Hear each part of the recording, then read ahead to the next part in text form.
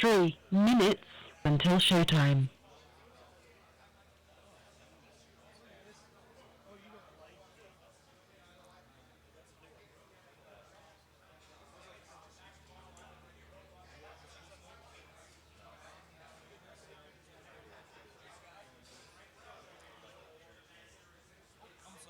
That's quite all right.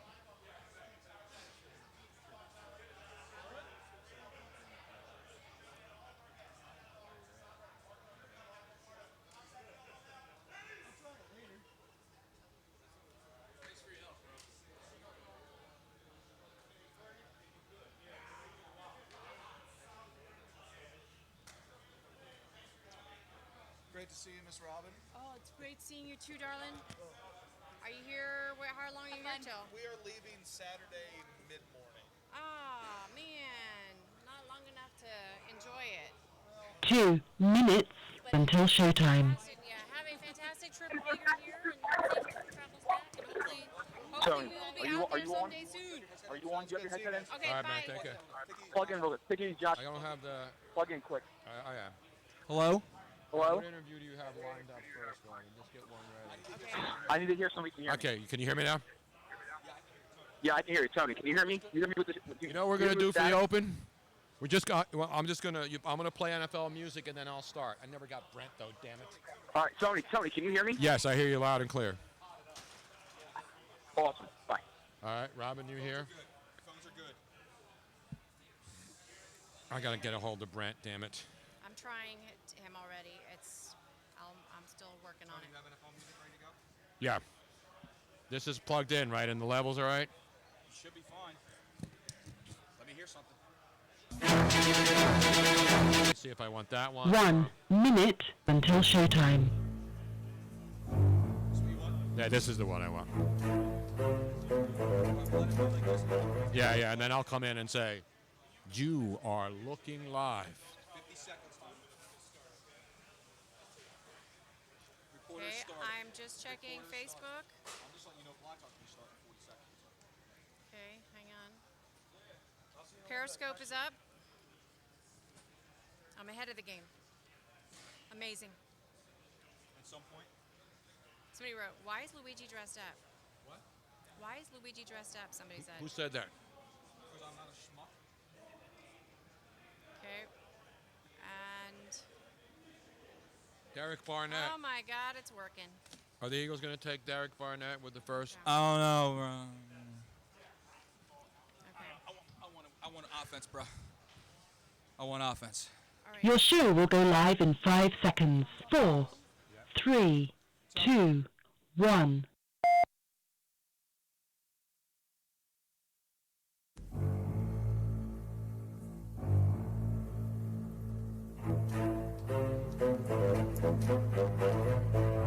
You are looking live at a humid, sticky, moist, damp.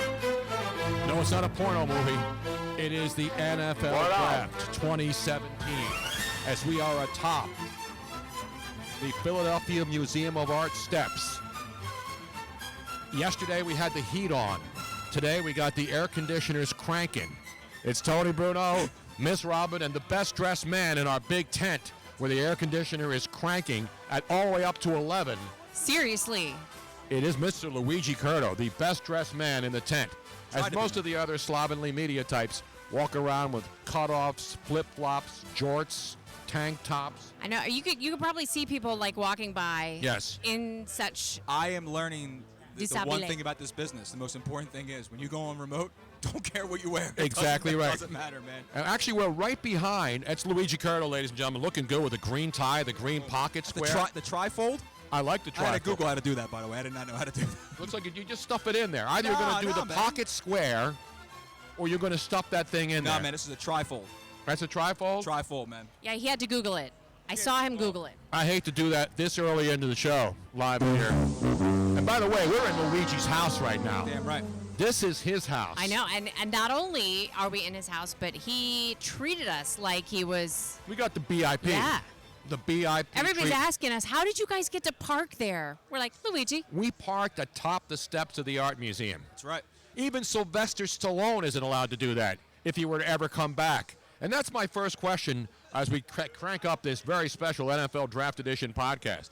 Carl Weathers, Apollo Creed, just looked like he really didn't want to be here as he walked the red carpet about 50 yards away from us. So Carl Weathers is here, but Sylvester Stallone, Rocky himself, for some reason not explained by anyone in this week, is not here. How could they have a statue outside of him that people stand in line for? Our buddy Joe Corrado, who did not make the trip all the way across the bridge to come up here to the Parthenon on the Parkway, the Philadelphia Museum of Art, even he hates Rocky more than any living person on the face of the earth. He loathes the man. He really does. Yes, he does. Rocky Balboa. And Rocky's not here. No, it's a shame. And they've been pimping I'm the sure they NFL just- Network. All these networks have been pimping Rocky all week. You're a rude guy. I'm trying very hard, and you're being rude. Oh, you're not trying hard enough, Sly. I'll tell you that right now. I mean, how much could they had to have tried to get him here now? Now, I don't know if he's filming Expendables 15 or Rocky 12 yet. 15. Or maybe he's making another Rambo or, rebooting some other movie. Cliffhanger 6. Whatever. Cliffhanger 6.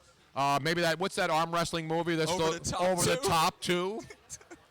I mean, Over the Top 2. the sequel. I'm back, and I'm going righty. The Over the Top 2 movie, the NFL players are not permitted to participate. No, they're not. Because they'll get cracked down on. So we'll be here for the draft. Carl Weathers walked the red carpet. As I mentioned, if you hadn't seen the clip Look at him. on the NFL Network, maybe he got the check halfway down the red carpet because by the time he was high-fiving all the people lucky enough to be invited or who paid extra money to go to the red carpet here at top. Literally, the red carpet is right outside of where we're standing right now. Now there's right there on the television screen to my left, you're right, Tony. You're going to see Leonard Fournette. We just saw Fournette come down the red carpet. And there was also a gentleman behind him. I couldn't make out which prospect it was, but he was in a very loud salmon suit. Loud salmon suit? Yeah, he was in a salmon suit.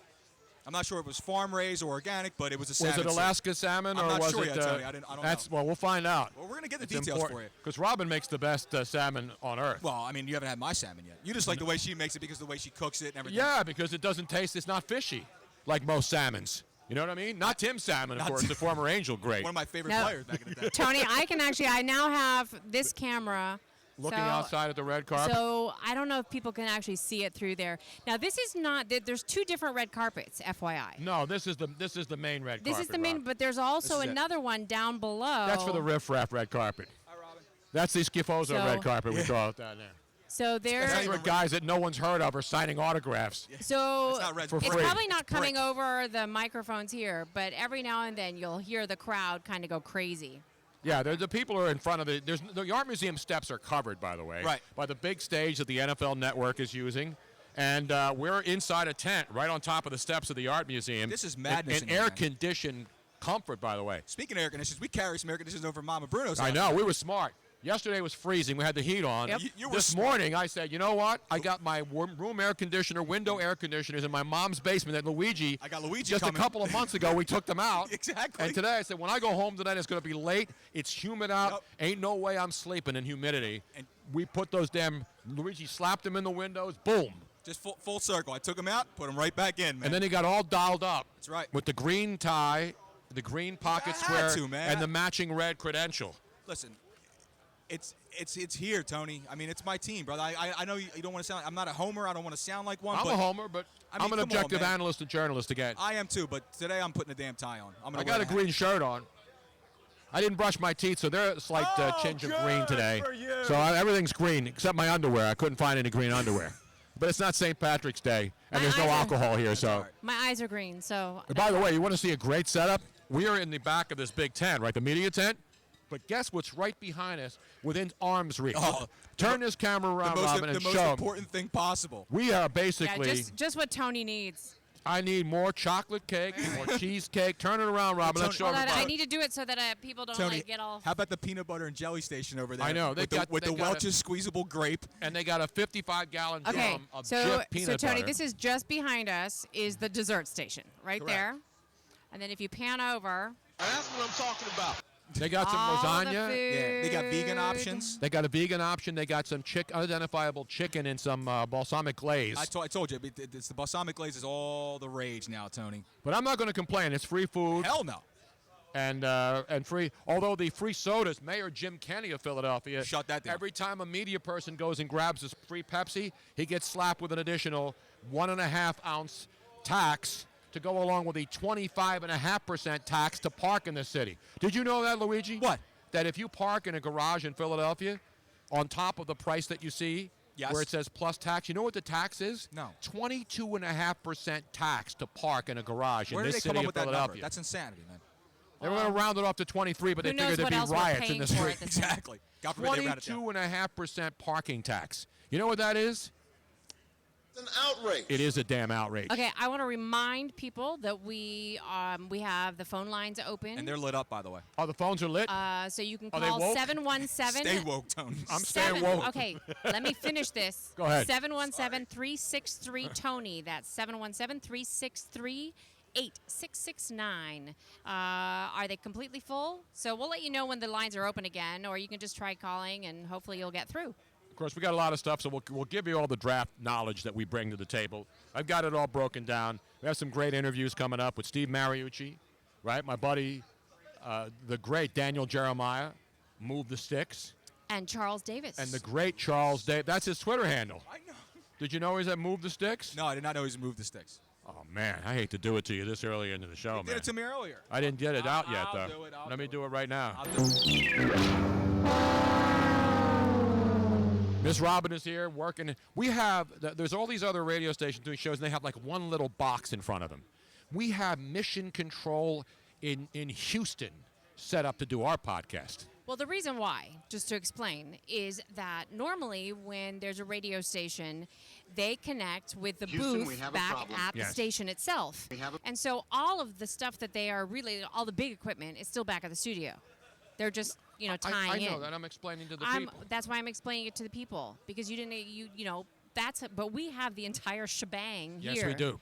My buddy Norm Hitchkiss is here from Dallas, who I haven't seen in a couple of years. It's a lot of fun doing these NFL drafts. Absolutely, man. And do you know when the NFL draft started? Let me start off with a draft trivia question. Okay, what year? Yes. Well, what year was it actually? Not that it started. What was the year that it was proposed? I'll give you a hint. The man who proposed it, who came up with the idea, was Bert Bell, who was the owner of the Philadelphia Eagles. People are saying, why is it in Philadelphia?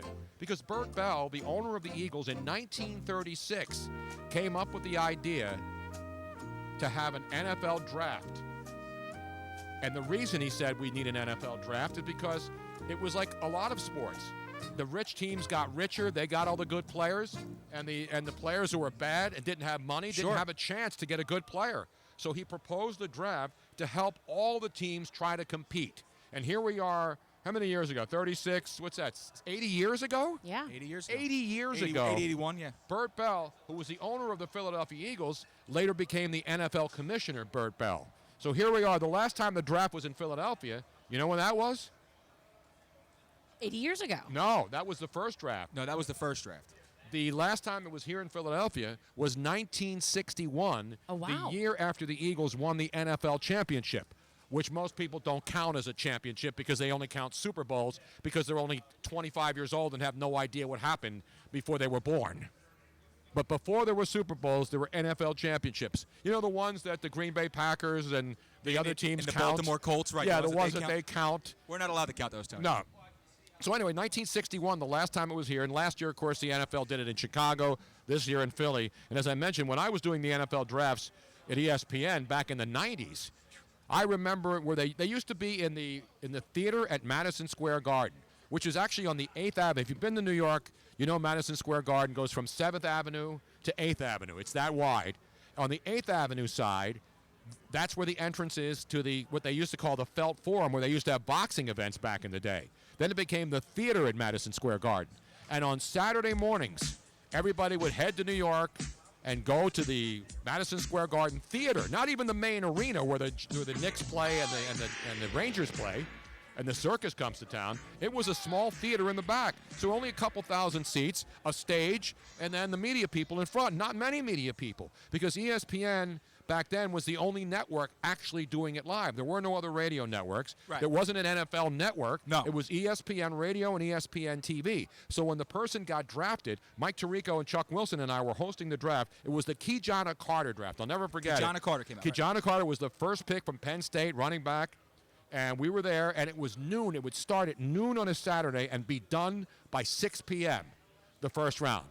And nobody, you could walk outside of Madison Square Garden, walk outside right out the door, and not a soul who's walking up and down 8th Avenue or 7th Avenue, New York, had any idea the NFL draft was going on. It was the NFL draft. But because the NFL has become America's sport, and the NFL has found brilliant ways to market its product, they have made the NFL draft as big as a Super Bowl week, getting fans involved, making money. Look what they've done here in this city, closing down streets. It took them 6 weeks to build a stage that is right outside here on the Art Museum steps. 6 weeks. And I was right, too, by the way. And they're giving them a month to take it down. They're giving them a month to dismantle all this stuff. But we were talking yesterday about the Keyjana Carter draft, and I was asking, I said, was that the same draft as Rashaan Salam and Michael Westbrook, who both went to Colorado? And it was. That was all the same draft. In fact, Keyjana Carter went 1, Tony Baselli went 2, right. Steve McNair goes 3, and then Michael Westbrook, Kerry Collins, and so forth. Go.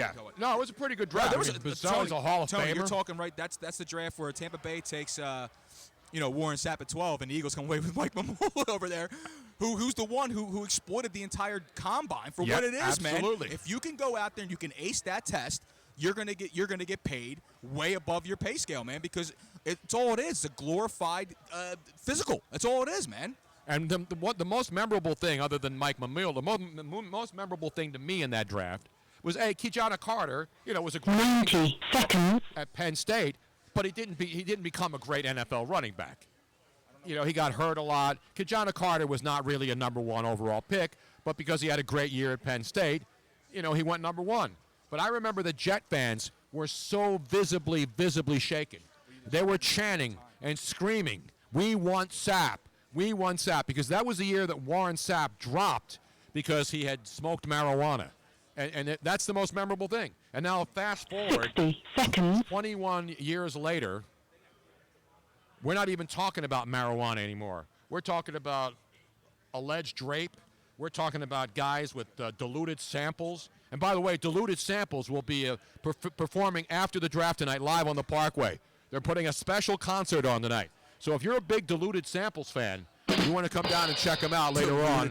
They'll be out at the TLA on South Street here in Philadelphia if you've been down there. I think they're with some other alt band. I think they're opening for the Roots. I guarantee you. Are they opening up for the Roots? Absolutely, Tony. Are you a big diluted samples fan, Robin? I think it's more fun than the other kind. What other kind of samples are there? Stool. What else you got? I remember urine. Definitely more fun than stool samples. Candy samples, of course. It was a great entertainer back in the day. I'm a fan of providing semen samples. I can do that. Well, we're not talking about that. What's the matter with you, man? Hey. So we're live with the draft. Let's get to some other things, and we're going to go to the phones. But the Phillies have won 6 in a row, ladies and gentlemen. The hottest team. I know the Yankees are playing great, but the Phillies right now are playing unconscious baseball. 6 in a row. They finish off the Miami Marlins. They've won, I think, 4 consecutive series. Yeah. And they've been playing a lot of good teams. Now, the Marlins are up and down, but they beat them 2 in a row. Jeremy Hellickson is 4-0. Which is incredible. With a 1.8 ERA. He doesn't strike anybody out, but you know what else he doesn't do? He doesn't walk anybody. Nope. No walks again for 2 straight starts. He has 3 walks in 30 innings pitched this year. He doesn't put anybody on. And that's how you keep your team in the game. You don't get men on base. You don't give up walks. You don't strike people out, but you get ground balls, and you get your players to play defense behind you. And the Phillies win again. Maikel Franco locked in the last week. You know, a week ago he was hitting a .148. You know what he's hitting now a week later? .221, which is still bad. But you know what he had to do to go from 148 to .221? He went 10 for 23, a double, 2 home runs, 10 ribbies, 3 walks, and only 1 strikeout in his last 6 games. That's incredible. That'll get you up there. 80 points to raise it up to 220. I mean, that's how abysmal he was for No, he's locked in, and this Phillies team, you watch them play, and they just you can tell these guys are feeling one another. You know, they're not swinging at nasty pitches. And people made fun of Matt Stairs, who is now the hitting coach, but even though he was a big home run hitter, not a guy who hit for average, it's like golf. It's like people who teach you, like professors in college. Okay. Broadcasting professors. Most of the professors who teach broadcasting or journalism were not legendary broadcasters or journalists. They were people who just really understood what it took to be a great journalist. Those who can't do teach. Yeah, it's not, I don't even want to go there because those people are smart. There's some people that with those who can't, like lawyers. Those who can't do it become a lawyer. Okay, there you go. Or become a family court By the way, lawyer. that whole those who can't do teach, I want people to actually get that out of their vocabulary because teachers are they probably have the most difficult job. No, I agree. And Luigi's the one who ripped teachers. By By the way, there was a plane that just flew over here that ripped the mayor of Philadelphia. Did you hear this? Sean Brace just told me, Philly influencer. He said while the Mayor Kenny was walking out on the red carpet with the governor of Pennsylvania, Wolf, the fans were, well, nobody booed here because they're all in the tank. But there was a small plane that flew over with a banner that says, Philly loves football. Philadelphia loves football but hates our teachers. So basically, the teachers union not happy with the administration in this town buying a banner to fly over the art museum in protest. Well, I didn't. And by the way, Rob, I didn't mean to upset you by using that term. I'm just using the same term that everyone's used for decades. That's why I'm saying it should be stopped. But my point is, great baseball. I'm sorry. Most great managers who were players were not great players. Tony La Russa. You go down the list. Sparky Anderson. Some of the best managers were guys who were not great players. Sure. A lot of Hall of Fame players don't become great managers. Tony La Russa. You go down the list of great managers. They were not great players, but they understood the game. They understood the fine points. And Matt Stairs is the example of a guy who was pretty much a home run hitter, power hitter, didn't hit for average, but he can look at guys and see, hey, man, lift your elbow up a little bit. It's like going to a golf instructor, right? You're a terrible golfer. Who do you go to? You go to somebody who's going to look and see what's wrong with your swing, what's wrong with your stance. And that's what, there's no doubt about it. I think one of the big stories with this Phillies team is the fact that Matt Stairs is a new hitting coach, and whatever he's teaching them, these guys are listening. A lot of good long at-bats. Guys aren't just flailing away, swinging at 3 pitches. They've got some pop now in their lineup, hit 3 home runs on the Tuesday night game. So they're playing a lot better, and they're scoring runs. Today they only scored 3 runs, but 3-2. They get the bullpen to come in and shut it down and get a 1-2-3 ninth inning. And now they won 6 in a row, and they're 11-9, while the New York Mets, who a week ago looked like they were the best team in baseball, have fallen off the face of the earth 2 weeks ago. They've lost 10 of their last 11. Syndergaard now has a problem. Cespedes is hurt. And all of a sudden, this team, which looked like that you couldn't get them out, now all of a sudden can't hit. They're a team in disarray, Tony. That's what it is. They really are. They're in total disarray. And they're in last place in the National League East. And it's early in the season, it's early in the season for the Phillies. But remember, the Phillies had to win 6 in a row to go to 11-9.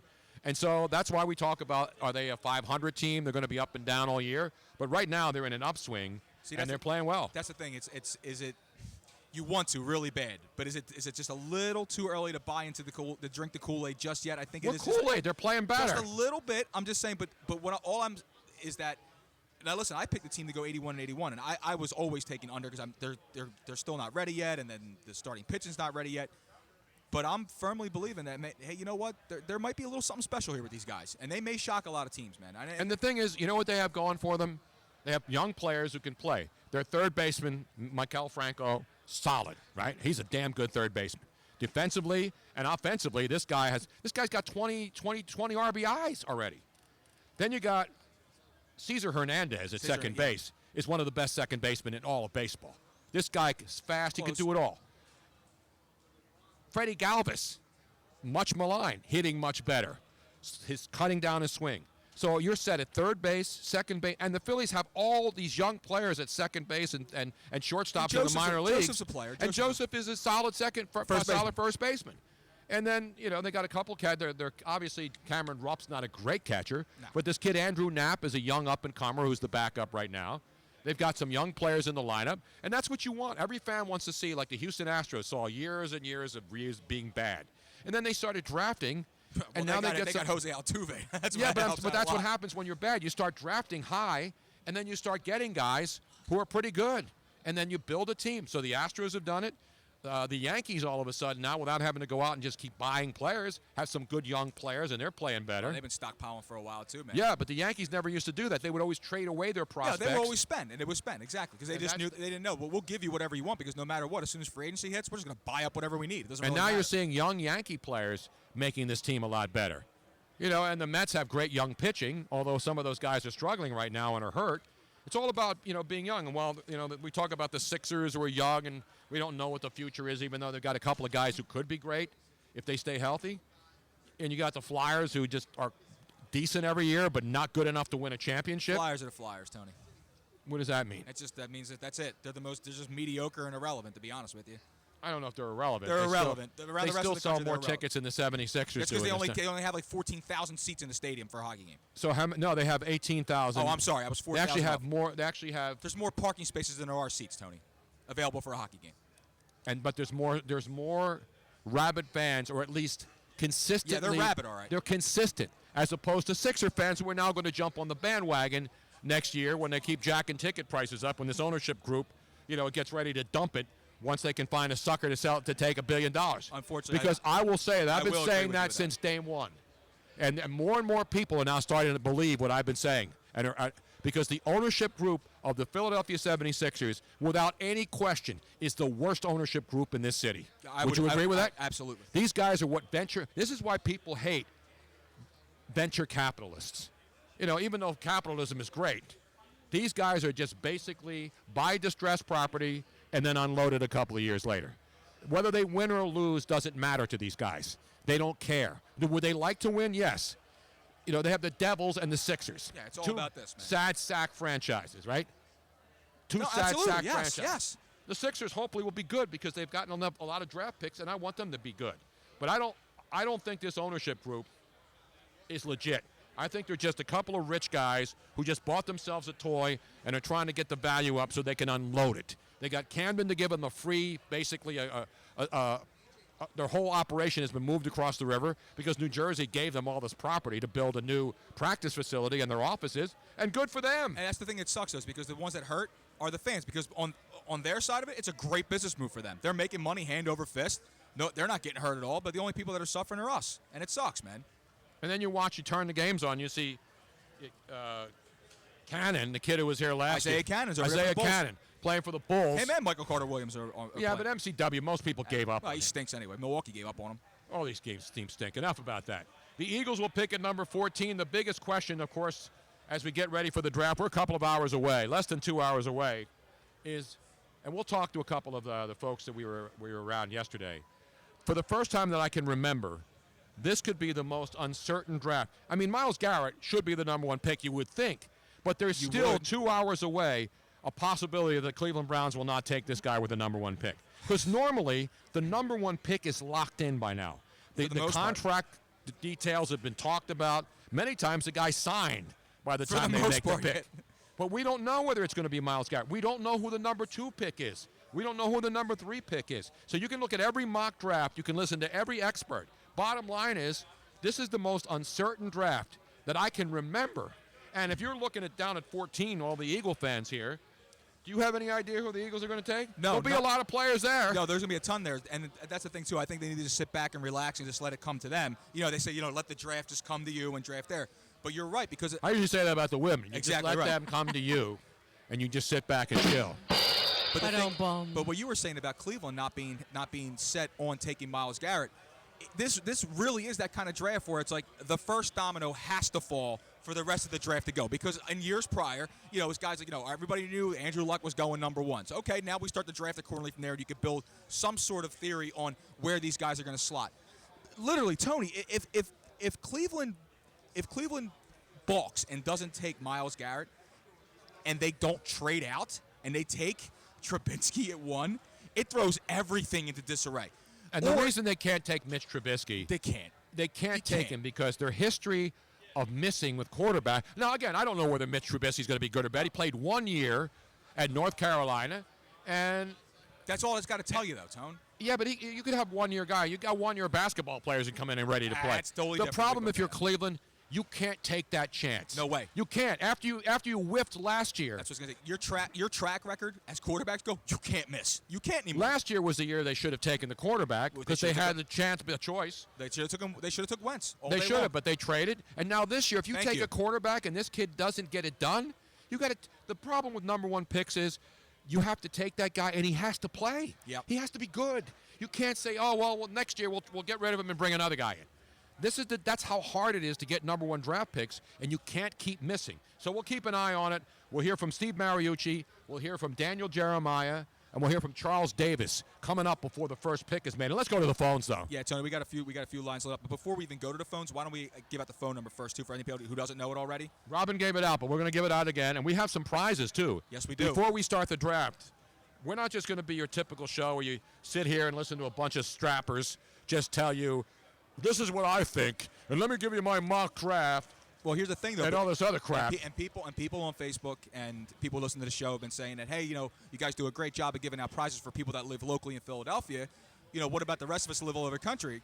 Well, I took care of that for everyone. So now I got a prize for nationally to give away also. So what is that prize? Since you put this together, Luigi, tell everybody what we have for them tonight if you're the lucky contestant on Tony Bruno Draft Day Live. Well, as people know that we, from the show, we are able to participate in these fantastic Cantina Laredo tequila dinners. Okay? Absolutely. So what Brian Harmon did, the general manager over here at the Cantina Laredo King of Prussia, he's allowed us to give away up to 2 $50 gift cards to any Cantina Laredo in the country. So if you call in, we're going to figure out how to give this away. We'll get together in a second. You call in, you win, and they're going to mail you out a $50 gift card. But also, on top of that, for anyone who does live here locally, they're going to hit the jackpot because they're going to get 2 tickets to the next Cantina Tequila dinner, which is June 1st. Right. Now we're going to give one away. It's a little bit closer to the date, but we're going to give one today, which is about a month earlier. So we've been given those. Then also, what else do we have? I think I have something else too. Don't we have? We got some Patriot Harbor Lines. The boats in the water. I don't have it. You have that already. I got it.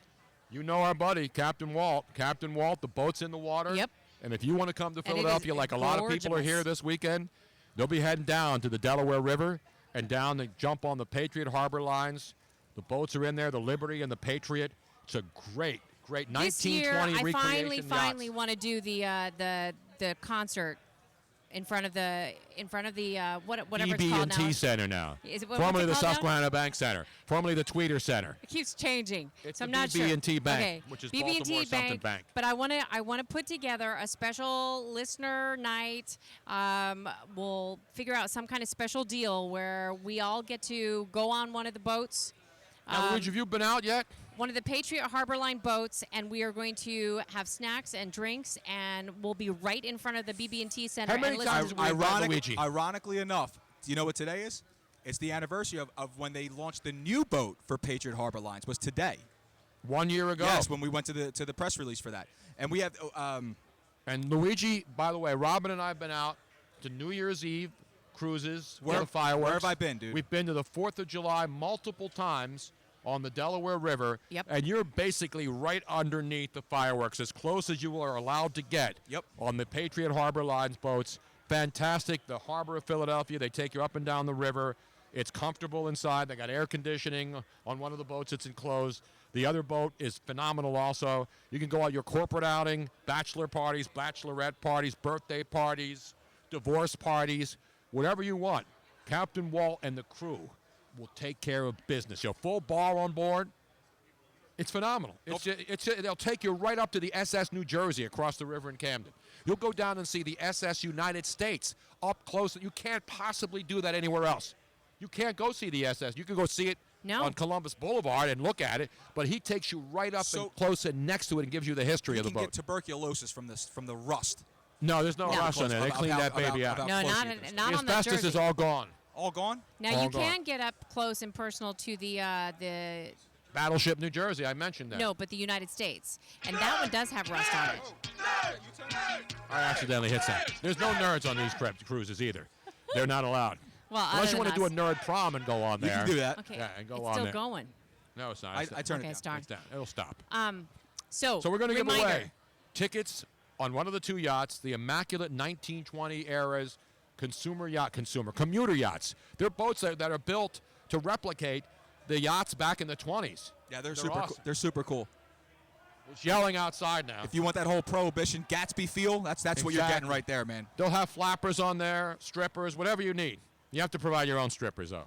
They will not provide them for you. Well, you can call the New Orleans Saints. They can take care of that for you. Yeah, this is not the Minnesota Vikings Lake Minnetonka That's cruise. what it was. I'm sorry. So it looks like Minnesota it's Vikings. Ryan Ramczyk is up there right now. Well, you see what they're doing. They said that they were going to bring the draft picks down the Art Museum steps. What they're actually doing, they have the red carpet at the top of the Art Museum where the entrance is, Luigi. Yeah. And there's just one little flight of stairs. So they're coming out of the Art Museum, down the steps, onto the red carpet from inside. Right. But they were at the Franklin Institute, and then they take them over Right, here. the and then they original bring them. plan was that they were going to drive them up to the front and they were going to walk up. This is like the But then Oscars, because it became so crazy, there were so many people, they had to block off more and more and more streets that did not become feasible. And so now they're shuttling the players up from behind Correct. through the museum, I believe, and having them come out from the back. And Luigi goes out there and frisks them and wands them and then brings them down the steps. Damn right. Meanwhile, let's go to the Okay. phones, shall we? Reminder, if you want to call in and talk to us, it is 717-363-TONY. 717-363-8669. I got to get this off my chest, man. I'm actually a little nervous right now. Why? I don't know, man. This is a big one. I mean, we've done the Final Four and we've done college national championship, but it's the NFL draft, man. This is big. This is not, with all due respect, Luigi. Well, sorry, man. I'm sorry, Mr. Super Bowl. I'm sorry. I apologize. This is fun. Listen, for the fans, this is great. I love it. This is great. And I love coming out because I get to see all my friends and I get to talk to a lot of people. And don't get me wrong, I'm not saying this is chicken liver, but this is huge now. And this is only the last couple of years where this has become as big as it is. And that's what the NFL does. That's what they do better than any other league.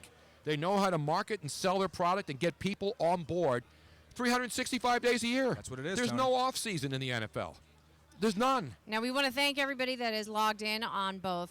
Facebook Live. We have Facebook Live, so there's people commenting there, which is have probably Twitter. the easiest one for us to see because you can go back and forth Right. and scroll back and forth through it, and it doesn't get lost. We have Twitter. We have Twitter, which I can also respond to, and then we have Periscope Live and YouTube Live. YouTube. I didn't even realize that YouTube was live. Yep. I did not know that. The nice thing about YouTube is that it goes live and then it immediately goes into our archive, so you can always rewatch it on YouTube. Beautiful. So we were watching it the other day with my mom Bruno, and she's like, well, how are you doing that? I said, Mom, you were here the other night when we were doing it. But she never saw what it looks like with the 3 screens and the replay. But the greatest thing that was never caught on tape. I know. Oh, And I got to God. blame Robin for that. I know. I feel so. I'm so mad at myself because I'm so used to trying to oh, that was a mistake. That was a mistake. Oh, Stop so, the tape. So here's what happened, just really, really quick in a nutshell. Tony, right after the show, he had to record a spot for A commercial, Robin. And A spot. he is recording it, and he's doing a fantastic. Normally, Tony's known. His nickname is One Take Tony. I mean, That's what she said. he has a script. He records it. Boom, it's done. So we tell Give me a everybody. little rest in between, like in Great. 2 minutes or So so. I set I'm up all okay. the equipment, and we yell Even out, heavyweight fighting in everybody 2 be minutes. quiet, and we tell Mama Bruno, be quiet. My mom was watching TV She in was the other watching room. TV. So Tony starts to record it, and he's literally at the last line of the script, and all of a sudden Mama Bruno starts talking. She's like, and Tony was doing a special Mother's Day commercial for Nebraska. I have to announce that. The great Brazilian steakhouse right, and in so Horsham. he's talking about all the different things at Nebraska, and all of a sudden in the background you hear Mama Bruno, who's listening, saying, "Oh, I love that." So, and then Tony goes, "Mom, I'm doing a commercial here." But then all you hear is go, I'm sorry. I remember my mom was in another room. She was right behind the curtain. She was right behind We the have the curtain. banner up behind me, It and then the was living so room's funny. right there. But Tony But turned I around, had- was like, Mom, I'm in the middle. And then he couldn't even get mad. It was so funny. We all started busting We all out started laughing. busting up. Luigi literally on fell on the the ground. floor And then laughing. Robin had worked with me through my entire career. I know. There would be no outtakes of mine because everybody that's ever run the tape whenever I'm doing something, they would just keep it rolling. Well, I and so would've- when I would screw up and use profanity, that's how we have all these outtakes. The problem is that, for one, you couldn't hear her because there was no mic on But her. if you had left it on, we I may have had know. a good outtake. Not I that know. I care. You It- blew it- your chance I to get a did. good outtake, I Robin. did. I did. And I totally hate to blew do it again, but I have to blew do it. As Harry Mays once said, Get out! Get out!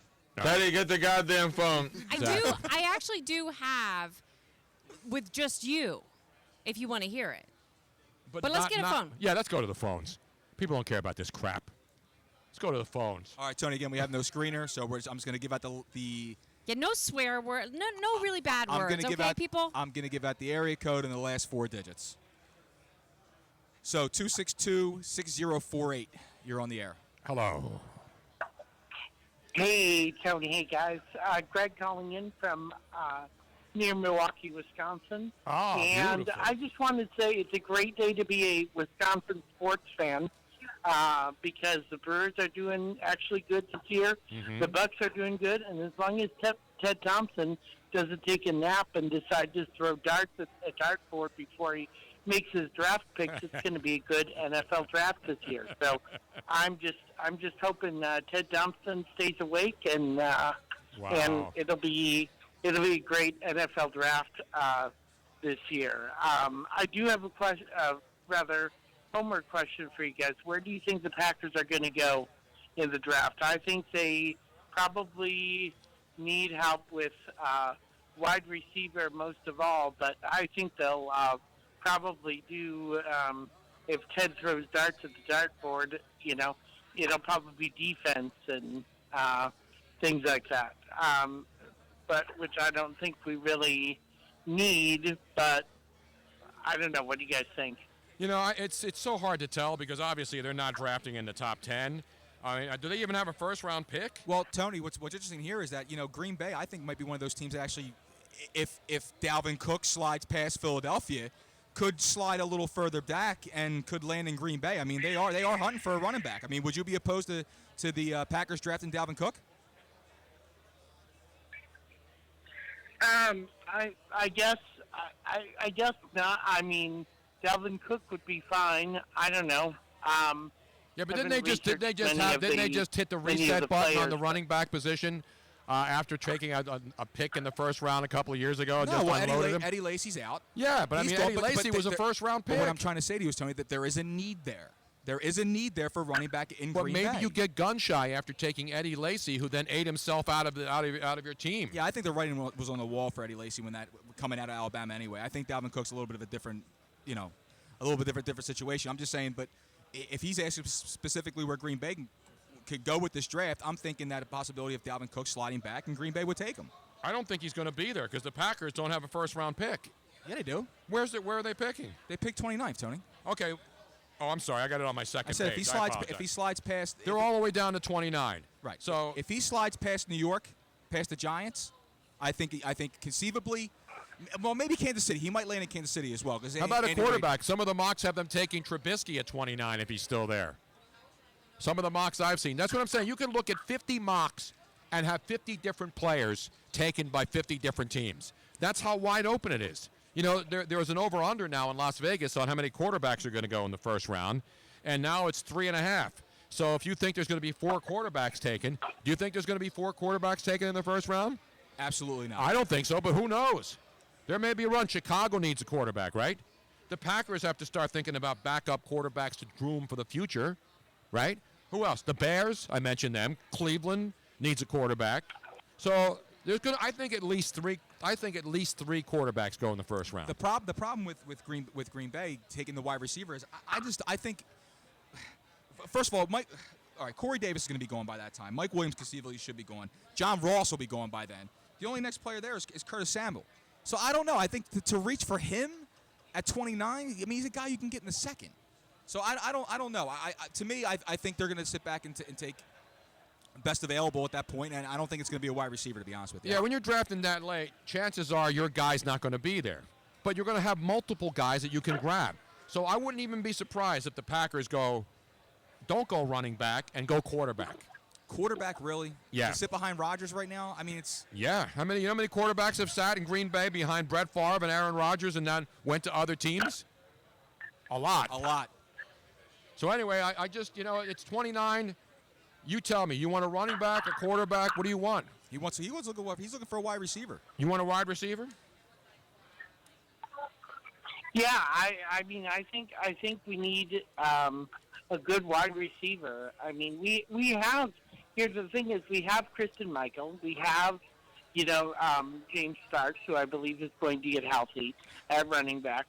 So I don't really think we need too much running back help. I would like to see a good wide receiver come in, and or a quarterback, because I do think Rodgers. I mean, Brett Hundley is not the answer. No, I totally agree with you for there. us.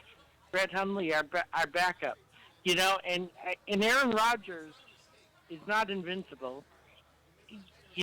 Olivia Munn can even tell him that right now because they broke up. But Aaron Rodgers is not invincible, and so they're going to need some help, a really good quarterback. I hear you, man. If I'm the Packers, I'm taking either a receiver or a quarterback. I'm not taking a running back at 29. I'm sorry. Listen, I would not take a quarterback if I'm Green Bay at 29 because he doesn't help you this year. The Packers are built to win in the next couple years, Tony, not for down the line. You need a guy who can impact you on the field today. You think Brett for Hundley Green from Bay. UCLA is a quarterback of the future for the Green Bay Packers? Do you think Green Bay is sitting there thinking that Aaron Rodgers is going to get hurt and they're worried about running his backup? No, they're worried about getting him some damn help. That's the problem. Running back's the easiest position to me to fill in the NFL. The easiest position to fill. Tony, they're already set. You have Jordy Nelson who's coming back healthy. Okay, Devontae Adams emerged this year. Okay, you have Randall Cobb who's still a dynamic player. Where's the problem, Tony? Where's the problem? It's at running back. They don't have a running back. James Starks is 135 years old. Christian Michael is outcast from Seattle. He's not the answer. The pick would be a running back for them. He makes the most sense. I don't really care who they pick. I'm just trying to tell you. I'm not going to argue about it and yell and scream. I'm just saying, you know what? I don't know who they're going to pick. I'm fine. I don't know who they're going to pick. Nobody knows who they're going to pick. Nobody. He asked. Aaron Rodgers doesn't know who they're going to pick right now. Well, I'm sure he's You think Aaron Rodgers knows who they're going to pick? I'm sure he's got some influence on it. You think he does? Absolutely. I don't know. Anyway, great call, man. Thanks for checking in from Milwaukee tonight in Wisconsin. Thank you. I'll try to make it a better call next time. All right, beautiful. Thank you, sir. There he is, a call from Milwaukee. What was his first name again? I'm so sorry. I was actually doing something here because the fact that we are joined right now by an old friend. Are we live? Wait, turn his mic on, ladies and gentlemen. The great Sean Brace, the Philly influencer. He's out there sweating. Wait a minute, is the mic plugged in? Let me make sure that extra mic's plugged in. I don't have any control over the, it's not plugged in. I hate to do it to Robin right now, man. All right, now it should be plugged in. There you are. There you are. Looking live. We are looking live, ladies and gentlemen. The great Sean Brace. What's up, guys? From at Philly Influencer. Follow him. Yes, please. But you're like slumming it today, though, man, right? This is awesome. TB, I am just in love with everything that's happening right now. I can't, like, and I'm not a draft, like, nut. Like, we know people that can't be here live because they want to be in front of a TV screen. Yeah. But not me. You got to be with the people. You got to be just here because there's so much buzz in the air. Roger Goodell's walking around, getting booed. There's signs. There's there's crazy signs. There's a sign. You're the one. I just gave you credit because you were telling me about the airplane that was flying around here, right? There's an airplane right now. It was cruising through Center City skyline, and it said the following: City Hall loves sports, but hates our teachers. That's right. I misquoted you, but I knew it was something about the city loves sports but doesn't like or hates the teachers. Cruised through the buildings. Shot at the mayor and the administration who, and I don't want to turn this into a political show, but it's interesting because everybody always talks about an airplane flying, whenever sports teams get mad, fire so-and-so, whatever your political beliefs are, get a billboard, rent a plane.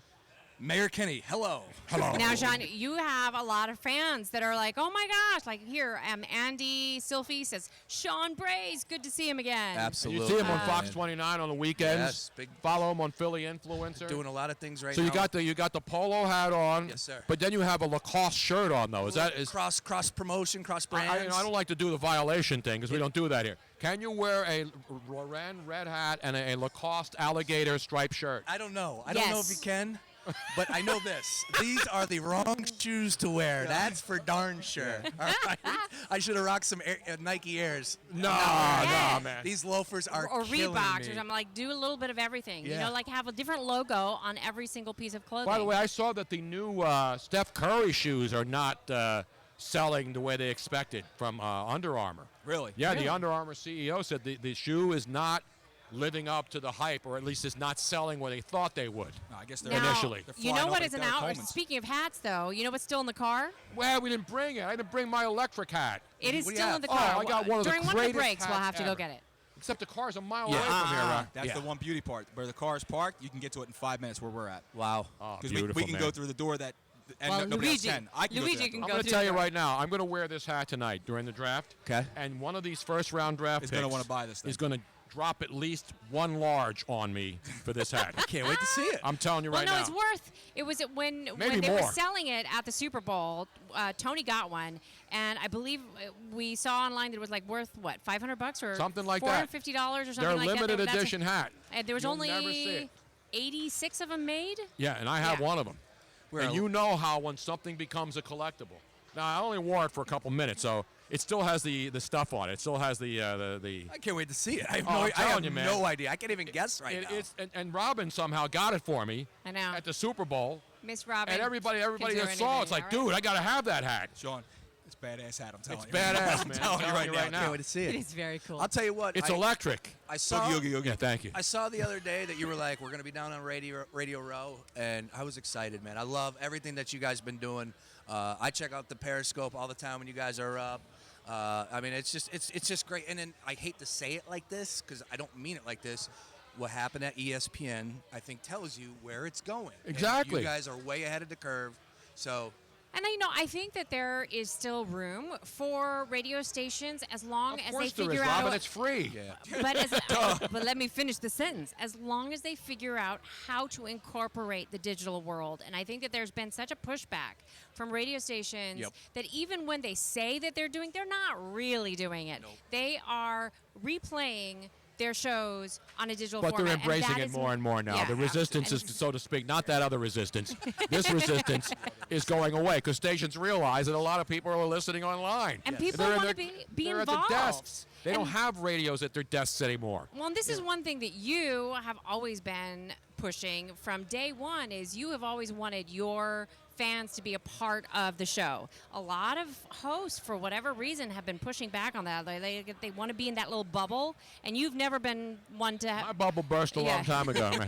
You know what I'm saying? You like bubbles, but you don't want to be in one. I didn't bring my bubble I machine tonight know. either. God, you've been slacking toys you today, got back Tony. I'm a bubble machine collector. He man. is- I am. He's a bubble fanatic. I just seriously. got a new one too from our buddy from Evansville, Indiana. So who's get in this, town. get this. We have friends that come into town. What do they bring? They bring a bottle of wine and a bubble machine. Yes.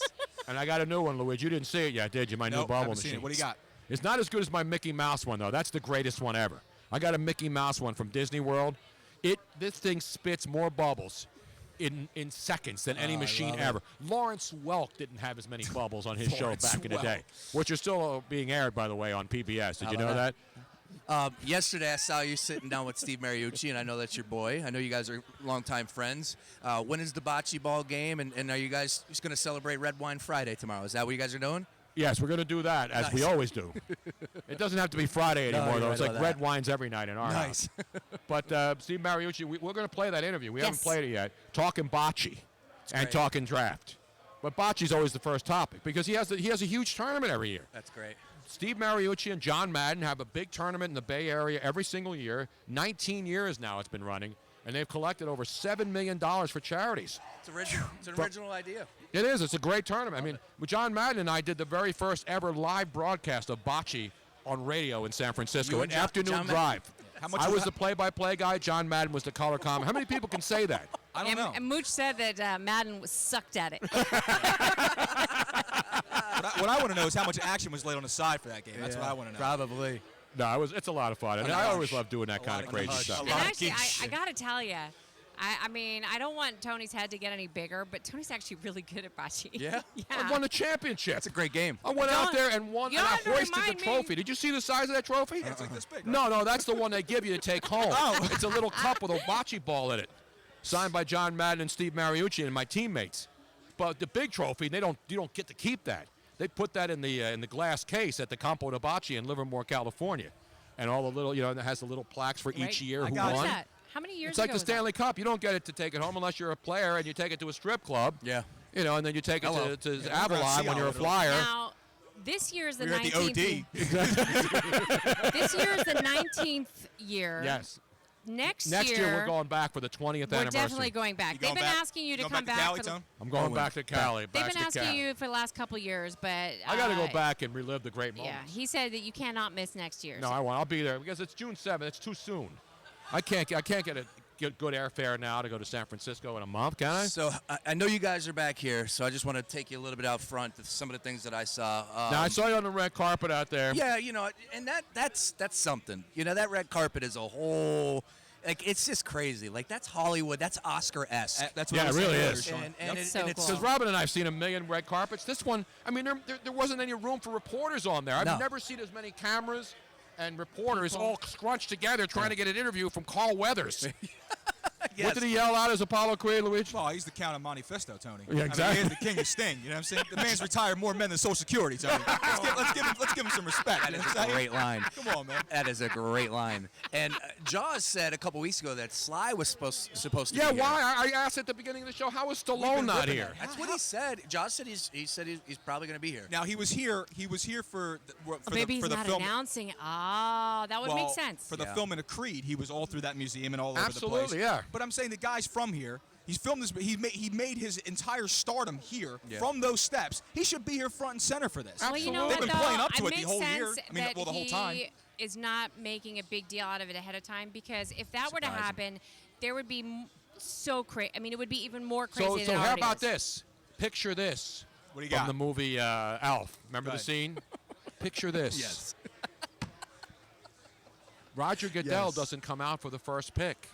It's Sly. Sylvester Stallone. Tony. And they can't boo. They can't Then all of a sudden the boo. crowd goes Twist, crazy. yo. Plot That's twist. brilliant. Imagine that. Yeah. Plot twist. Right? Would that be great? Roger Goodell doesn't get booed for coming out and announcing the first pick in the NFL draft. It's Sylvester Stallone It would be the first time quietly ever. without anybody knowing. Are we booing? That's Are we booing brilliant. Roger? You think? Oh, so you Yeah. kidding me? Oh yeah. Yeah. Is the Pope? Is there did any the way Pope that just he get a doesn't Michigan get- helmet from Jim Harbaugh? Exactly. Yes, he did. Yes, he did. Did you see Yeah. that the Pope got a Jim Harbaugh went to A went pair to of fresh Rome? Jordans. Yeah, like that's like. It just blows my mind that Michigan's like, yeah, we're going to fly to Rome. Like, what's that price tag going to cost Exactly. Michigan, To Oh, go to the boosters. Vatican, to go give him some Jordans. Probably the same price as Jordans did, Yeah, depending right. on which area. The Pope could give George probably free, right? I don't He's know, a man. big Depends thing. on the release date, bro. You got to wait in line like everybody else, man. So now you've been down on the Yes. Parkway because the fans are. I mean, it's massive down there, It's right? incredible. This is a mini football village, and it's so cool. I've never really been one to embrace other opponents' jerseys, but I just love the fact that you see every team represented. Yep. Of course, one of my favorite videos I've gotten so far is this cowboy fan running around with a cowboy hat, black dude. I get him. I'm like, come here, man. And we go, yeah. I go, where are you from? And he goes, Delaware. I'm like, man. But he had Starts with like D. he didn't have a day. He had an actual cowboy Actual hat cowboy on, hat. not So- a Dallas Cowboy No. hat. He had It was a cowboy yes, hat. there you go, yeah. And then he had a cowboy jersey Yeah. on, right? Whose jersey you have on? I think it was Zeke's. Was And it I went Zeke? up to him and I'm like, "Come on, man, where you from?" And he's like, "Oh, I'm from Delaware." And he pointed down the fish town. I'm like, "Dude, the other way, other way, yeah, the other way." Other way, Columbus. Other way. Jesus. Well, I mean, you got to give him credit. You shouldn't know where he is. He's a Dallas Cowboys fan from Delaware, so he has no idea where he is. Well, that's pretty much. far south from here. Well, no, but you look around. It's like you got guys standing in Carson Wentz jerseys. You got people with Detroit Lions jerseys next to them. I mean, people from Awesome. everywhere. All 32 NFL teams are represented here. Yep. Heavy, man. Very cool. There was a very large Washington Redskins contingent when we were checking in for the media credentials. It was Redskins and Chicago Bears. Yeah, Like, all, they came people off the came same from bus, all over man. the country. This is I should have insane. rented my house out as an Airbnb, man, and made some cash. I got to work tomorrow, man. I got to work tomorrow. I'll be inside the building tomorrow. As soon as I'm done at 5 o'clock, I'm coming out, throwing the credentials on. I'm going to experience the whole I'm thing. going to talk to your employer. And do what? I'm going to be like, Mama Robin. I'm going to say, you know what? No, I'm calling in. Luigi's sick tomorrow. Yeah. I'm keeping him call home. Call Wells Fargo and make a deposit for the Now, day of work. as they do the overhead shot on Unbelievable. NFL Network, as Look we're at still that, man. over an hour away, So in front of the stage, which is the Art Museum like steps, Woodstock out there. there's those are reserved seats, right? Those are folding chairs, right? So you actually got a stage in front of Correct. the actual stage, and there are seats, and now there's a ton of people lined up. They're seat fillers, and they don't know how many will be sitting there. So there's about probably about 1,000 people lined up in a straight line outside Wow. here, waiting to go to their seats. But I will say this: if they do get a seat, you got the best It's view in unbelievable. town. It's That's incredible. awesome. And then behind that, for people who don't know the city, for example, when the Pope was here, the Parkway goes back like a mile, all the way back to the Logan Circle, beyond there, all the way to City Hall. And so I remember being here with my mom for the Pope's Mass, and it was a massive humanity. That's what it's going to be, and it goes all the way back from the Art Museum, which is the front part of this, and then it goes all the way back. So people don't have to pay to actually mingle behind the so-called reserved season tickets of those people who are because they picked season ticket holders from all the teams to actually get some of those seats in front. That's the number one question I'm getting is if I don't have tickets, can I still enjoy it? Absolutely. Absolutely. There's There's TVs, so much stuff. screens everywhere. So come on down. And there's Speaking of food, enjoying and there's it- all these other things that you can do too. There's like you can run a 40, you know, and then I'm doing that tomorrow. you're gonna run the 40. If you go I'll outside, be drinking a 40 yeah, out you can there. drink a 40 on the outside. Yeah. They do have bootleg T-shirts happening right now. $10 Bootleg outside. T-shirts. What do we call those? Bobo shirts. They're the Bobo shirts. T-shirts. Can you pick me up a Kevin Cobb throwback out there? If it was right there? I'm sure you can find yourself a nice Reno Mahi jersey out there somewhere.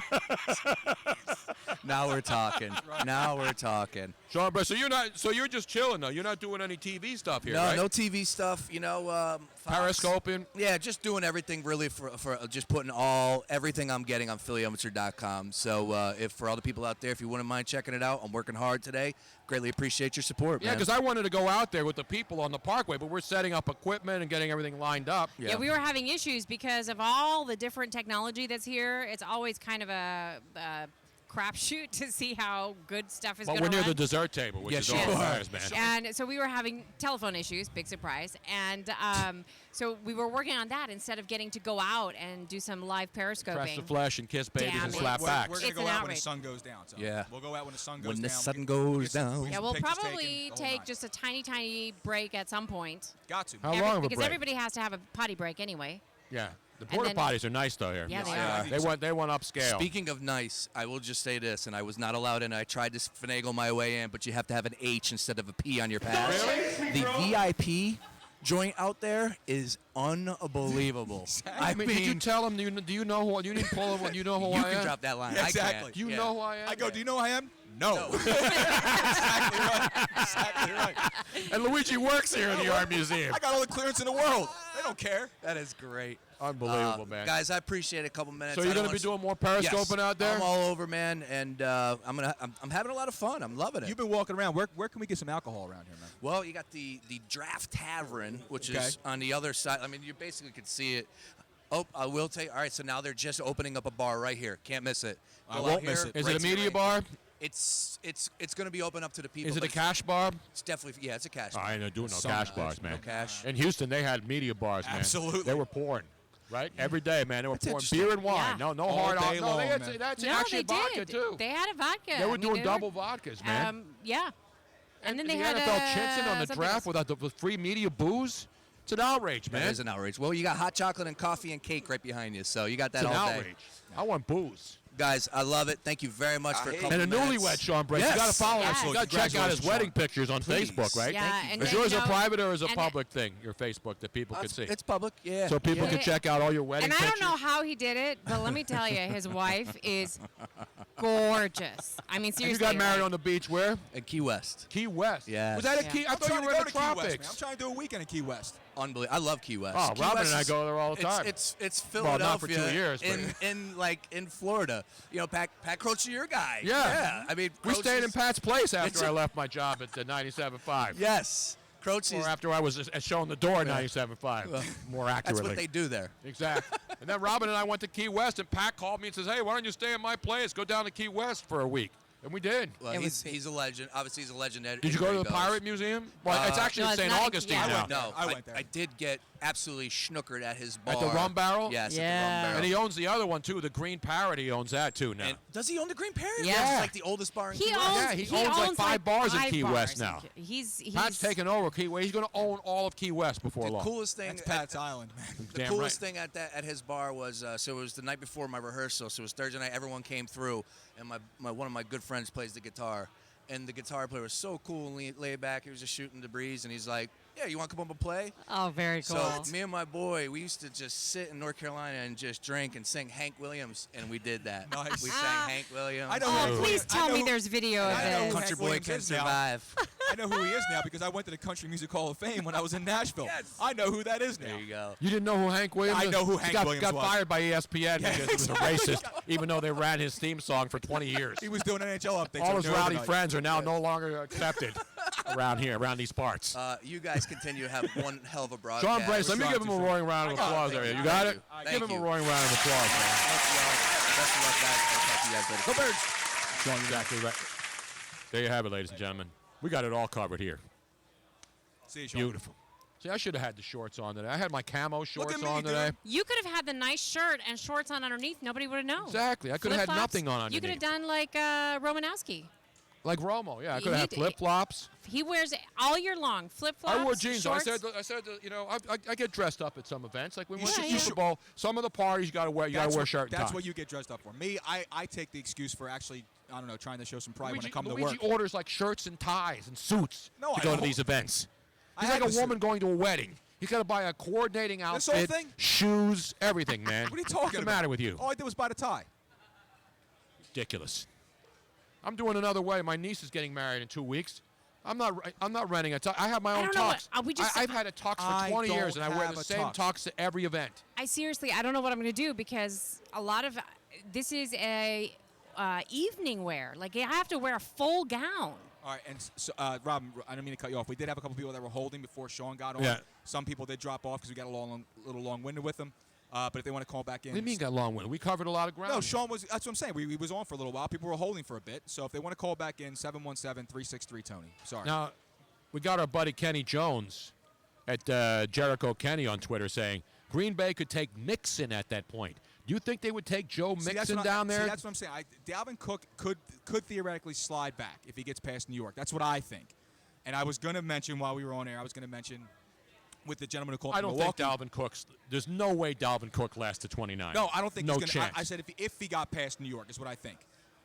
However, what I was going to say with the gentleman that called in from Milwaukee was, would you be okay if they took the shot with a guy like Mixon, despite all the issues and all the stuff that's going on? Because, Tony, let's be real. You put all that other stuff aside, talent-wise, this guy's a home run for anybody, and he'd be a home run for this Philadelphia Eagles team. But personally, I wouldn't take him with all the other with everything that's going on. I wouldn't touch him. However, on a talent-wise, yeah, he should be gone. Absolutely, He there's no should- doubt he about should it. absolutely be And gone, that's Tony. that's unfortunate because this guy is, He's a a top perfect 5 fit for player. a lot of teams, Tony. Absolutely, he The is. thing is, though, is that what I can't stand is the people that have this thing called selective morality. When they'll sit there, Nobody and plays the selective more. No one rips selective morality more than I do. go, right. Well, you have guys who sat there, people in this town, who'll go, well, there's no way, knowing what I know about that guy, Dalvin Cook, there's no way I can sit back and take him in the first round with number 14. You mean Joe Mixon? I mean Joe Mixon. Okay. I'm sorry. Sitting there taking, there's no way I could take Joe Mixon in the first round with the 14th pick. No way. But listen, if he's sitting around a third, I got to take a shot. Oh, No, yeah. No. It's either he's good enough to draft at 14, or you don't draft him at all, Tony, based on the way you believe. You can't sit there and have selective morality, but depending on what round you get the But guy it in, if he depends on benefits what your the, team. a guy smoking weed or No. a guy with a urine sample Right. that was diluted Listen, all I'm saying is are not major issues. But when you have a guy who could potentially Correct, be Tony. charged with a crime, That's what I'm saying. that's the Tony. concern. That's what I'm saying. So, but also, it's a lot of people sit there. They talk themselves out of what they feel is right morally, depending on whether they can help the guy. They can help your football team. But to sit there and say there's no way I can take him in the first round, but if he slides back to me in the second, I'll take him then. Why? Because it's not okay to take him in the first round because God forbid because it's wrong for what he did. But if he gets past the first round, it's okay. We can wash those sins away. No, That's I agree. BS. I That's totally BS, agree man. with you. It's total I BS, dude. But somebody's going to take him if he drops because Yeah. he's too good to turn up. But if you take him in the second or third round and something goes wrong and he can't play because of legal now, issues. It's not like a Conley who you don't. This guy might be going to jail. So you can't. I mean, forget the first round. This guy's probably not going to get drafted. No, he'll get drafted. I don't know, Tony. I mean, the guy might be going to prison.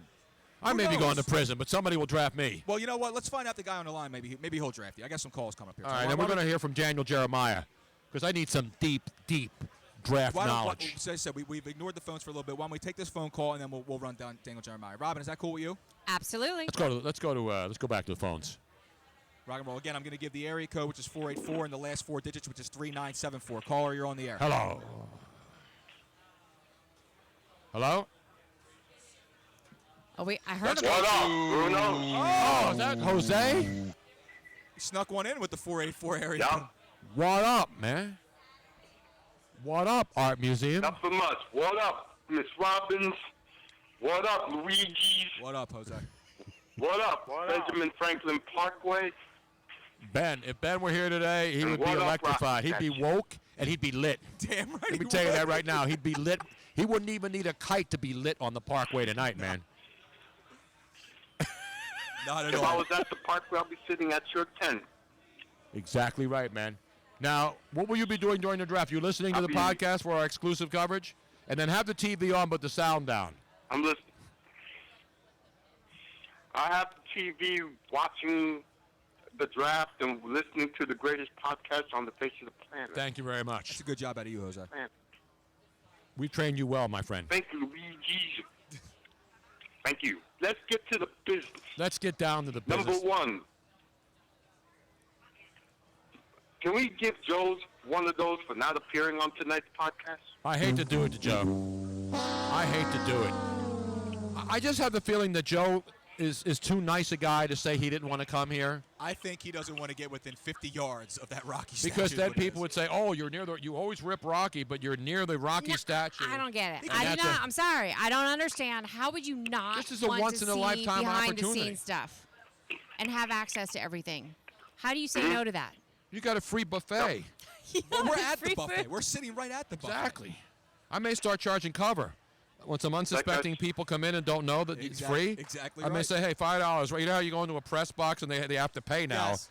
You know, it's $10, but you can eat anything You know you what? want. I'm telling you, during the break, I'll make a bunch of box lunches ready to go. Exactly. For $7. We got takeout. We got last of the quantity. Come on up and get some fresh lasagna. And we got some gemelli, too. Vegetarian gemelli. Yeah, which is nice. I love her. You know gemelli? No, I've never seen her perform. She'll be at cheerleaders with Joe later on tonight sure. after the draft. And some of these draft picks, I probably. What up, cheerleaders establishment? Exactly right, man. Let's get down to the business, Jose. Okay, let's go. Number one. What up, Dodger Stadium this weekend, Bruno? There's our beloved Fighting Phillies take a 6-game winning streak to the West Coast. Yeah, It's heading on a out to road L.A. trip. They're going to play the Cubs, the Dodgers, the Cubs, and then the Nationals again. Dodgers. When is the schedule going to get soft? The Dodgers. The Dodgers. Yeah. What up, Chavez Ravine? Exactly right, man. Exactly right. You know your greater Los Angeles One of my area. favorite stadiums. It is still, and I Yeah, said, that's why- you know me. That's where you put me. There's That's where you no, put me on the map. there's no stadium. I mean, obviously Wrigley Field and Fenway are special places because they're legendary and they're ancient. But Dodger Stadium is old too. Yet you go there, you would never know that this is a stadium that's been around since the '60s. I mean, since the '60s, there have been there are cities that have torn down 2 stadiums in the time that Dodger Stadium has been there. It's always in great shape. It's just clean. And it's a beautiful place. It really is. The palm trees, even though it's not it's in a tough neighborhood. Dodger Stadium. It's not in like some beautiful bucolic suburban area. But just It's Dodger Stadium, yo. It is Dodger Stadium. Yep. it is not in a nice neighborhood. But the stadium itself is nice. Yeah, the stadium's beautiful. It's beautiful, and when you enter, you're actually entering from the upper deck when you go into the stadium. So you descend. Yes. Yes, You descend. exactly. The parking lot, when you go up there and you go, especially the press box area, the press level, it's the absolutely top of the stadium. I heard that's the hardest part to get in and out of the stadium is through that parking lot. So that's the toughest part. Of the Yeah, stadium. because you go through it's scary. neighborhoods. You're going through, it was like the old Franklin Field, like the old... Well, when you go to, what's it called? We used to go to old, Connie Mack Stadium. No, not even that. Just going to Yankee Stadium, which was in Yeah, the Bronx. Yankee Stadium is still tough. Shea was a little rough when you go to parts of Queens. Exactly. It's not exactly the prettiest place in the world. I was out when before Shea got torn down. We went to go watch a game. Glavine was pitching for the Mets. My buddy Mike and I, we ended up on 133rd and Frederick Douglass Boulevard at a White Castle at 4 o'clock in the morning. Dude. Eating burgers on this guy's Force Fusion. Let me tell you something right now. We were the only two Caucasians within 900 nautical miles, man. That was a scary situation right there, bro. Dude. By the way, I did not. The ponytail picture that's been posted was a mock pony. I did not do it. It's fake news, man. It is fake, very fake news. I didn't cut. I finally cleaned my head up. I didn't shave for a couple of weeks, and I told everybody I was going to do the long gray ponytail hippie thing, and then people were freaking out and making pictures of me with the fake ponytail. Well, barbecue beef Balboa I just was one that was really good, and I have to give it up to him, by the way, because he, out of all the people, was the only one to figure out something. I posted a photograph of a caterpillar that I said I found in South Philly, and I put it out there saying, hey, does anybody know what kind of caterpillar this is? And I got tons of response going, oh my gosh, no, I don't recognize it. There was people that were saying, oh, it's a hairy caterpillar. Those could be poisonous. Be careful. But somebody came up with somebody's beard that looked like it. Who was it? It was barbecue beef Balboa. But no, whose beard was it that looked like that? Oh, it was a celebrity. No, it was Andy Reid. It was Andy Reid's mustache. Right. I think that even though Andy Reid's got more of a reddish color to it. Right. But you know what, Bob? You know what it was? Enjoy the win, man. Did you know what it was, Jose? What the actual furry thing was that looked like a caterpillar? Did you? No idea, sir. It was the clippings that Robin took the hair buzzer and buzzed the top of my head, right, and collected it all. And she made it into what looked like a caterpillar, a long thing, but it was all gray and white and gray and dark hair. Robin. And it looked like a caterpillar. It's hysterical. That is like psychopath behavior right there. You know that, right? No, but it was really funny. And only one person, barbecue beef Balboa out of Los Angeles, he's the only one that was paying attention enough to figure out that we were talking about the long hair, that it was sort of gray and white, and then that I was doing the haircuts, South Philly haircuts. I opened my little Miss Robin salon and gave a haircut to Mama Bruno, and then shaved your head. And then suddenly this mysterious caterpillar arrived, and he figured it out. Now, I have to find out one other question before we get back down to the business, Jose. I didn't get how he goes barbecue beef, because he has a picture of Rocky Balboa as his avatar, right? Barbecue beef Balboa? Yes, he does, Tony. Right. But where did he come up with barbecue beef Balboa? Maybe he just likes barbecue, he likes beef, likes Balboa, put it all together. I'll have to ask him one time. Yeah, the next time his Twitter handle says God, Dallas Cowboys, LA Dodgers, humor, foodie, pets, tech, sarcasm, hyperbole, bring a sense of humor, and a side of guacamole.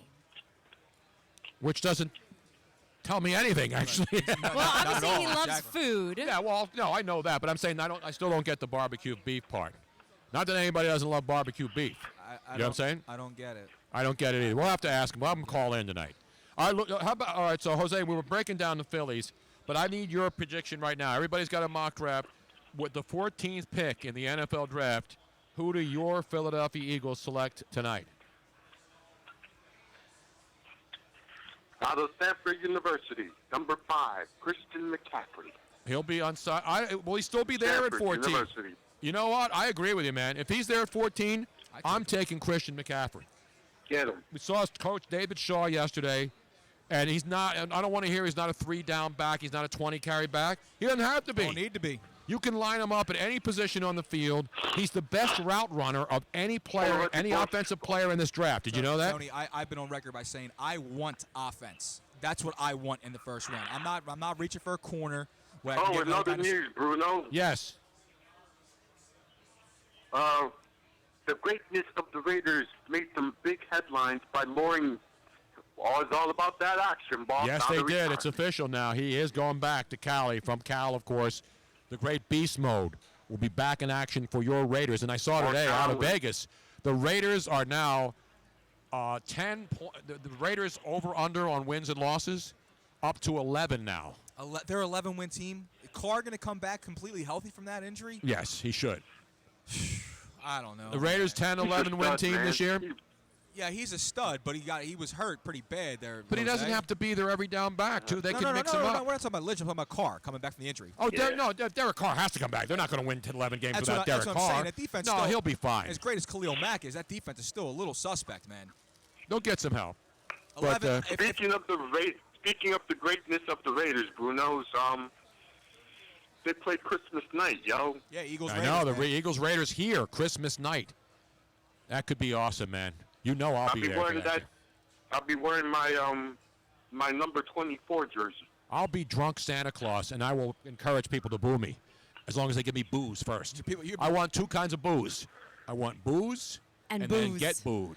Because I can stumble out onto the field like the original Santa Claus who got booed because he was a drunken, no-good, dirty, lousy, rotten bastard pretending to be Santa Claus, which is why he was booed. They won't be throwing snowballs at you, Tony. Don't worry. Well, if there's snow, they will. Trust me. Pretty much. If there's snow or ice, it will be tossed. Well, if you're walking out past Young, you're free game. It doesn't matter what you are.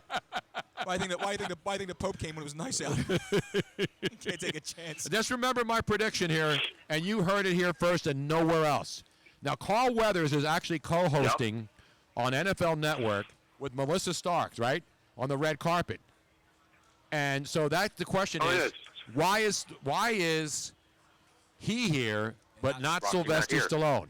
And you heard me predict it with Sean Brace. I'm thinking Sylvester Stallone is here. Again, this is just not my sources. This isn't fake news. This isn't CNN reporting or Fox or MSNBC.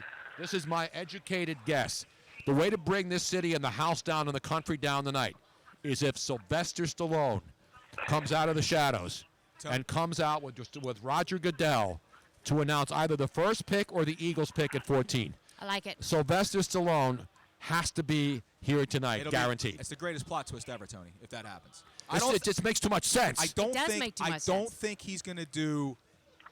You know what, though? Maybe. What happens if the Eagles trade out of 14? So it's almost like he has to do the first pick. I think he comes out with Goodell. Yeah, because then Goodell doesn't get booed, as I said. That, and they can't control the fact that maybe Philadelphia trades out of the first round. They can't control that. They don't know if that's going to happen. Luigi, I'll give you my assessment, Luigi. If they trade down 14, they get one of those for trading down, yo. Yeah, if they trade out of the first round, there will be a lot of pissed off people here. Absolutely. I don't think the Eagles are going to trade out of the first round. No, I don't think they are. I can't imagine them trading out for one period, plus being here and trading out of the first round. Trading completely out of the first round, they will not do that. No. They will literally. In fact, if I could bet on that, I would bet my house that they don't trade out of the first round. There will be people angrily looking for Howie Roseman if that happens. Oh, yeah. But hypothetically speaking, though, Robin, they could trade back. So that's what I'm saying. So Tony's theory, it would be an incredible plot twist, but it almost has to happen from Jump Street. I can't wait till the Eagles pick. It would be the one way for Goodell to guarantee. Look, they're showing the statue everywhere. Of course they are. I'm telling you, Stallone's here. Can you feel Stallone it? is here. And when we run this tape back after the fact, people will understand why I'm a soothsayer, why I'm a visionary. people will be saying, why I have a gift. Who the hell is Kreskin? That's what they will be saying. Exactly right. Kreskin will call in and give me props. More so than Robert he already De Niro will call in and say, you got a gift.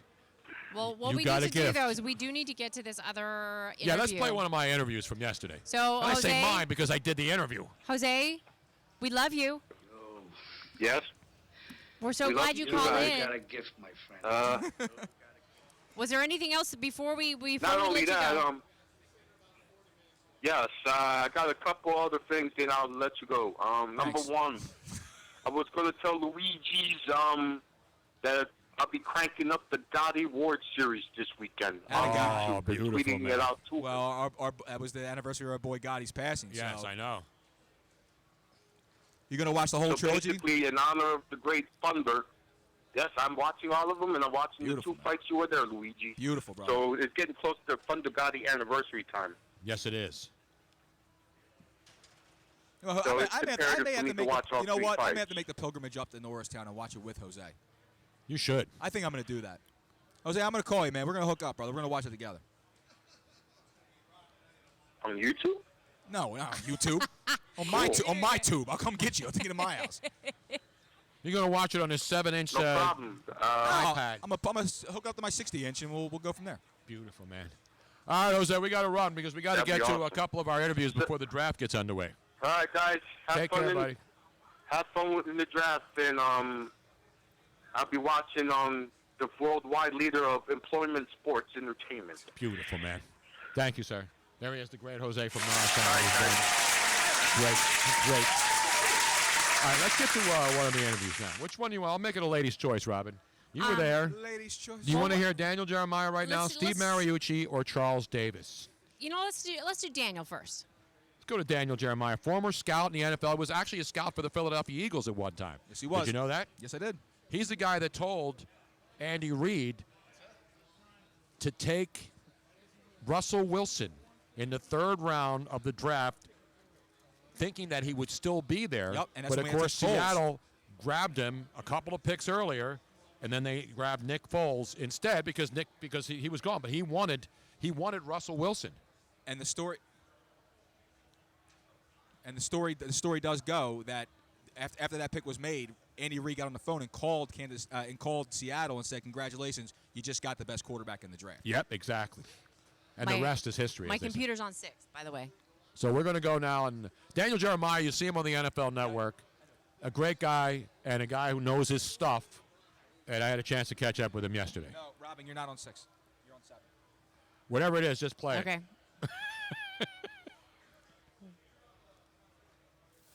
Ladies and gentlemen, we're here with Daniel Jeremiah, a man who he becomes younger every time I see him. As I get older with the gray beard, but this guy is now legendary. I mean, he's the guy. Well, he knows everything about football. He'll tell you now his mock draft picks 1 through 32, and maybe give you a 4th round selection. Daniel, how are you, man? I'm doing good. Tony, though, you got to do some better scouting. You see these gray flecks I've got in this hair, man? I'm getting old, dude. No, I think you just put that in there so you look like you're older. Distinguished. I'm going for that distinguished look. Yeah, there you go. Is your head, I asked Charles Davis, are you at the point now as we are minutes away, is your head about to explode, or is this just constant information coming in and useless information going out so that you can keep it balanced? Well, I was in my office the other day, and my wife came in, and she goes, "What are you doing?" And I said, "I just finished writing up a kicker from UNC Pembroke." And at that moment, I heard myself say it, and I thought, what am I doing with my life? And at that point in time, I backed away, and I said, it's time to stop. Like, at some point in time, you can't watch everybody and just stop. Well, here's the worst part. Once this thing is over here, you don't just go home and decompress and go away for a month, do you? I get a week of recap shows, and then I'm a ghost. So I got some requests of like, hey, what are you thinking about doing this? We do our podcast. Me and Bucky do our Move the Sticks podcast, which is twice a week. And I said, all right, but you better give me some equipment and I can do it from home because I am not coming into the studio to do that next month. So fortunately, this little shindig you got right here, that little thing, I'm going to get one of those so I can do that from home and live your life, Tony. This is great because these digital recorders, you can go ghost hunting with them. You ever seen those ghost shows? These are the ones they use because it has an external mic and then it has an internal one. And we do a podcast with amazing equipment on our show every week, and this is what records all the audio. A couple $100. I recommend them. This is the what are these called? The H4n Zoom. Right. Check it out. Look, we got duct tape on it. I mean, this thing's been through the wars, man. Take a picture of the Zoom here because you got to get one of these. There's a newer one. This is the older model, but get the newer one. It's well worth it. Quality's phenomenal. You can do 2 mics in it. It's great. But do you know how much easier it'll be just for me to get you some dessert and steal this one? It would just make life way easier for myself. I'm using it. I need this for my show tomorrow night, so I would give it to you. But we're talking with Daniel Jeremiah, NFL Network. So Andy Reid, you know Andy Reid. Obviously, you know every team in the NFL. But when you come back to Philly here, where you never lived, but you were a scout for the Eagles from the West Coast, do people just assume that you know what's going on in the war room with Andy Reid? Or do you know what's going on in the war room with Andy Reid in Kansas City when he was here in Philly, or what's going on with the Eagles organization minutes away from the draft? I don't want to blow my cover and say how little I know, so I'll just let people think that I know. Now, look, everybody is so secretive this time of year. I have an idea of some positions or some players that they may like, but anything more than that, you're not getting from anybody. I don't care how close your relationship is. That information ain't flying. Is this the weird, because normally, we know who the first pick is. He's already signed, sealed, and delivered. But we assume the pick's going to be who it is. But after that, 2 on down, it's wide open, right? I mean, is doing a mock draft, How many mock drafts will be destroyed within the first half hour? Mock draft exercise is futile this year. There's no chance anybody's going to get this thing. We don't know with the second pick. We technically don't have 100% confirmation they're taking Myles Garrett at 1. Right. So there's so much uncertainty, and it's not even just, okay, the second pick, they're going to take either Jamal Adams or they're going to take Solomon Thomas. I've heard Fournette. I've heard they could trade back and take Reuben Foster. I mean, Solomon Thomas, Jamal Adams. There's a million different ways they can go. So once that happens, and then it's just kind of chaotic. And we've even, the quarterbacks, when the heck are they going to go? Nobody has a clue. Yeah, we talked to Pat Mahomes in Houston, and, there are people saying, no, he's second round, and now he's a first round, and now he's maybe the best, and this guy Trubisky's the best, and that's crazy. I don't ever remember a quarterback situation being as fluid as this. It's muddy. I mean, the waters are muddy, and I always, look at it this way and say, if it's this hard to decipher which one is the guy, maybe none of them are the guy.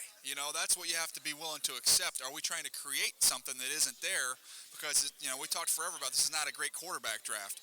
And now you hear all this buzz of these kids are all going to go up there in the top 15. What changed? So that's what's hard for me to wrap my mind around. I think there's an outside chance we see Trubisky go to the Browns with their second pick. Maybe they move up. Maybe they sit at 12. But he's the quarterback that goes. And then we don't see any other quarterbacks in the top 15. And then we see a mad feeding frenzy at the bottom of the first round. Now, running back is a strong position. Obviously, corner, even though a bunch of the corners is dropping like flies for various reasons.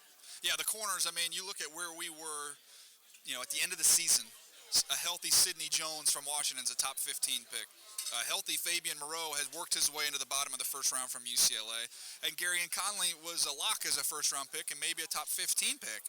So now you have the first two kids get hurt their pro day. It drops them out of the first round. And now you have this weird situation with Gary and Conley with this all these rumblings about the issue with the female that's out there. So that probably would prohibit a team from taking him in the first round. So now you look at guys like Adoree Jackson and Marlon Humphrey, who we thought late 1, early 2.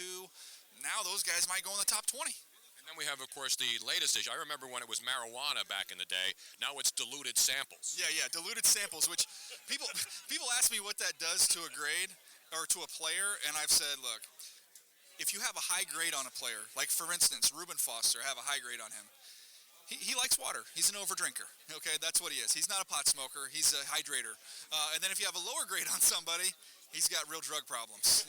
So it depends on what you think of the player. Yeah, I've never heard that term before. I've heard, tainted samples. I've heard, other guys, the Whizzinator going back in the day. But the diluted sample thing has become the modern day, the guy's a pothead. Yeah, it's pretty crazy, isn't it? I can remember having to take a bunch of drug tests when I was in college, which I always got a chuckle out of. We got the defensive lineman that was 260 last week, that's 285. He's not getting tested, but yet I have to be here at 6 o'clock in the morning to get drug tested. But I can remember going in there sometimes, and they would say, you need to make sure that you eat something so that you're better off there. You can drink as much water as you want, but it's just weird, man. If a kid can really play, I know he'll be tested a little bit more now with the diluted sample, but I don't see it having a dramatic impact. Our last thing, of course, the Eagles are 14, and the people here will be crazy. They're crazy everywhere. They were crazy in Chicago. What do you see happening? There's a lot of ways. And Joe Thomas is in, and I know Howie's talking about, we're not just going to take need, we're going to take the best guy available. Is that what they have to do? I think that's what, I worked with Joe Douglas for 4 years in Baltimore, and that's how we were raised, is just take the best available player. Don't steer from that. So I think you'll see them do that. I think the way the board shakes out, I think there's a good chance you get an offensive player there. Everybody, points to the need at corner. The way the board stacks, they might be in a situation where they'd have to reach a little bit right there. Maybe they can wait till the second round, get your corner. In the first round, you get a McCaffrey. If they're comfortable with a Dalvin Cook, you could go in that direction. Or you've got Mike Williams or Corey Davis to add to what you did with Alshon Jeffrey. Next year, the wins are important. You want to win. You want to win your division. But let's be honest. Even if they're an 8-8 team next year, if Carson Wentz takes that next step as an Eagles fan, I think most people would be pretty excited about the future. Last thing, and there's a local kid, and the kid from Villanova is the one that's jumping off the charts. I know Temple has a couple of kids, and Reddick obviously is a great player. But we got a beast here. And now, the temptation is he could be the next Jason Pierre-Paul. And you're the Eagles, and he's sitting there. I don't know if he's a first-round pick. He'll be in the second round. And I know local, you really don't want to go local because you want to have local kids. Brian Westbrook was obviously a great pick. What's the temptation? This kid could be a monster. He is the most beautiful human being in the draft. He He is unbelievable. I mean, he is etched out of stone, and he is enormous. So Tano Passanio, I think, look, the Eagles, in terms of defensively, I think some people view him more as kind of a 3-4 end as a 5 technique with his body. But, man, we've seen Calais Campbell, have that tremendous impact with that rare size. This kid maybe has the flexibility to continue to do that. I think he's going to go in the second round. I'll be shocked if he doesn't. But I tend to think a 3-4 team might be even a little higher on him. Tano Passanio. A lot of people, obviously Ugandan, the kid's brilliant. I mean, he's working for an investment firm already. His dad's an investment banker. I mean, bright kid. I mean, he's got everything you want when you're looking for an impact player. Yeah, and that's one of the things, too, that I think you'll see the direction the Eagles kind of go here is you're looking at they want kind of no-nonsense, smart, tough football players. That's, Joe Douglas was an offensive lineman at Richmond, okay? So that's who he is. And that's what he's always, pounded the table for when I've been in the draft room with him. So, I mean, that's his type of guy. Last thing, do you miss the draft room or do you like this better? It's, I'll tell you what, I miss draft day with the team. It's fun. Probably consumed too many cookies because you have so much time in between picks. But somebody asked me this the other day, and I said, look, man, I flew out here. I got to my hotel room. They already had my suits shipped and hung up in the closet with a little tag on the suits that told me what color shoes to wear. And I said, as much as I missed those Hampton Inns in Pocatello, Idaho, this is okay. Yeah. They really have the matching... They didn't trust me enough to pick the right shoes. So the shoes are there, but then they have the instructions of which shoes I need to wear. I appreciate it. Trust me. I wish I had that. I need to put that in my own closet. Yeah, does your wife do that at home? I've proposed the idea. It was not well received. Yeah. Daniel, great to see you, man. Thanks so much. Good to see you, buddy. The great Daniel Jeremiah. I used to have that, too, when I worked at Fox. I'd have a wardrobe department. They'd have the shoes. They'd have my clothes picked out for me every day. With shirt to wear, with belt, with pants, socks, shoes, the whole bit. Is that why you still don't have your clothes figured out until like 3 seconds before you leave? Yes. Because you were hoping that somehow magically it's just going to... I still have some of my wardrobe from the Best Damn Sports Show. The belt I'm wearing right now is the same belt. It has my initials on it. I keep everything. Because, it still works. And I still fit in the If stuff. it ain't broke, why throw it away? You're damn right. You're damn right, Robin. It's 7:30 here in the East, as we like to say, on the Art Museum steps. Sun's starting to set over Santa Monica Boulevard and, of course, over Benjamin Franklin Parkway. Luigi, not even loosening his tie yet. You can tell he's not ready yet. The tie is still, the knot is not all the way up. It's just slightly loosened. Just enough, man. Are you going to take that knot down and unsheath that thing later on? Probably. I'm talking about your tie, too. I christened that bag better than yours. Exactly. And we'll be here for every draft pick. You'll hear them live. Now, should we stay for the entire first round? Because we're going to be on the air like 7 hours. Well, we'll see how we feel. Yeah, let's see how many people keep tuning in, I want people to vote right now. If suddenly... We have to put up a poll. Let's put up a poll on the Twitter feed. If suddenly, like, the only people that are tuning in are, like, Jose and one other person, maybe we should just say, it's been on. We've been on long enough. But if there's still all these people... just people like Jose? These are our loyal listeners, That's Robin. what I'm saying. Like, the uber loyal... I mean, right now we have thousands tuning in. Let me just remind everybody that once the commissioner walks to the podium, you're going to hear it here live on this show. Right. So if we can figure that out. We can figure it out. I've been doing this a long time, Robin. Oh, when he says we, it means me. I already told you what to do. Uh-huh. You got plenty of time to do it. Uh-huh.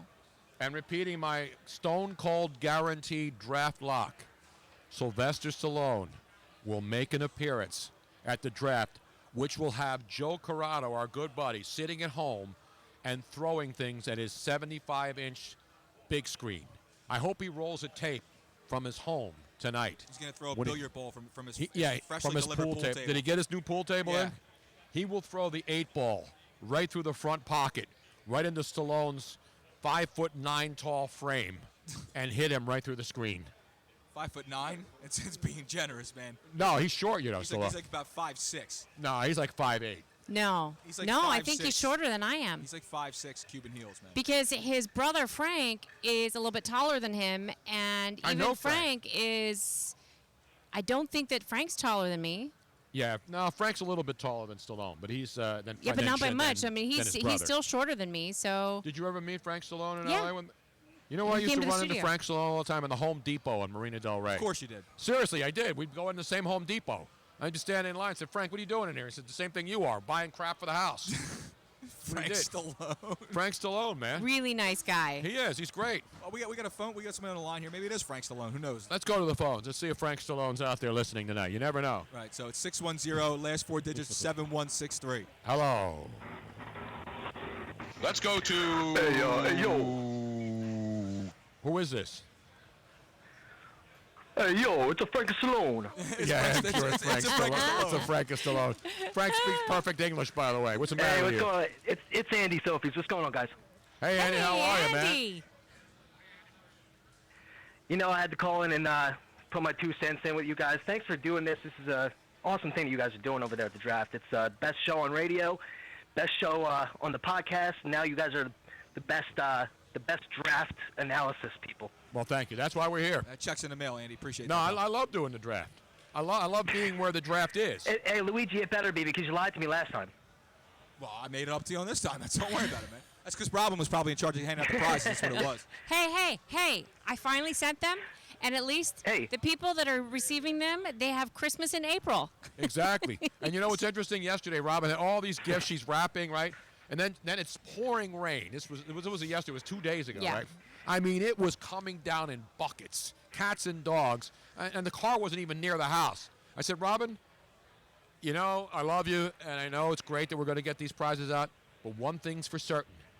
I ain't getting out in the damn rain and carrying a box you of are presents on your own. in a pouring blizzard. So Blizzard. off I Pouring went rain. in my little cute cat and She dog put her rubbers on. She has rubbers. these she has these big plastic boots the chicks wear now, Rubber. rubber boots, but they have like cats and dogs on them, which is an outrage. And I got so many compliments. Were you driving your Vespa there, Robin? You know, No. He did not make me drive the Vespa. I was allowed to take the First of actual all, they car. couldn't fit on there. She looked like I Santa did. Claus. I did. Except the sack was a Terminese cannoli seriously, bag. I'm embarrassed. I'm embarrassed that You should I did be. not get these things out before now. These were gifts that were prizes that people won the day before Christmas. And here it is, April 27th, and people are finally getting their prizes. I know. I totally deserve it. Ridiculous, man. Totally deserve it. Hey, Tone, I got a question for you, bud. Yes. Now, I think I hear you're on this Christian McCaffrey bandwagon. Is that what I'm hearing Yes, right now? I am, and it's not because he's a white running back. I know a lot of African-American friends who think he's good, too. Like David Shaw, who's the head coach at Stanford. Now, obviously, David Shaw is going to be a Christian McCaffrey guy because he's his coach. But everybody that I talked to a bunch of people yesterday at the NFL Network, whether it's Charles Davis, whether it's Brian Billick, whether it's, who else was there yesterday? Steve Mariucci. Smith Sr. was there. Wasn't Maurice Jones-Drew there, too? Maurice Jones-Drew was Yep. there. Mojo from UCLA. Everybody loves Christian McCaffrey because you watch him, and you don't even have to watch Stanford games. Just go watch the film of this guy and all the breakdowns of the routes he runs, what he can do. He can return kicks. You know, he runs great patterns. What do coaches and quarterbacks want more than anything? A guy who runs the right routes. A guy where quarterback knows that the guy knows where he's supposed to be when the ball is snapped. You know, and a guy who's multi-dimensional. He's not the pounded running back. He's just a guy who's just smart and is not going to be a guy who's going to run the wrong route and the quarterback's going to have to scold him coming back to the huddles. Well, and that's the way I'm thinking about it. You know, like I don't want a guy. I'm necessarily not going to be, thrilled with a guy that doesn't produce. You know what I mean? Like if we get the next Adrian Peterson or whatever in the draft, that's great. But I'd much rather have a guy that's going to be contributing every play. He's going to be running the routes like you said. Move him around, like do what we do with Sproulsy on the slot. Stuff like that, you know what I mean? Exactly, and who's but been one of the I also most want to ask valuable you this. players? You know that McCaffrey has local ties too, right? Yes. All right, Steve. Let's get on to more important. Sorry. Robin? No, I no, and the whole local thing is fine, but to me, I want the best player available. If Christian McCaffrey is sitting there at 14, and you're the Eagles, you have to take him. You have to take him. Am I wrong? And you like him better than Dalvin Cook? Yes.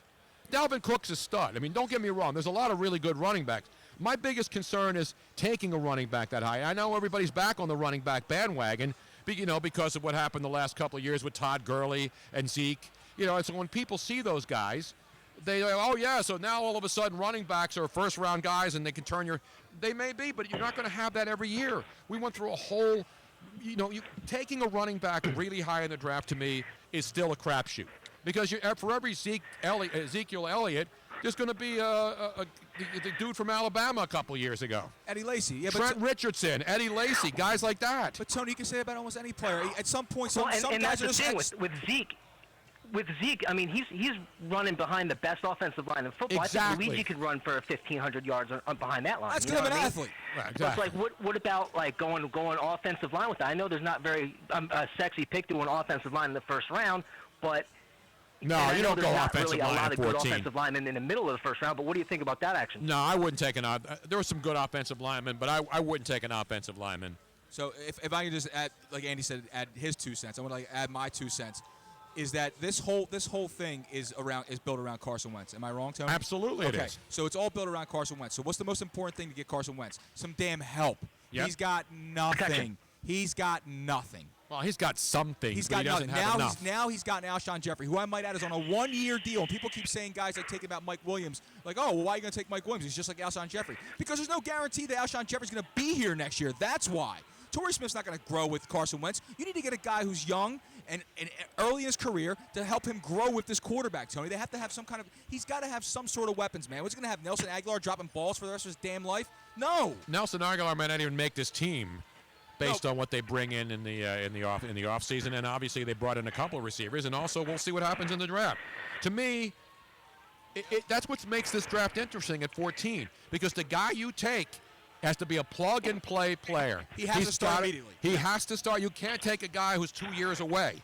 You can't take another Marcus Smith reach and hope that he can play in a couple of years. And that's why a running back like a McCaffrey makes sense. He's plug and play. Because running backs are plug and play in the NFL, Tony. They are. They're the easiest position to come in and play. But to me, Christian McCaffrey is not your typical running back.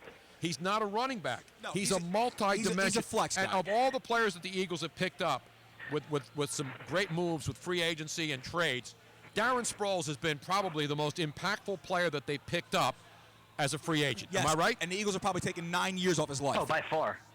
Yeah, but he's an impact player every time he touches the ball. But Darren Sproles is. What I'm saying is, Darren Sproles is not exactly going to be here with Wentz. No, that's career. my point. So you need to go a guy get like that, a versatile guy, is basically covering 3 or 4 different positions Tony, for you. McCaffrey's there at 14. I'm all for it, man. Okay. I'm all about offense, and he's probably going to be the best offensive weapon available at that time, all around. I'm all for it. Now the crowd is absolutely completely encircled the fountain right in front of the art museum. The Aikens Oval. Thomas Aikens, great Philadelphia artist. Did you know that? Yes, Tony, I knew that, Tony. I just wanted to check. Is there anything you know about his paintings? I can help you out with that, Tony. I know all the Aikens paintings, Really? pal. Yes, I do. You know about the Gross Clinic? The what clinic? The what clinic? Well, I know he did a lot of art based on medical stuff. Yes, he was really big into cadavers and things like that. Who isn't? I mean, come on, after all. Andy, good All right, stuff. guys, You know what? We're going to give Andy a prize. Tony, I'm going to eat my bear claw in my underwear now, so I'll talk to you guys later. Hang on. We're going to give you a prize. You are going to get to go to Cantina Laredo, my friend. Cantina Laredo, up here, of course. They're all over the country. They're in Florida, to New York, Colorado, the West Coast. But, of course, we have one, our favorite one, and our local one up there in the King of Prussia Mall, the great Cantina Laredo. And will he be going to our tequila dinner? Yes, he will, June 1st. June 1st, you are going to join us at the table, man. June 1st, 7 p.m. at the tequila dinner featuring Chamuchos tequila that night. Ooh, I don't think I've even heard of chamuchos. We will. You'll know a lot about it come June 1st, man. Congratulations, man. Thanks a lot. Then you guys can finally meet the wife this time. Beautiful, Sweet. man. Look forward to it, man. Take care. By the way, the movie Split, the new Thanks a lot, guys. I'll talk to you guys later. All right, take care, Andy. You know the movie Split, the latest M. Night movie, which was a big hit. They filmed a lot of the scenes inside the Cantina Laredo restaurant in King of Prussia. I did not But know the dude has multiple personalities. I haven't seen it, but it really did well at the box office. I want to see that movie. You saw the previews for it, right, Robin? The movie Split. It does. It looks This one- disturbing. It one looks very actor's, disturbing. Like really plays a lot of different characters, and they're all weird. It's good stuff, man. It's good stuff. So Cinco de Mayo's coming up too. And also Mother's Day is huge at Cantina Laredo. Or they So would say- make your reservations. They Yeah. would say Madre's Day. Yeah. Tu madre. Tu madre. You want your reservation? Call 610-992-5701. Lock it in, whether it's Cinco de Mayo, whether it's Mother's Day, which is, I found out from Chef Brian, and he's a general manager now, that Mother's Day is a huge day to take Mom to Cantina Laredo. I did not know that. Yes. So make your reservation, and don't forget the tequila dinner coming up on June 1st, $59.99 per person, and just the tequila alone is worth well over $75-80. Wow. And you're getting like a 4-course dinner from soup to nuts. It's an unbelievable deal. The people that came there last time were like beside How themselves. about saying, that bottle of Avion that I won, man? Luigi won a bottle of Avignon, and we got action.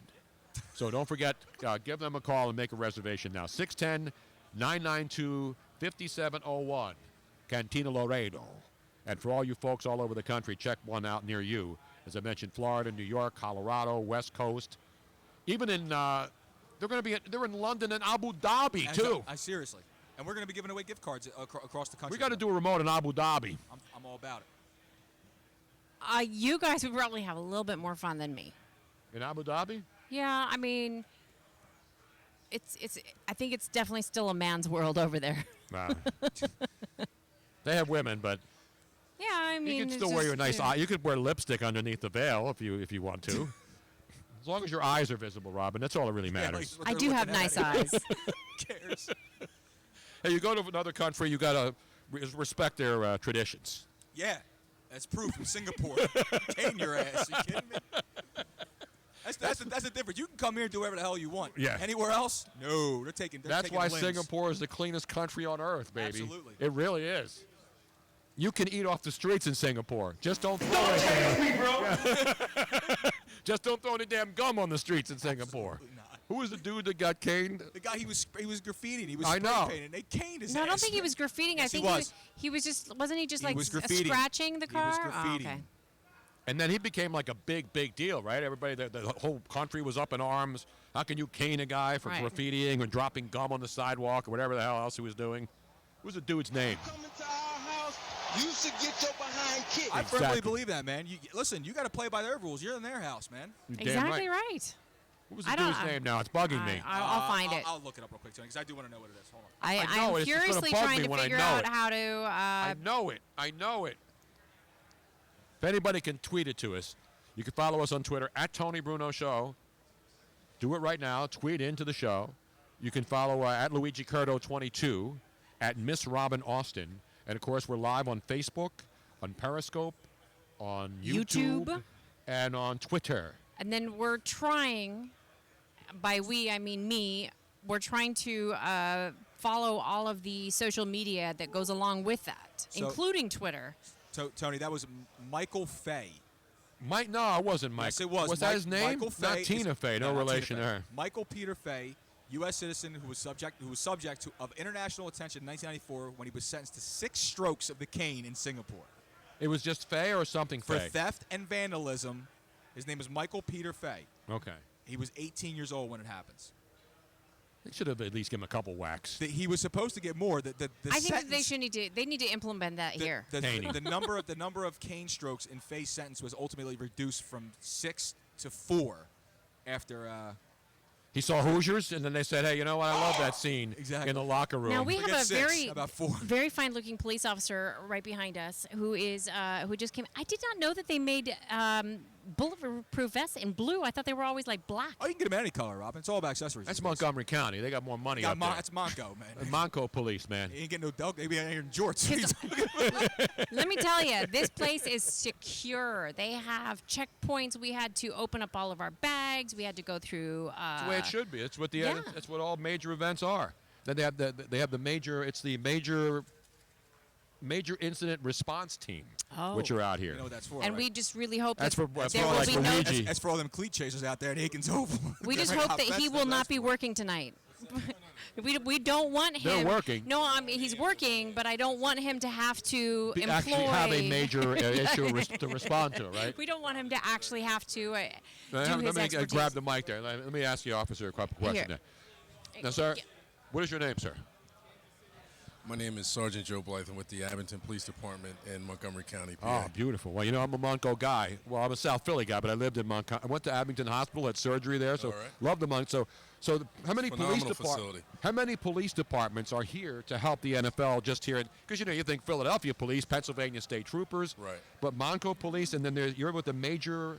Each county, this was in response to September 11th. So we have Delaware County team, a Montgomery County team, Bucks County team. So, for example, Montgomery County has about 65 police departments. So each department will allocate a certain amount of resources in manpower to the major incident response team. So our incident response team has 20 officers today that are assigned to the general area around the draft, and we're at different checkpoints. We also have roving officers that walk in and out, kind of like the eyes and the ears of the command staff and those that are assigned to the draft area. Now, we have major events in the city. Of course, the Pope's visit here also had a massive turnout and a big police presence. And then we have the Made in Philadelphia thing every summer. So where would you rank this? I mean, this has got to be close like the Pope, right? We have been tasked to the DNC last year in July, the Pope's visit, which was the year before that, and we also went out to the G20 summit in Pittsburgh in 2009. Wow. And that's the way. Those types of incidents are the ones, what they're called, are mutual aid requests. So the hosting police agency will send out a request to the state police and the surrounding counties that have the major incident response team, and then they will allocate the resources depending on the size and the scope of the event. Beautiful. Well, great job, and we appreciate the presence and all the work you guys do. Appreciate what you folks do, and welcome to Philadelphia. Well, thank you. Well, we're natives. We're from here. Well, she isn't. For your listeners that are here for the all the people from all over the world who are here, and obviously it's an amazing event, and to see the Parkway filled, it's a great place, and a lot of people who've come here from all over the country for the first time will get to expand. The weather finally changed, even though it got humid. It's going to be beautiful. Weather. Compared to the DNC last year, I remember the surface temperature was about 110 degrees, and where I was stationed, you could literally see the heat rising from the surface of the ground. Yeah, we were doing a show on the streets on East Passyunk Avenue in South Philadelphia where we live. We were outside. It was so hot. I mean, it was. I don't remember it being that hot in a long. And it was early in the summer, was it? Was it August or was it? Or no, it was earlier in the summer, right? Yeah. And it was so hot. We were outside looking for ice cubes to put on us. That's how hot it was. The asphalt was burning. Well, not only is it miserable to be in, but there's something about rising temperature. People's tempers go. Oh yeah. I mean, it's just so it makes your guys' life a whole lot more difficult. Well, thanks for your service, sir. Hey, and, be safe out there. I appreciate it, sir. And, I don't think anybody's going to act up. This is a fun thing, right? It's a great crowd today. Even though we hate Dallas Cowboy fans in this town, I don't think there's going to be any issues. They're somewhere around here crawling from up underneath the rock or something. Well, the lights just came on, so they're scattering all over the place right now. All right, hey, you folks enjoy your 3 days. Thank you, sir. Thank you, Take officer. care. Thanks for having me. Ladies and gentlemen, we're getting the latest on all the great work that all of our neighborhood, I mean, every county, as you mentioned, Montgomery County, Delaware County, Bucks County, and the major in Delaware County, and of course Abington Township and all the townships in all these counties. The police all respond, man. And you know about police presence. I mean, your business is security here in these facilities. Yeah, I've dealt with Secret Service and everything, man. It's you have the little ear. See, I walk around with my earpiece so people think I'm important. Yeah. Even when it's not on, I just walk around with it. Just walk around with it. Yeah. It's like the tail. It's what you're doing. You're grooming yourself to the tail.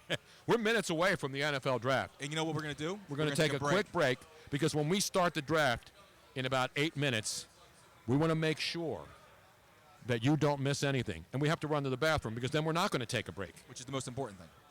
So we're coming out on 2 hours of being on the air. We're going to take a break and be back straight up at 8 o'clock, 7 minutes away. We'll be able to get to the bathroom and back in 7 minutes? I hope so. You'll find out. There better not be a line. Stay with us. You're listening to the live coverage of the 2017 NFL Draft live from the Philadelphia Museum of Art steps on the Tony Bruno Show Live. Let's all go to the lobby. Let's all go to the lobby. Let's all go to the lobby to get ourselves a treat. Show starts in 5 minutes. The sparkling drinks are just dandy. The chocolate bars and the candies. Let's all go to the lobby to get ourselves a treat.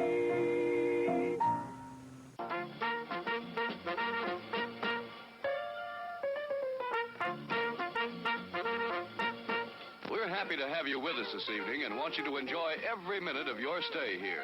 And while you relax and stretch, visit our concession where you'll find something to please you. There are ice-cold drinks and many other pleasing treats. Our drinks, satisfying and refreshing. They're so good.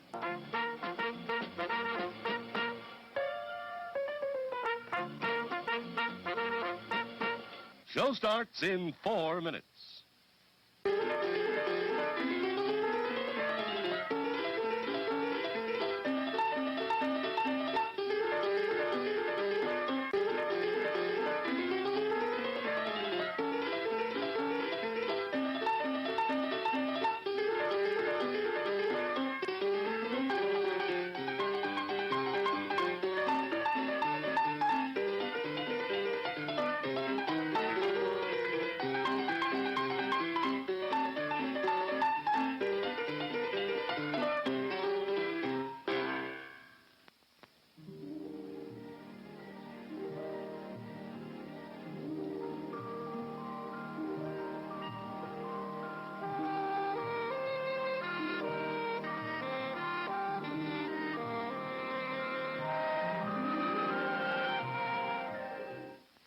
Show starts in 3 minutes.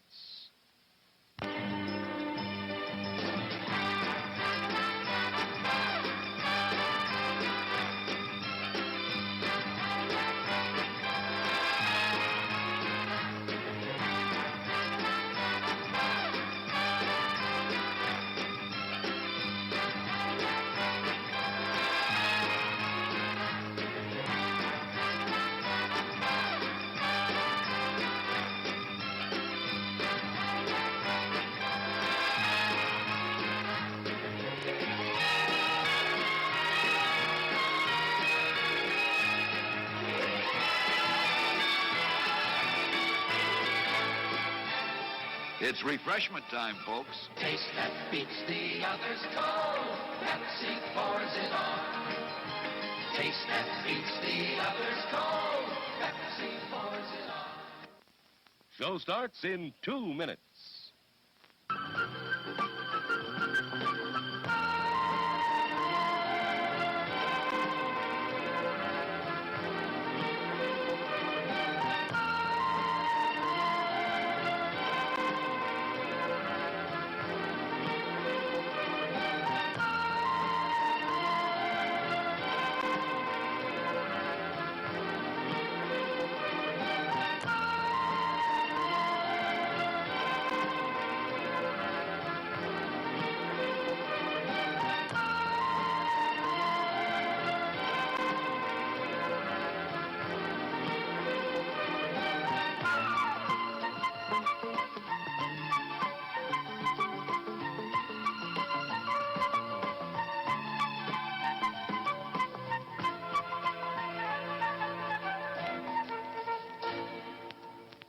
Show starts in 1 minute.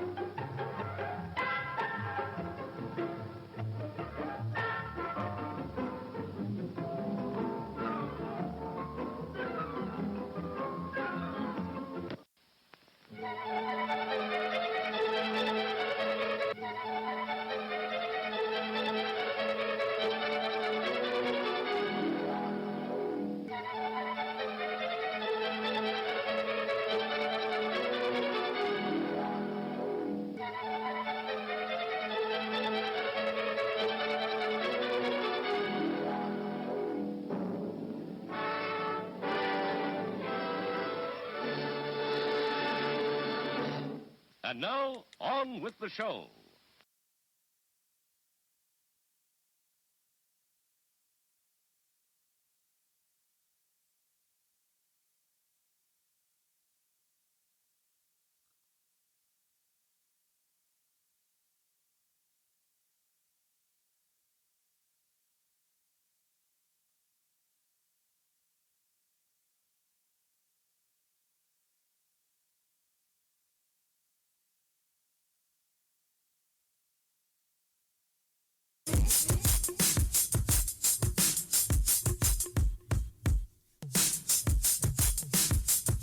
Yeah.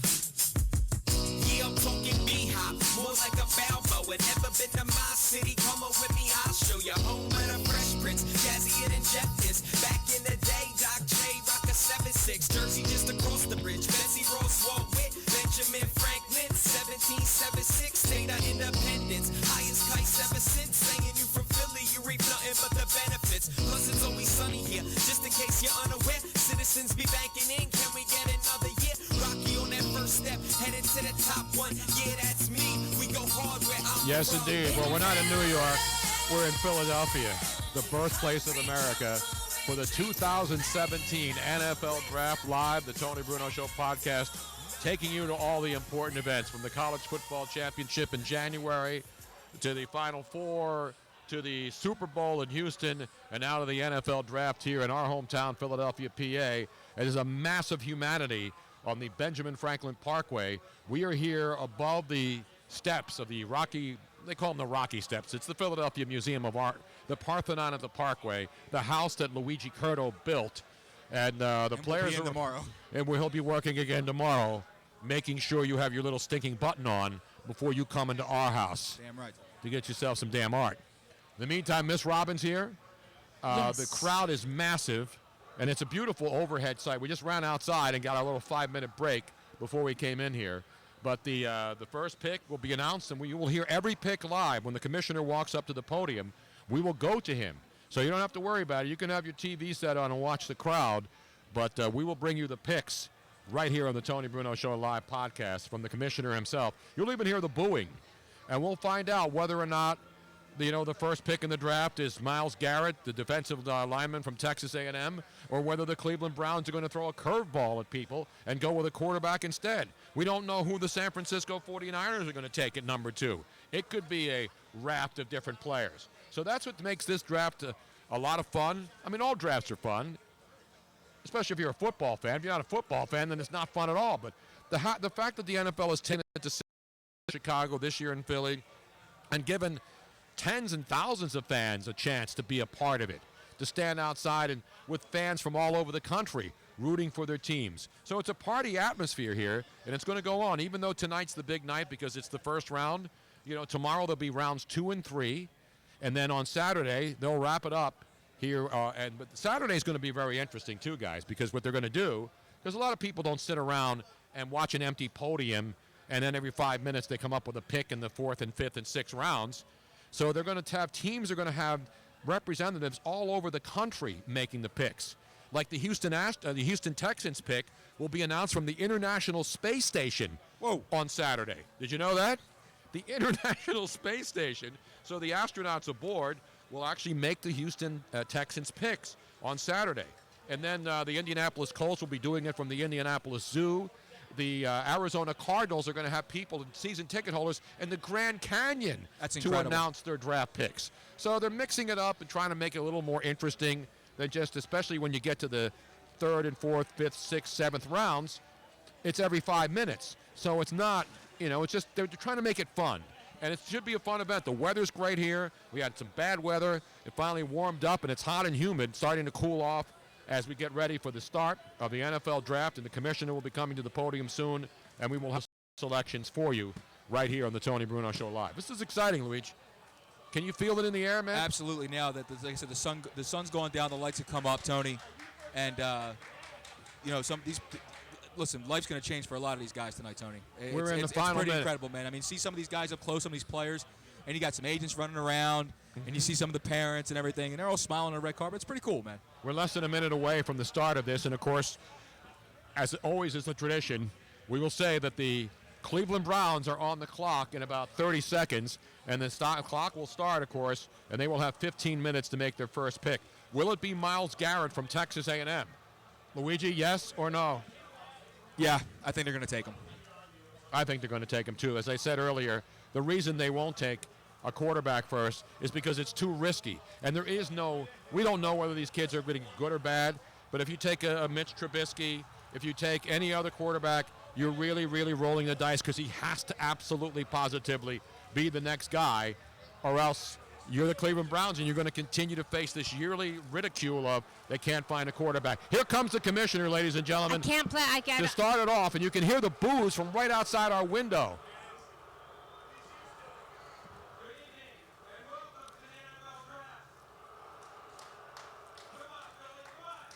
Oh, he's egging the town on.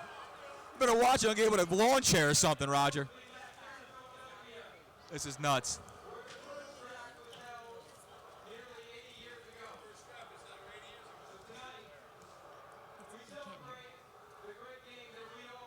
Oh, you know we have dead air right now.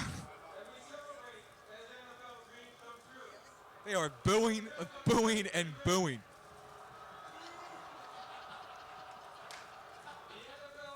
Oh, it's so bad.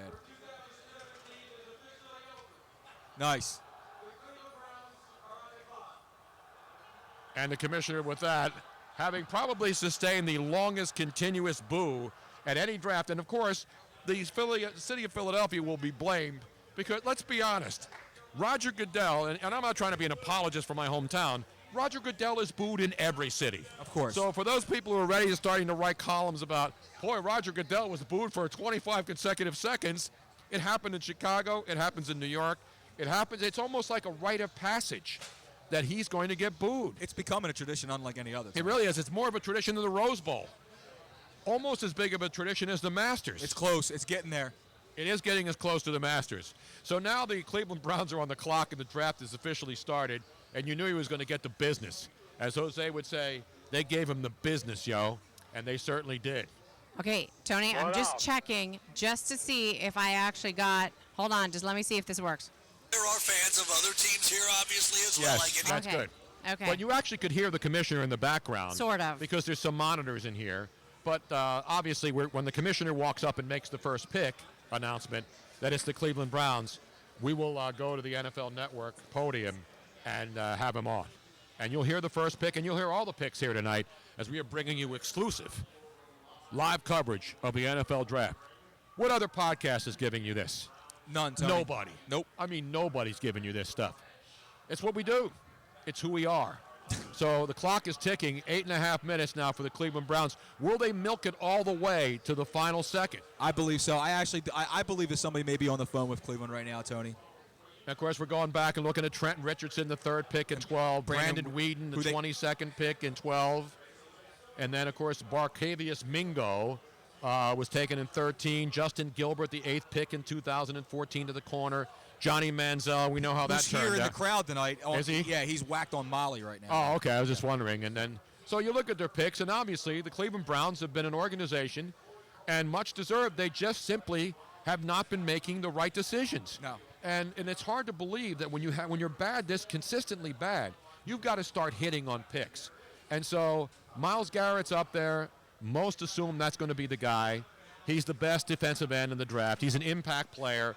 He's going to start day one, and you won't have to worry about Grim. Now, does that mean he's going to be a stud? Does that mean he's going to be a no doubt about it superstar? There have been first-round picks who have been defensive ends and defensive linemen who haven't panned out. Absolutely. There have been offensive linemen who haven't panned out. Especially for this town. For the Exactly. Eagles. You know, and so the Eagles pick 14, Cleveland's picking 1, and so they're unfortunately for the Cleveland Browns, their track record isn't good, and there's a lot of Cleveland Browns fans getting close to the stage here. See, that's and why they're waiting. That's why I think, Tony, I think they can't take Trubinsky at 1 because literally any other franchise in the National Football League could take a quarterback and miss. They can't. You're absolutely right. They can't afford to do it. It'll absolutely ruin this. It'll ruin the city even more than it is now. I think they go Myles Garrett and forget about it, man. I think so too. Now there's almost 6.5 minutes still left, and the surprising thing is, if you took Myles Garrett, you're not waiting. You're not milking this thing for 15 minutes. No, I do believe it. I do believe that possibly someone's on the phone with them. Maybe looking to trade up and go get Myles Garrett. It's possible, but we'll see what happens. Of course, we mentioned the Trent Richardson pick, which really, really stung. That hurt them bad, Tony. And, and he's an Alabama running back, and Alabama's been churning out first-round talent for generations. And so when you miss on a running back, then you become, and that's why teams became gun-shy of taking running backs that high in the draft. Well, because I think this whole mantra of running backs becoming a dime a dozen came out, Tony, and they're really not. There are some guys. There's some guys who are special. Every once in a while, Ezekiel Elliott does come out. Yeah, but it's every once in a while. I understand, but if you identify those guys, you got to take them in the first round, Tony. But there's always good running backs in college football. There are very few.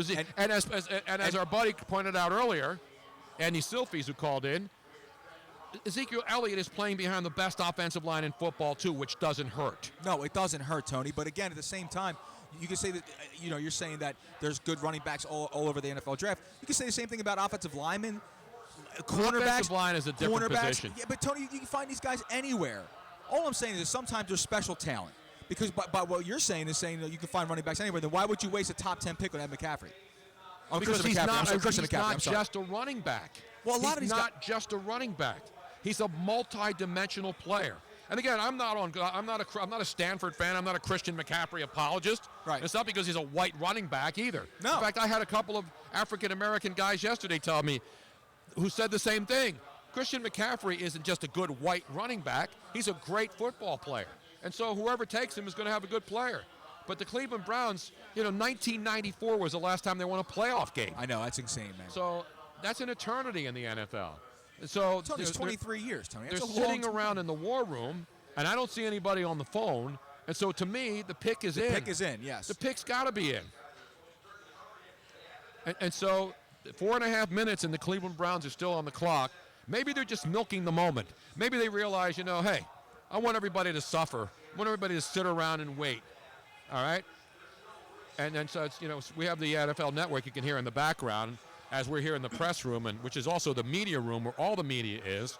And we're doing a podcast here, but they have a gigantic screen directly behind me, and that's where you're hearing the audio coming in. Right, and just FYI, so apparently when I started to try to figure out how to stream something so that we could listen to it as well, it made the video stream cut out and get choppy. So I cannot do all of it from my computer. It's too much. My computer is overloaded. So, well, they just announced here in the media room that the pick has been made and the San Francisco 49ers are on the clock. So the clock has been stopped. Cleveland has made its selection, and now the 15-minute start for the San Francisco 49ers. So Cleveland has made their choice. There obviously wasn't a trade. They went down to about 4 minutes. They used 11 minutes of their clock. And the pick is in. And San Francisco is on the clock right now, and we'll see how long it takes them. But they haven't even announced it yet, so we'll get ready for the commissioner to come up and make the announcement of who the Cleveland Browns. We're going to both go with Myles Garrett. I don't think so, they didn't make a trade, or they would have stopped the clock and announced it. They stopped the clock because the pick is in, and we'll hear who it is here in just a moment. The consensus seems to be Myles Garrett. Anybody else would be a stunner at this point. I mean, do you think there was a possibility that they would pass on Garrett and take Jonathan Allen? I doubt it. You think that he's shown enough to maybe leapfrog Garrett to go one? I don't think so either. I don't think so either. Now, it's Cleveland, man. That's why I can't put it past them. I don't know, Tony. I mean, the franchise has made has a track record of just making stupid mistakes. If they don't go quarterback here, it's got to be Myles Garrett. And if it's not Myles Garrett and not a quarterback, I would be absolutely stunned. Because this is almost a no-brainer.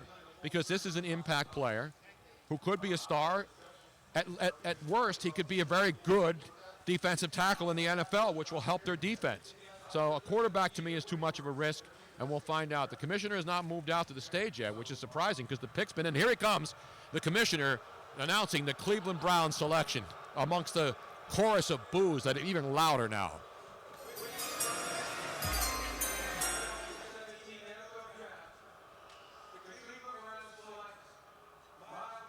And there it is. Boom. And so they do what most draft boards had him doing in most of the mock drafts. Myles Garrett, the defensive end from Texas A&M, is the pick. 6'4", big kid, 272. He ran the 40 in 4.64, which is about what I could run it right now at approaching age 65. Running for a 40 or running the 40, Tony? Drinking a 40, that's what I was talking about. He crushed one of those in 4.6. I think we have tape of me doing my 40. No, there it is. Hold on. It's a 4.22 right there, Tony. Yes, it is. So the first pick, and now the San Francisco 49ers. We'll see whether they throw this thing into an immediate tailspin because a lot of people think they're going to go Jamal Adams, the safety from LSU. I mean, they can go in so many different directions. John Ross, the wide receiver. No way. I'm telling you, there's so many different ways they can go here, and that's the big question. Corey Davis, Mike Williams, if you're looking receiver. Those are the 3 top guys. Who are they taking? Personally, I think they're going to go defensive line help, man. They need that more than anything. Will they stay in the neighborhood and take Solomon Thomas, the defensive tackle from Stanford, nearby, right near where the San Francisco 49ers play, right near where Miss Robin's mom lives out there? And Miss Robin was born, of course, with her Stanford connections, as we've noted so many times on this show. Born in Stanford University Hospital. You can't get any closer to the Stanford program without having a tree growing out of a body part.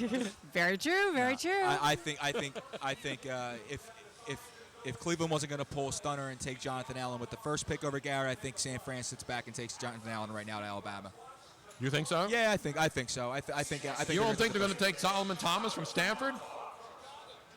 So the 49ers have made their selection already. No time. Yeah, they know who they wanted. So the 49ers have just made. They haven't announced it yet, but the pick is in, and so now quickly the Chicago Bears are on the clock. Now that's a team right there that needs help everywhere, yes. Tony. Will they go quarterback? Will they go running back with Fournette? Well, no. They got Jordan Howard as a nice little running back for them. Okay, proved that last year.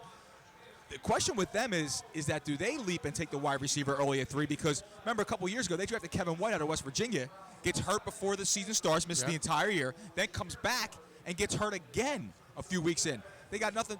They got who else is out there with them? Eddie Royal is their other starting wide receiver. They've got problems. They could also use maybe a tight end. I don't know. For me, I want to sit back and wait to see what San Fran does first. To be honest with you, Tony. I'm going to, again, I didn't do a mock draft board. I'm going to just make a pick myself here. And I'm going to say that the 49ers are going to take Solomon Thomas from Stanford. Keep it local, keep it real, keep it raw, and keep it continue the same thing. Again, that's just my guess. I don't have anybody in the draft room. I have one mock draft in front of me. You can look at 15 different mock drafts. The Niners need a lot of help. They obviously need a quarterback, too. Yeah. And so we'll see what happens. But I'm saying they go defense, too. I'm saying the Niners keep it defensive and keep it going. And I think it's going to be Solomon Thomas. And I hear NFL Network guys saying the same thing. And as you know, as a veteran of the draft and a man who has been into war rooms, as I mentioned, San Francisco has already made the pick, and you heard the announcement because we're in the media room. So for the media who aren't outside in the crowd, we hear what actually happens before the commissioner goes out. So San Francisco has made their pick, and the Bears actually are down to 4 minutes left on their pick with the third pick, and the Niners haven't even announced their second. So the Bears have they made the trade. So the Bears have traded with the Niners. So here's what's happened. Moved up then. The Chicago Bears have moved up to number 2, and they made a swap with the 49ers. So the 49ers will drop to 3 because obviously Chicago desperately wants to make the pick here at number 2. So we've had our first trade. The Niners trade their second pick, and they swap the second pick for the third pick. So the Bears are now the second team, and they have 3.5 minutes left to make their selection. So do you think maybe they're going to go up to go pluck the safety? You think they're going to go after Jamal Adams, Tony? I don't know. I don't know if you draft up and you move up to number 2, because they're going to have to get something else besides the swap from 3 to 2. Remember, they're going to get something else, but remember, it's not that much when you got to move from 3 to 2. No, you're right. They'll get a 6th or 7th round pick. It's not too much. Maybe they'll swap 5ths or 4ths or something like that later on, but it's not that much. And the Niners are in a situation with okay, here we're getting into the details now. Right.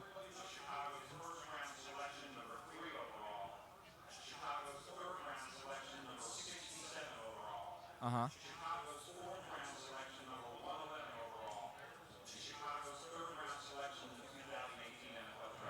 Wow, Tony. That's a late. It wasn't just you don't have to give up much to go from 3 to 2. Man. They gave up a 3rd round and a 4th round pick this year and a 3rd round pick next year to move one slot up. Oh, I'd do it if I was San Fran all over again. Yeah, no, San Fran. That's a great trade because the Niners are still going to get somebody they want at number 3. I don't think they were so dead set on somebody at number 2. Well, maybe they figured they already knew who the Bears were going to take. Well, maybe San Fran really did want Solomon Thomas, like you were saying, and maybe now they know Chicago's not going to take him. Yep. Maybe they jump up and take the safety, and then they can sit back and they're still going to get Solomon Thomas, and they're going to get a nice little return on top of it, Tone. I'm telling you, I don't think Chicago's not taking Solomon Thomas. No, I don't believe they're taking Solomon Thomas at all. I think the Niners at 3 now will take Solomon Thomas. So as I said to you, and as everybody's been saying, and I said this yesterday, that the bottom line is this. Once the first pick was taken and it was Myles Garrett, the rest of this draft is going to be an absolute Katie by the door. What the hell's going on here? There's absolutely... Okay, so the pick is in. The pick is in, Tony. So earlier when I said the pick was in, it wasn't. They had made a trade. Correct. And they were working out the details. And so while you're on the air and trying to absorb all this information, that's the toughest part of doing this. But the Bears, they're putting up the stat, 11 takeaways, the worst in the NFL. Yep. So they need defense. And will they go after a safety? Will they go after Jamal Adams, the Bears? Did they want to move up to get him? Yeah, but maybe for some reason they thought San Fran was going to jump and take Jamal Adams, and they figured out how to move up to go get him to ensure that. Who knows? But we're about to find out any second here, Tony. I mean, Goodell's. I don't think we can see him from over. No, I can see him. I have my eye on the podium. No, but if these lights weren't too bright over here, you guys would see which player's coming out of the top of the museum. No, we can't see that from here. No, that's crazy though, man. And Luigi doing a little advanced scouting though, because the player will be told, and then he'll come down. Yes. So they haven't told the player yet. No. And so the commissioner hasn't even made his way out to the podium yet. But the pick is in, so the Bears will have the second pick. The Niners are on the clock. Here comes the commissioners. Yes, they're so booing. With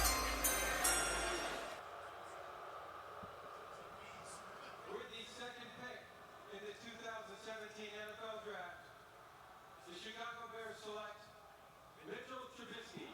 What? Trubisky. Wow. So the Bears, desperate for quarterback, went up and got Mitch Trubisky with the number 2 pick. Were they afraid that the 49ers were going to take Mitch Trubisky at number 2? Well, San Fran does need a quarterback, but Mitch Trubisky. It's Trubisky. There's no N in there. Who gives a crap? We're going to remember his name anyway the next 3 years.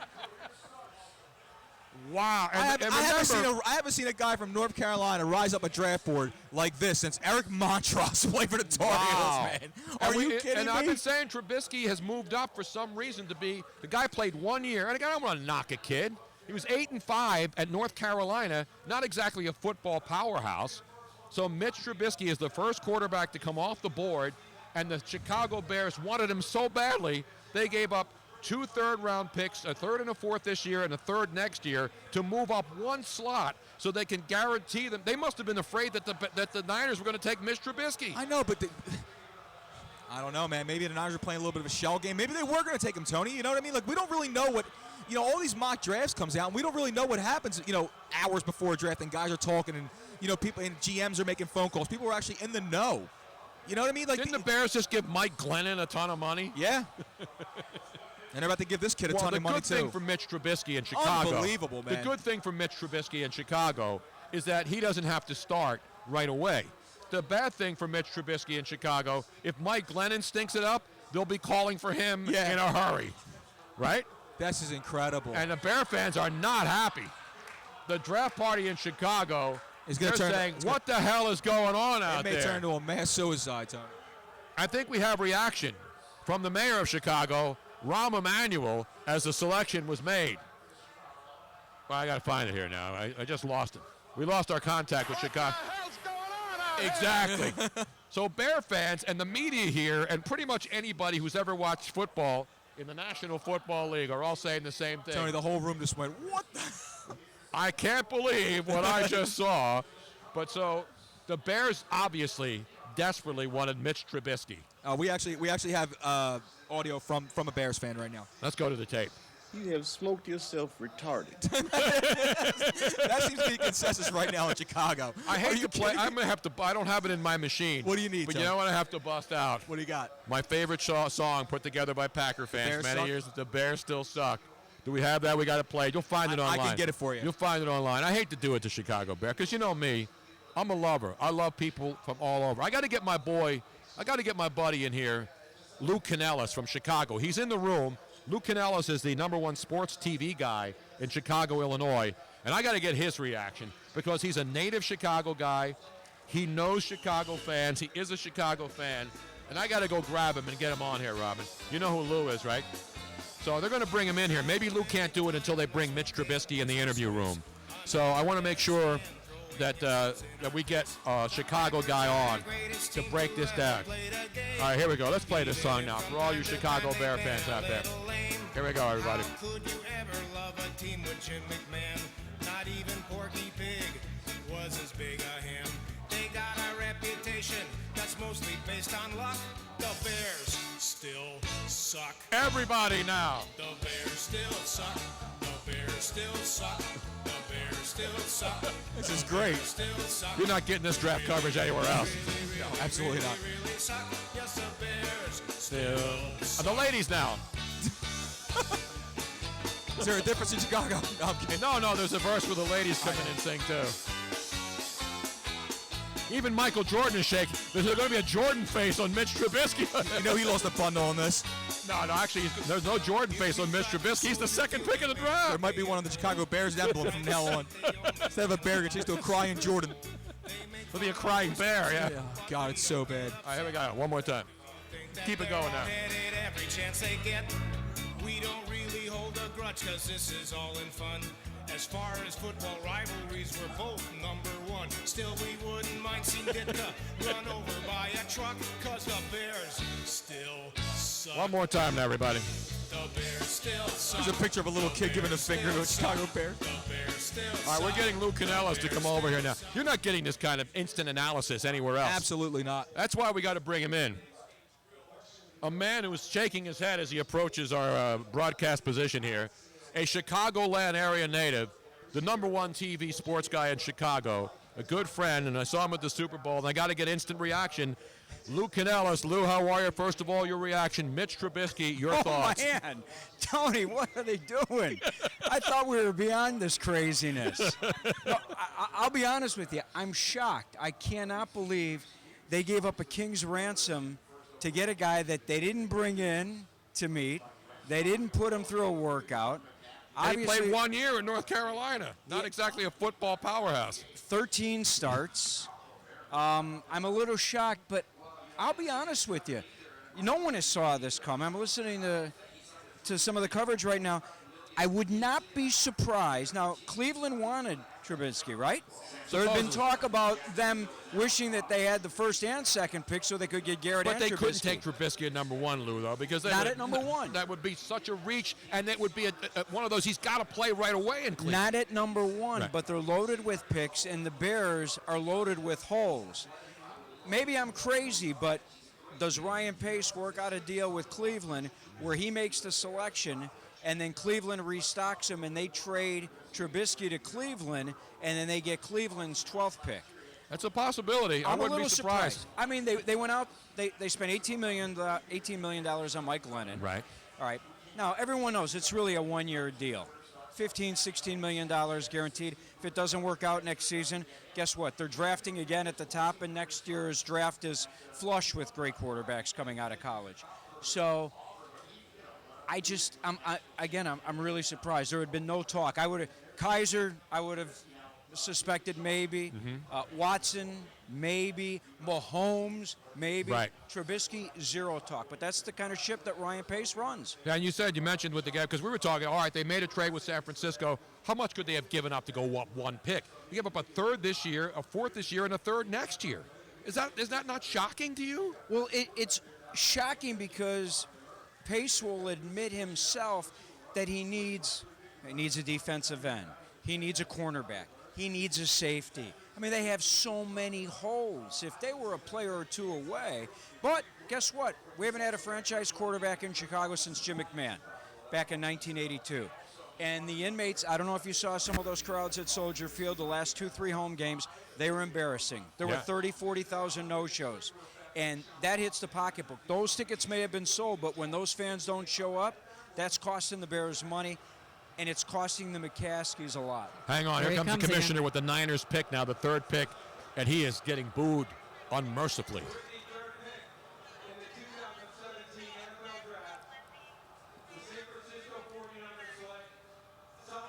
Bull. Call that one. That was a no-brainer. They had to take Solomon Thomas there because we thought that the Bears were going to take Solomon Thomas at number 2. Is that what you not thought? Absolutely, 100%. I knew that they loved Thomas. I knew that they loved the kid out of LSU. I can't think of it. Jamal Adams. Right, and that was the question because of the lack of turnovers and takeaways. 11 takeaways. Do you go with safety at number 2? I mean, I know it's a stretch. Hadn't had a safety drafted that high, since '91. But when you have 11 turnovers in one season, you need something. You need playmakers out there. Even Lattimore, I would have expected more than Trubisky. But the Niner pick to me is a no-brainer. There's a couple of other great defensive linemen. This kid's a Stanford kid. They know him. They saw him. It's a no-brainer. I think this is a great pick for the 49ers. But I thought that the Bears were moving up to grab Solomon Thomas to put him up front with Akeem Hicks and put him up front with Eddie Goldman because they knew that San Francisco wanted him. I know. I said this yesterday, and I've been saying it for a while now. The second pick in the draft is where the whole thing, because we thought Myles Garrett was going to go 1. They weren't going to take Trubisky and put that kid in a pressure cooker in Cleveland to try, with their history of draft picks. But now all of a sudden, the Niners have done a great thing. The Niners got a guy that they weren't going to get. They would have had either a 2 or 3, right? Exactly. And then they add 3 more picks on top of it. And now think about what Mike Lennon has to go through. Every time this poor guy has a bad game, you'll have the faithful at Soldier Field screaming for him to be removed for the kid. Wow, well, it's a good thing the Cubs won the World Series, Lou. Thank God. And hopefully they win another one in October. Lou Canellis with your first reaction from Chicago. The fans not happy, I'm sure, in the greater Windy City tonight. Thanks, Lou. Thanks, Tony. Lou Canellis from Chicago. Instant analysis, ladies and gentlemen. You're not getting that anywhere else. Thank you. The great Lou Canellis. When I grow up, I want to be Lou Canellis. Seriously. He's got everything. Good-looking guy. Every chick in Chicago digs him. He has that suave. No, when I used to go to Chicago, I used to hang out with Lou. He took me everywhere. Went to the Billy Goat Tavern. He took me to all the good bars, all the good spots. The Billy Goat Tavern? Well, the Billy Goat Tavern's legendary. That's a cheeseburger place. Oh, okay. I remember hearing And that's that. where the curse of the Billy Goat came, and now that's over because the Cubs won a World Series. But Lou is Mr. Chicago, so nobody else is giving you that kind of coverage. Are you getting any Chicago coverage? Absolutely not. You know anybody in Chicago you would have had on immediately to get an instant analysis? I don't think anybody in Chicago right now wants to be from Chicago right now, Tony. Exactly. How about a deep dish pie right now? Can you go for a deep dish pie? Boy, the uproar on Twitter and all social media regarding Trubisky is just crazy. I feel bad for the kid. It's not his fault. But the Bears became the Cleveland Browns tonight. They made a what? What the hell just happened move of the draft happened with the second pick when the Chicago Bears moved up. Straight up shocker, Tony. It is. It's straight no up doubt shocker, about man. a shocker. It's a worse shocker than the kind that used to be inflicted on many sporting venues by using several fingers. Not Silk the shocker. No, you know the shocker move where you insert the 2 finger. in the pink, 1 in the stink? Exactly. I Thank got you. This is next level coverage here of our draft coverage. Do we have to go there? Well, we say it's a shocker. There's multiple shockers. The Wichita State Shockers are a different kind of shocker. Right? Shocker Khan. Which is another. So we have 3 picks in the bizank, as we like to say here. And now the Jacksonville Jaguars are off the screw. They're on the clock. And they will take an offensive lineman. Hopefully it will be another Tony Baselli type because that was the last time they took a great offensive lineman who became a Hall of Famer. Well, no, you have Garrett off the board. You have Trubisky off the board, which is I'm still flabbergasted by. Jonathan Allen goes off the board. Now, I've been right now. I've been pretty good with my selections. You have been pretty Did good. I tell you Solomon Thomas was going to the 49ers? I thought he was going at 2 before they made the trade. They get him at 3 and add 3 draft picks. Well, I have a few drafts here, Tony, that say that Jacksonville stays here and takes Jonathan Allen out of Alabama, who I was thinking was going to go to San Fran. However, that didn't work out, as we saw. I still think that stays true. Go Leonard Fournette here and take the first running back off the board. You think the Jaguars are going to take Fournette? They are. Tony, they just signed Chris Ivory. They got T.J. Yeldon. They got a lot in running back. Those guys. This guy could be the next stud. He could be the next Ezekiel Elliott. No, I don't know. This guy's a monster. He's the between the tackle guy. I don't know, Tony. He's a monster, man. I'm making my prediction right now, ladies and gentlemen. So far, I'm 3-0 in this draft. Other than the trade, and other than the Rocky Balboa nothing. Well, maybe they may come out for the Eagles. Time pick. will tell on that. Again, that's not officially a bad selection yet. Well, all I know is the Gus Bus is down there in Jacksonville. Gus Bradley, he's been building a heck of a defense over the past couple years. I think he's going to continue to do so, and he's going to take Jonathan Allen. Here comes the next pick. It's been made. Jacksonville has made the selection, and by the boos you can hear, it's time for Roger Goodell.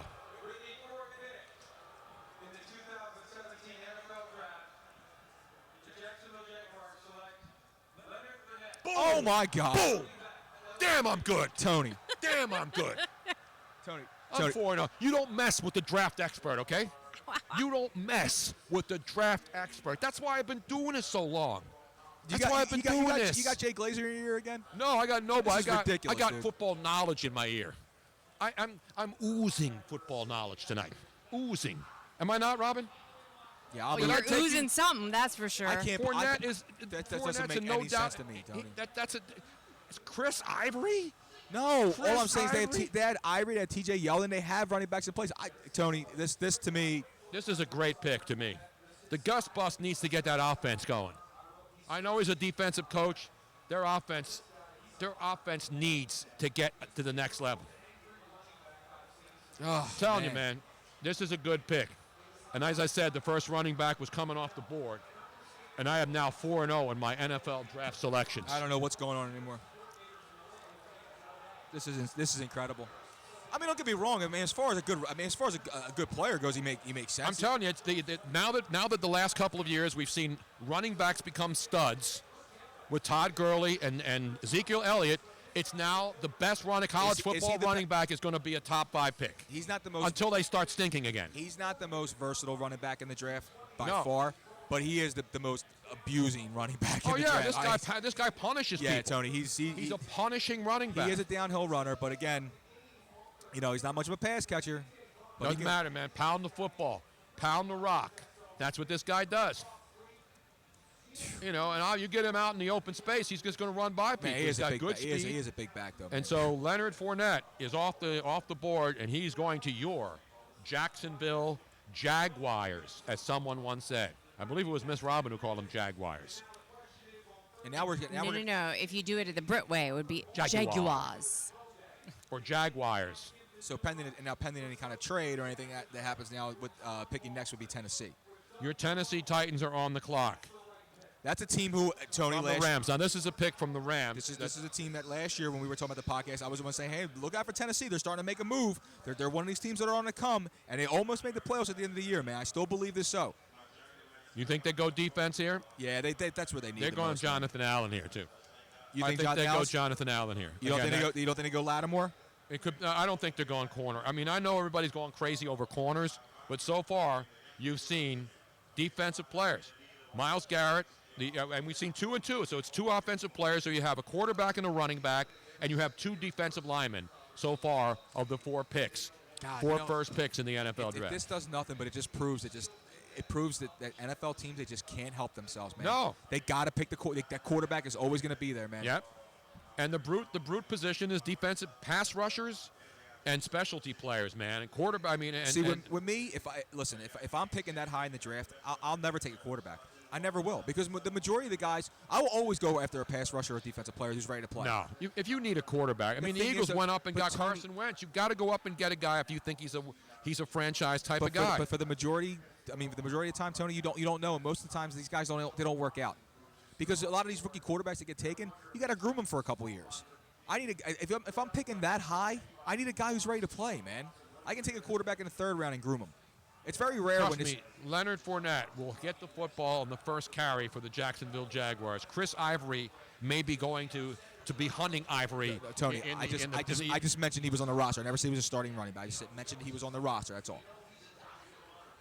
Robin, your thoughts so far on a man who is you've seen me do draft coverage before, Robin. I have, and I've seen you do draft coverage in much more difficult situations. I mean, he really is. I'm a draft expert. I'm Mel Kiper. I'm the exact opposite. I'm a guy with no hair who's a draft expert, as opposed to Mel Kiper, who's got great hair and is a draft expert. Todd McShay calls me for insight. I'm like the most interesting man on earth. NFL scouts call him for information. I can't believe you got that, man.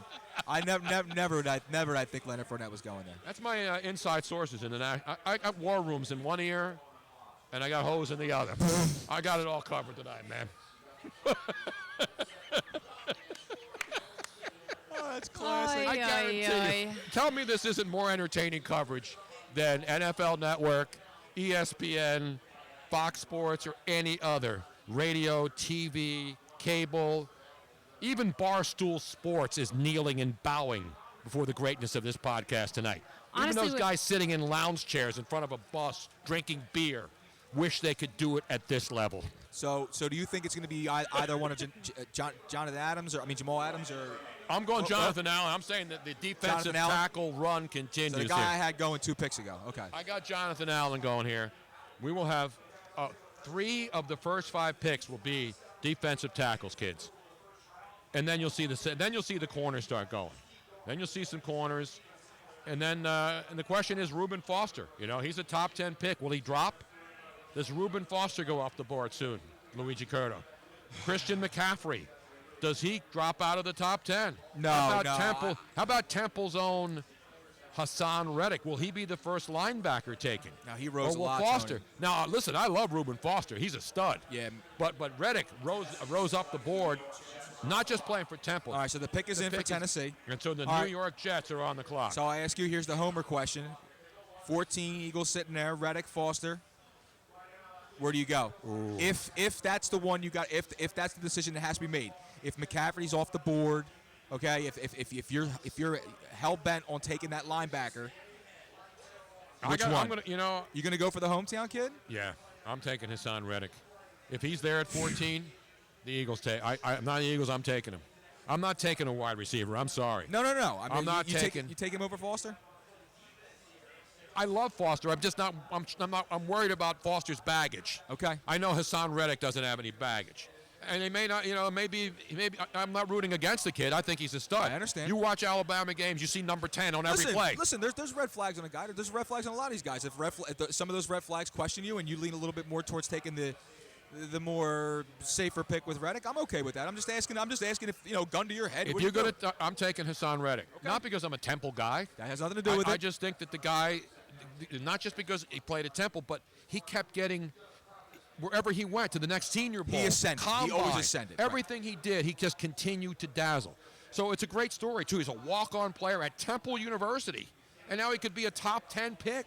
Not one scholarship across the entire. Exactly. Nothing, man. And Nothing. that's a testament too to the former coach who's now at Baylor, of course. Matt Rule, who took a chance on this kid, said, you know what, I see talent. You're coming to Temple. Temple's been getting some good players during the Matt Rule era. Listen, and now here comes the commissioner. So the Tennessee Titans are going to make the pick. Is it going to be Jonathan Allen from Alabama?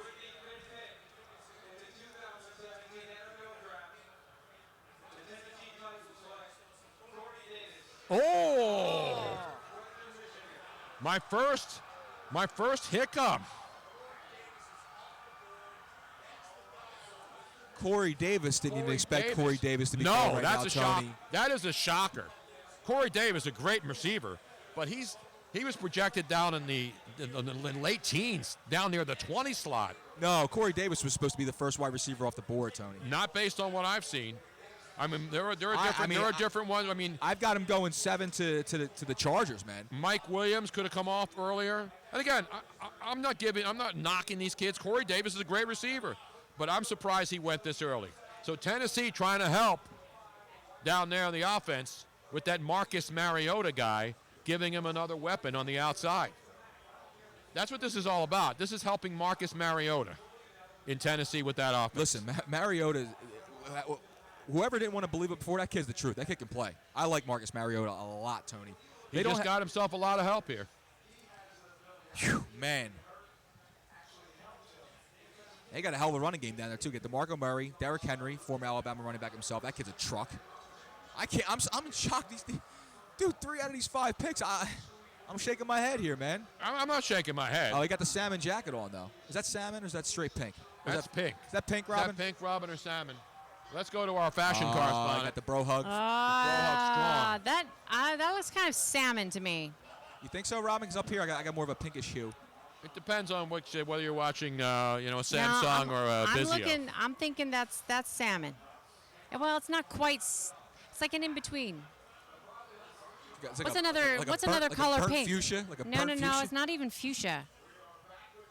How about Western Michigan, though, huh? Jesus, man. Western Michigan University, kids. So we have our first 5 picks in. Let me repeat. Myles Garrett, the first pick, went to Cleveland, the defensive tackle from Texas A&M. And then a trade, the Chicago Bears and the 49ers swap picks. Chicago moves up to 2, gives San Francisco their 3rd-round pick 67 this year, and their 4th-round pick 111, and then throws in another 3rd-round pick in 2018 just to swap one slot to go up and take Mitch Trubisky, the quarterback from North Carolina. San Francisco then has Solomon Thomas, the local kid from Stanford, drop into their laps at number 3. Jacksonville jumps on Leonard Fournette, the running back from LSU, at number 4. And then the first wide receiver off the board goes to the Tennessee Titans to get some help for Marcus Mariota down there. And they take Corey Davis, the wide receiver from Western Michigan University. So the first 5 picks, 3 offense, 2 defense now. So skill position players, quarterback, running back, wide receiver now off the board in the top 5 picks. And they have the Jets, who desperately need help in that secondary, Tony. I think there's no way they're not taking, a Jamal Adams or Lattimore here. I think one of the two are coming off the board right here. So my streak of successful, and again, that's a pretty good streak because most people did not have the top 4 picks in that order. Did not have it right. I wouldn't put money on that if you asked me to, Tony. I think pretty much everybody's mock drafts were completely blown away. Not Just mine. right immediately. Not mine. For I the did my first- mock draft today, and so far, other than the Corey Davis selection, which isn't a bad pick because they went position skill player to help Marcus Mariota, not a bad pick. But everybody's been obsessed with all these corners and safeties, mostly corners, and a corner hasn't come off the board yet. No. And I think the problem with the cornerback thing is that so many of these guys have diluted samples and pending charges, possible charges. So I think a lot of people are getting scared at some of these corners because the best guys are either hurt or damaged or have question marks. Right. So when you're going in the top 5, you can't take a question mark. It's unfortunate. Hopefully these kids get their acts together and get picked and go out and have a great career. Which is why I'm even more shocked about with Chicago's pick of Trubisky. That's why it's just Listen, Mitch Trubisky can go on and be a great NFL quarterback. The hell, yeah, exactly. But do you gamble that at 2? I don't know. I guess you could say the same about Philadelphia gambling that on Wentz. Yeah, but Wentz wasn't considered a reach at 2. When the Eagles took Wentz, there were a lot of people saying this is the guy. Right. Nobody's saying, wow, Mitch Trubisky, we knew he was going to be the 2nd pick in the draft. There were a lot of people saying he was the first quarterback coming off the board. And there were some people who thought the Cleveland Browns may take him at number 1. And then as Lou Canellis, our buddy in Chicago, said, don't be surprised if you see Cleveland make a move when the Cleveland Browns pick. Remember, the Cleveland Browns have the 12th pick as well. Maybe they make a move and trade with the Chicago Bears and move more picks to get Trubisky at 12 instead of at number 1, and then have themselves the guy that they wanted but have to go down to 12 to get instead of taking him at 2 and then add on a couple more picks. Right. That's a very, very, very strong possibility as well. Let's go. Now Look, the look, Jets. look, now, see, this is pretty cool, too, how they've lit up the fountain and they lit up everything, the colors of the team that's drafting that's at cool. the time of the draft. Yeah, it's pretty cool. So if you're looking at the Parkway or watching this on television and you're listening to the exclusive fun coverage here on the Tony Bruno Show podcast, you're getting it all. You're getting it all right now. I mean, the best way to watch this is like to have the TV on in the background and then be listening to us because you're going to get it all. Yeah, you can watch the video replays of these guys with the sound down. It's like watching RedTube. You don't really need the sound on. And You know what I'm FYI, saying? for those people that Hey, but listen, I'm a gentleman. I always let the guy finish. For those people that say that the video has frozen or something like that, just refresh. We have so many people that are logged on right now that it is kind of going crazy. Now, here's another question. Do the New York Jets, ladies and gentlemen, do something really bizarre and take a tight end here at number 6? Do they go O.J. offense? Howard right now, Tony? Do they? It's a possibility. Oh, Tony, that defense is terrible. It is terrible. I'm just asking a question. I'm just asking You know what, a question. Tony, to be honest or with do you? they go Lattimore here from Ohio State? I think they're going to I think either Adams or Lattimore goes, to be honest with you. I'm sorry, I'm laughing. Oh. What's so funny? Okay, Robin? so Owen Liskey, at Owen Michael on Twitter, says, I basically only listen to you guys because of your fashion correspondent. Well, I guess not that just would be we me. cover it all. Fashion. We cover everything on the show. We're giving you the Bears still suck after they make a horrendous decision. So you're not getting that. No. You know, they're not playing the Bears still suck on NFL We Network. are or ESPN. a well-rounded show. We're the voice of the fan here. We're experts and also the voice of the fan at the same time. Correct. Now- you don't get that you don't get that what's the word I'm looking for? It's like peanut butter and chocolate that made the very first When they, Reese's Cup. when they first met? Is that what you're talking about? Yeah. We are the best combo. It is. It's like the We are combo Little pack. Caesars $5 pizza combo mambo. Remember that one, the combo mambo? Yeah. Pop, Da, pop, da, pop. da, da, Sip, da. sip. That's the combo mambo. Pop, pop. God, Tony pop, loved sip, that commercial. Sip. By Eat the this way, combo mambo if you for guys lunch. If you guys By the way, still put want the to call damn in, dessert away. I know. It's I didn't an even hour. have a piece of They cheesecake. put everything away. If you guys still want to call Talk in, about great combos. Peanut butter and we jelly still around. We are still taking your calls For the next 9 during minutes. the live draft picks. Yes. It's just that when a commissioner comes on to make an announcement, we'll just tell you to be quiet. All right, here comes the here- commission. here Let's it hear the comes Jet right now. fans boo now. Oh, listen to those Jet fans. With the 6th pick in the 2017 NFL Draft, the New York Jets select Jamal Adams. All right, here we go. I got one right, Tony. Good job. I finally got one right. Jamal Adams, your safety from LSU. That's 2 LSU players in the top 6, Luigi. Hey, man. 2 SEC, brother. LSU. Bengal Tigers, baby. Jamal Adams. So the first defensive back is a safety, not a corner.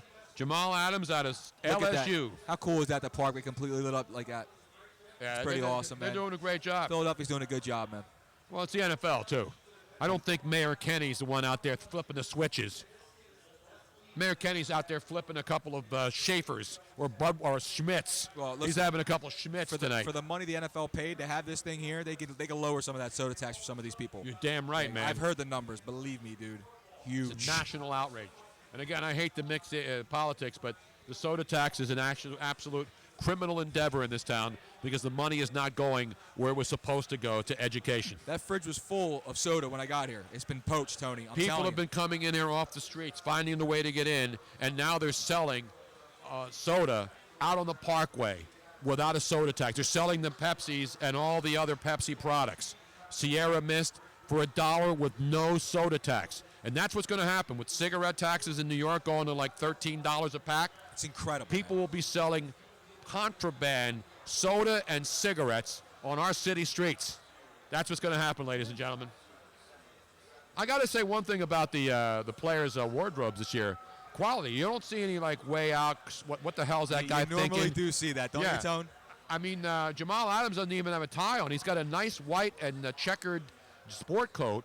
I don't even think it's a suit. Hey, Tony, listen, I'm probably going to have to restart the program on Blog Talk because we've gone way over our elapsed time. Okay. We have about 7 minutes left to go. However, there are some people on hold. Why don't we take a phone call while we Let's still go can? to the phone. We have the 6th pick. We have Jamal Adams. So the Los Angeles Chargers are on the clock with the 7th pick. We'll have that for you, but we'll come right back. We'll reset. No. We got a phone call now. Let's take that. Oh, let's now. go to the phones. Let's Okay. take that now. Let's Absolutely. go to the phone. So, area code 215, last 4 digits 3516. You're on the air. Anybody has any draft questions from your draft expert, Tony Bruno, you come to the War Room. Welcome to the War Room. You've been nailing picks all night, bro. I've been nailing a lot of stuff lately. But hey, that's how I roll. Hello there. Who's on the line? Hello, Philadelphia, Pennsylvania. That's Charlie. Oh, where are you on? Did you set up any of the scaffolding here of the 6-week construction job here at the beautiful Art Museum? 6 weeks to put that baby up, Charles. I did not, but I was admiring the pictures that the guy on Twitter was sending. Yeah, the Comcast. Yesterday when Robin posted a picture from the Sheraton Hotel up on the top, we could see the parkway. And then one of our listeners, who's a construction worker, and Robin and I were looking at those elevators going up on the They have 3 different outside elevators for the construction workers. And you know what's on the outside of those things holding those guys in? Chicken wire. Yeah. Nice. Did you see the pictures the guy posted? It just showed through chicken wire a shot of the Parkway from that vantage point atop No the new thanks. Comcast, the second Comcast tower. That's incredible. I'll pass on that, though. That's the worst part of the day, Tony. Right, those things. Oh, yeah. No, I respect those people, man. They're out there. That's dangerous stuff up there, man. Dangerous. So what do you think of the draft coverage so far, Charlie? I think your draft coverage is unbelievable. I agree. I think NFL Network should have a separate channel with just my feed. Like in the little box in the corner. Just put our show up there. Like when they have like the kitten cam, they have like the Bruno cam. Exactly. They just Oh, they go that's a live. great idea. Go live to the Bruno cam. Yeah. Bruno cam. You're damn right. There's like 1,000 people in this tent, and Way too nobody's much nailing it like fun. we are. Who are the Eagles taking at 14 now? We're halfway to the Eagles selection now, coming up with the Chargers picking. I would give my left arm to get Foster. Reuben Foster. Yeah, he's a stud, man. He's a stud. Yeah. Although Tony says he I mean, listen, I love Riddick too, and I'm not a big, even though my son was born in Alabama and I was down there for 2 years back in the day, I wouldn't have a problem with either player. I don't know. They may, if one of them's gone and the other guy's still there, I'm taking the other guy that's still there. I mean, if Reuben Foster's gone and Reddick's still there, I'm taking Reddick. Are you not, Luigi? If Yeah, one of those two definitely. guys Yeah, is gone, you have to take the other guy. Absolutely, yes. Are you taking wide receiver? Yeah, either one of them. If McCaffrey's there and one of those two linebackers is there, who are you taking? I'm still taking a linebacker. I don't trust McCaffrey or Bill. The thing about the Eagles linebackers, I think the era of what's his face from out there in California is over. The middle, not the middle linebacker, the other dude. California. Yeah, there was Kendricks? Yeah, Michael Kendricks. He should have been going. Michael Kendricks' era is over. So if they take a linebacker here, even if they take a linebacker later in the draft, I think it's bye-bye Michael Kendricks. I've seen enough of Michael Kendricks. You agree? Yeah, he was hanging on by a thread all year. Plus, he's always hurt. It's a shame, but the guy has not lived up to what I thought he would be. I'll tell you the guy who stepped up is Brandon Graham. Because remember the first couple of years, Brandon Graham was considered a wasted draft pick in this town. Remember, they considered him a bust. Oh, Brandon Graham, he's not worth a high draft pick. Now he's developed into a really, really, really good player. Because they let him put his hand in the dirt and rush the passer. That's yeah, why. because they had a coach who actually found out what he could do better. And so when you have a coach who understands what your strength is and doesn't play a guy out of position, you saw last year with Connor Barwin. Connor Barwin was in the wrong defense. Connor Barwin had zero impact this past season because he can't play a 4-3 defense. He can't play 4-3. He's a 3-4 guy. Agreed. Now, Tony, there's a question What that do you somebody's think about asked. the bro hug? What do I think about what? Charlie? The bro hug between Goodell and the player. I think that's ridiculous. I can't hear you now. Because What's really bro hug? What do you think about What do you think of the bro The hug? bro hugs are fine. I mean, the commissioner's getting booed by every single. And by the way, the Jets fans were just actually louder than the general fan base, which is, by the way, not all Eagle fans. The bro You got to hugs are give the fine. Jets fans credit. They travel well. No, they do. The Jet fans, the Giant fans will be loud too. They're not just Eagle fans there. You go out and look on the Parkway. Watch the NFL Network coverage. There's a sea of every color here. Oh, I told you. I was checking in. It was a huge Redskins contingent and a lot of Bears fans, too. They're actually leaving now, though. The Bear fans have left. They've left. 90 seconds. Sorry about that. Charlie, you want to go on the Patriot Harbor Line cruise with us this year? We lost him? Oh, yeah. Oh, here comes the commissioner with the Los Angeles Chargers selection.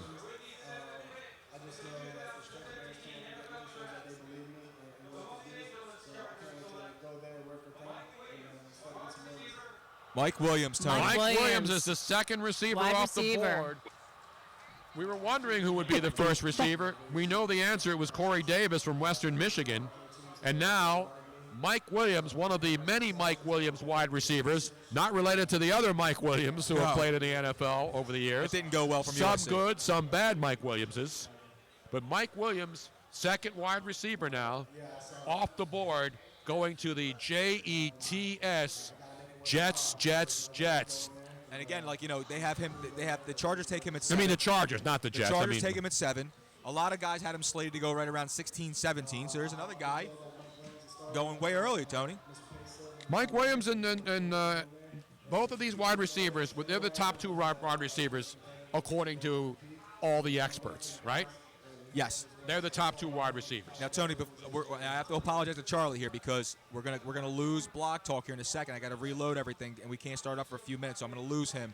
But if he wants to call back in, he can call back in, and we'll give him away that Patriot Harbor line cruise. But that's only for the phone calls, right? Because Yeah, no, everything else is. Everything else. So we're not going away anywhere. No, and people are complaining about that it's all over Philadelphia. That so many people are tuning in. That the internet bandwidth. Yeah, bandwidth is just slowed down dramatically. So I have toned down everything. I'm trying to follow Twitter and Facebook comments on my phone and my iPad now, which is difficult because that's just Wi-Fi, so that my computer is only dedicated to streaming. So hopefully it's still doing okay. It seems to be. I mean, I'm watching it right now. It seems to be doing okay right now, but I certainly can't do multitasking like I normally do. Yeah, and we'll be able to take phone calls again live in about 20 minutes. It takes Block Talk a little time to reboot everything and get the phone lines back up. So I apologize for that, guys, but it only gives us about 3 hours total, and we've been on for about 5 now. So let me recap now the first 7 picks. We're through 7. Mike Williams, a wide receiver from your national champion Clemson Tigers, the first Tiger to go off the board. Mike Williams to the Los Angeles Chargers. Right before that, Jamal Adams, a safety out of LSU, to the Jets. The Tennessee Titans took Corey Davis, the wide receiver from Western Michigan, the first wide receiver off the board. At number 4, the Jacksonville Jaguars took Leonard Fournette, the running back from LSU. And then it was first 2 of the first 3 picks were defensive tackles.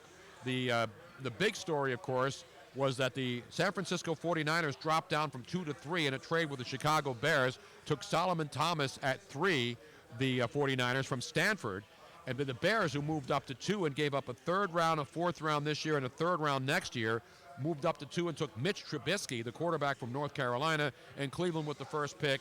Most people expected them to take Myles Garrett, the defensive tackle from Texas A&M, and they indeed did. The question now is, will they make a trade? Because Cleveland has a pick, one other pick, of course, coming up at number 12. And our friends in Chicago, Lou Canellis, suggesting maybe Cleveland makes a trade and moves up and gets Mitch Trubisky. The reason I don't know if that's likely, it depends on what they get back from Chicago. Because remember, Chicago gave up 3 picks to move up there. Now, see, Tony, here's one. See, now Carolina's on the clock. Now the pick is in. This is a team I think can sneak up. Not sneak up, but can sit there right now and steal Christian McCaffrey right here at 8. I agree. I think Carolina. In fact, I think he makes a lot of sense. To take him. He makes a lot. Tony, they need help everywhere. Yes. Offensive. They need help at running back, and they need D'Angelo Williams. Not D'Angelo Williams. Sorry, Jonathan Stewart is getting up there now. Yep. He's obviously not the answer. They have no spell back for him whatsoever. In fact, I'm going to make it a stone cold guaranteed lock. Christian McCaffrey. That the Carolina Panthers will take Christian McCaffrey here, and a guy who will absolutely love this pick, Cam Newton. Absolutely. Because Cam Newton can do a lot. This guy can help him immensely in many different ways. So I think this is a no-brainer for the Carolina Panthers. They're going to take Christian McCaffrey Let's see here, Tony. I would bet my house on this. Already? I would bet my house on this pick. And now he's the commissioner's getting booed even though he has somebody walking out with him. It's not the pick. It's a member of the Carolina Panthers. Ladies and gentlemen, joining us in the final, Solomon Thomas, San Francisco 49ers.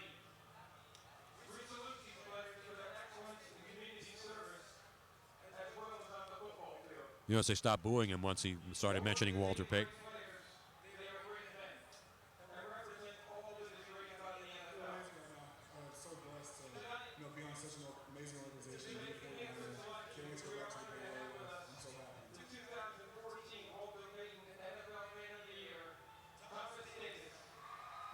So Thomas Davis of the Carolina Panthers is the NFL Man of the Year, and he's going to announce the pick.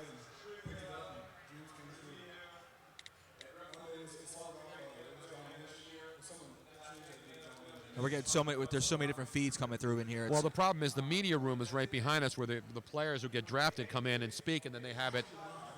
So he's speaking live right behind us in there, but it's just a curtain.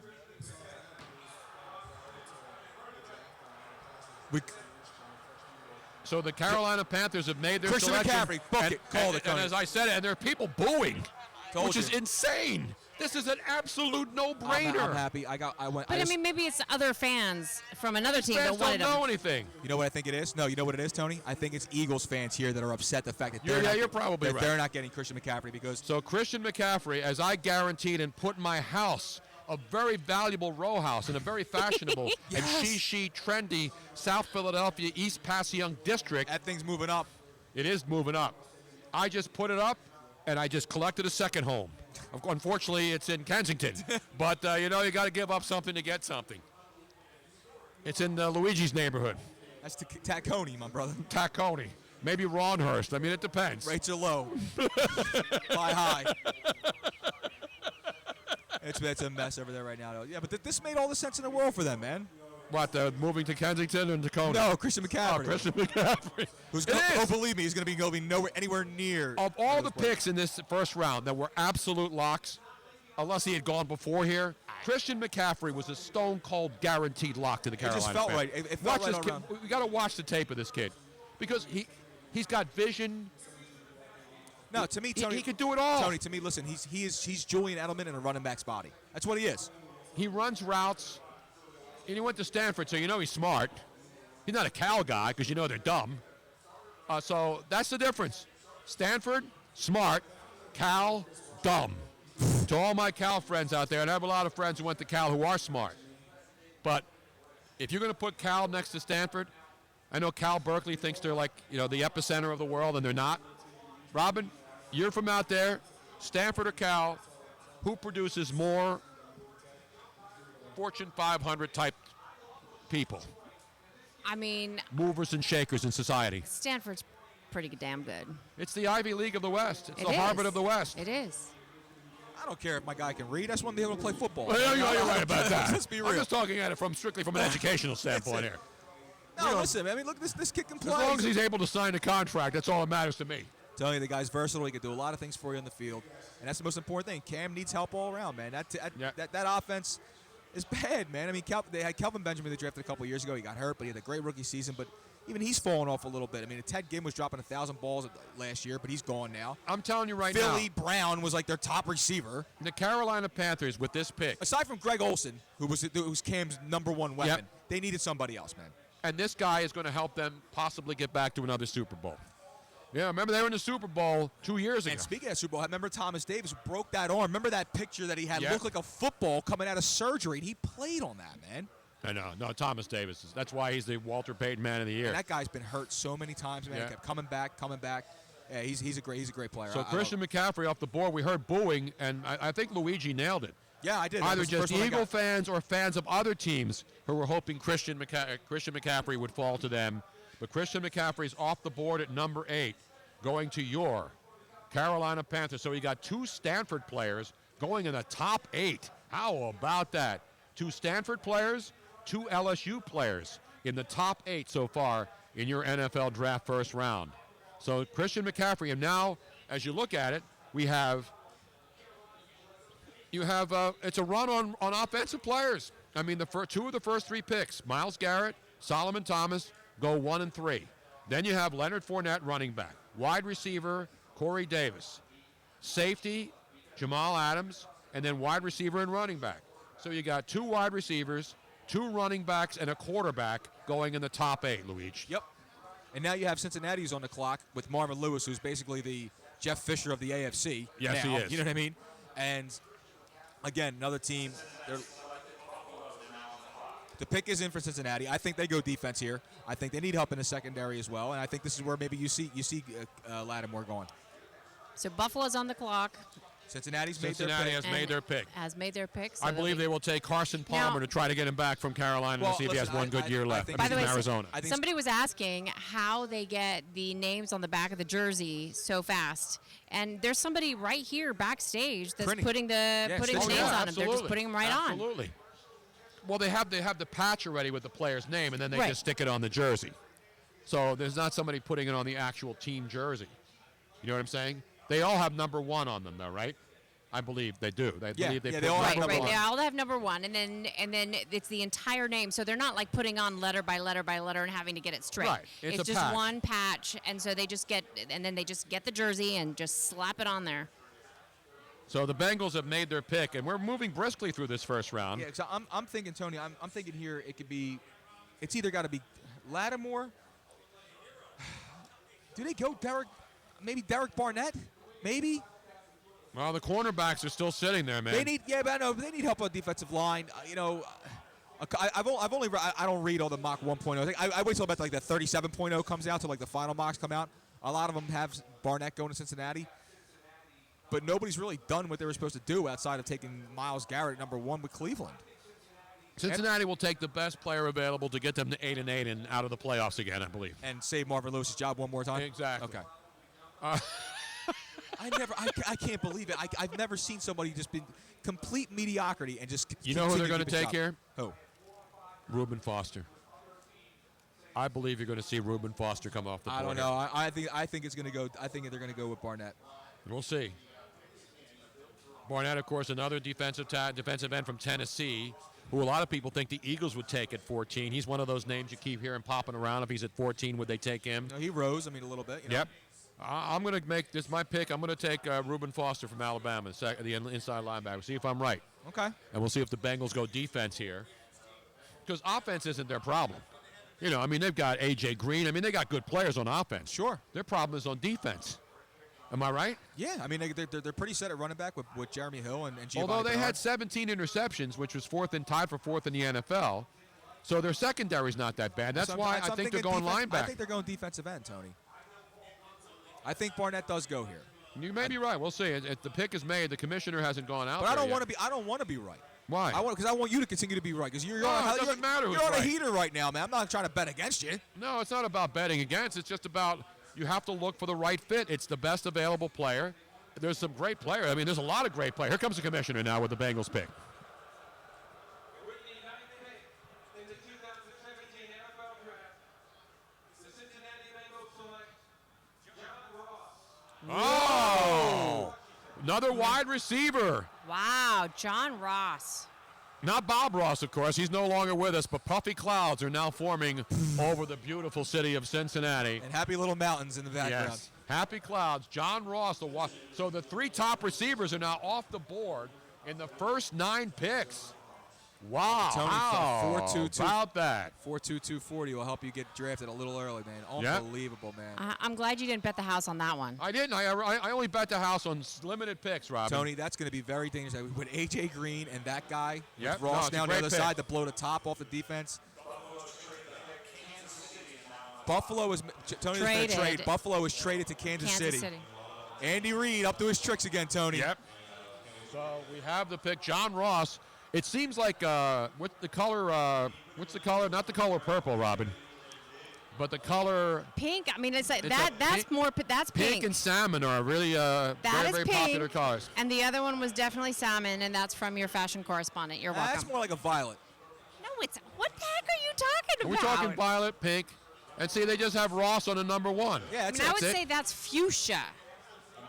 Could be. We may have to have next year at the draft. We're going to have a fashion. Not only, Robin's a pretty good fashion consultant. We may have to bring in somebody from Say Yes to the Dress and have them argue for 10 minutes about what color it is and whether or not they should wear it. Well, Tony, listen, this is pretty substantial because Kansas City just jumped from 27 to 10, Tony. I know. They just jumped 17 picks. So we'll find out what they've had to give up. So what do they want in Kansas City?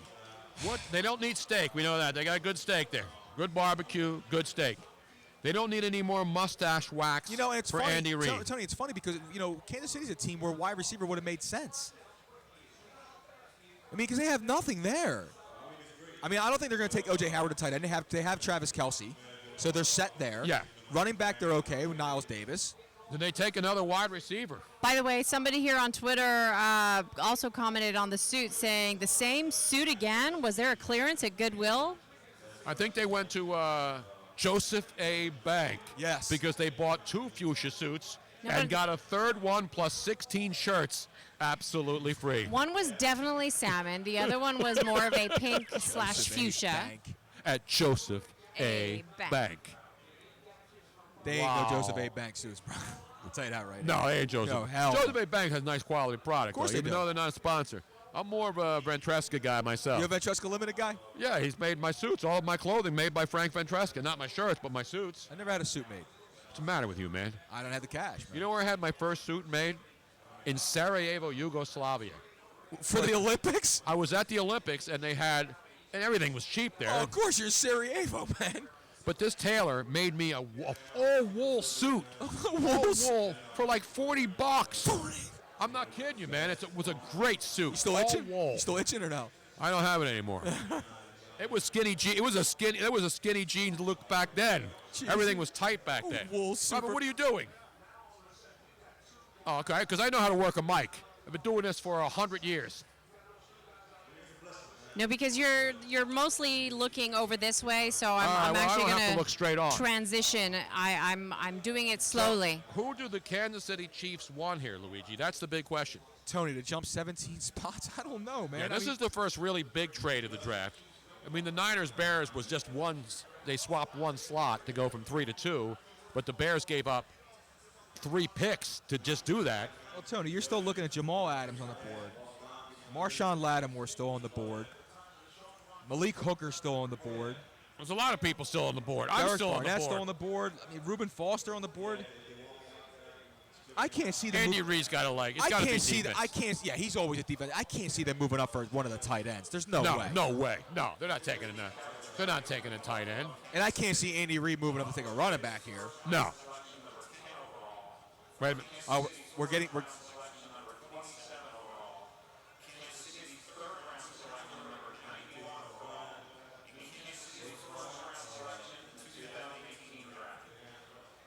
So the Buffalo Bills, for trading the 10 pick all the way to 27 with the Kansas City Chiefs, I heard third round this year, but next year's first round pick from the Kansas City Chiefs. That's it. Well, Tony, they just jumped 17 spots. Right, so you knew they were going to give up the first.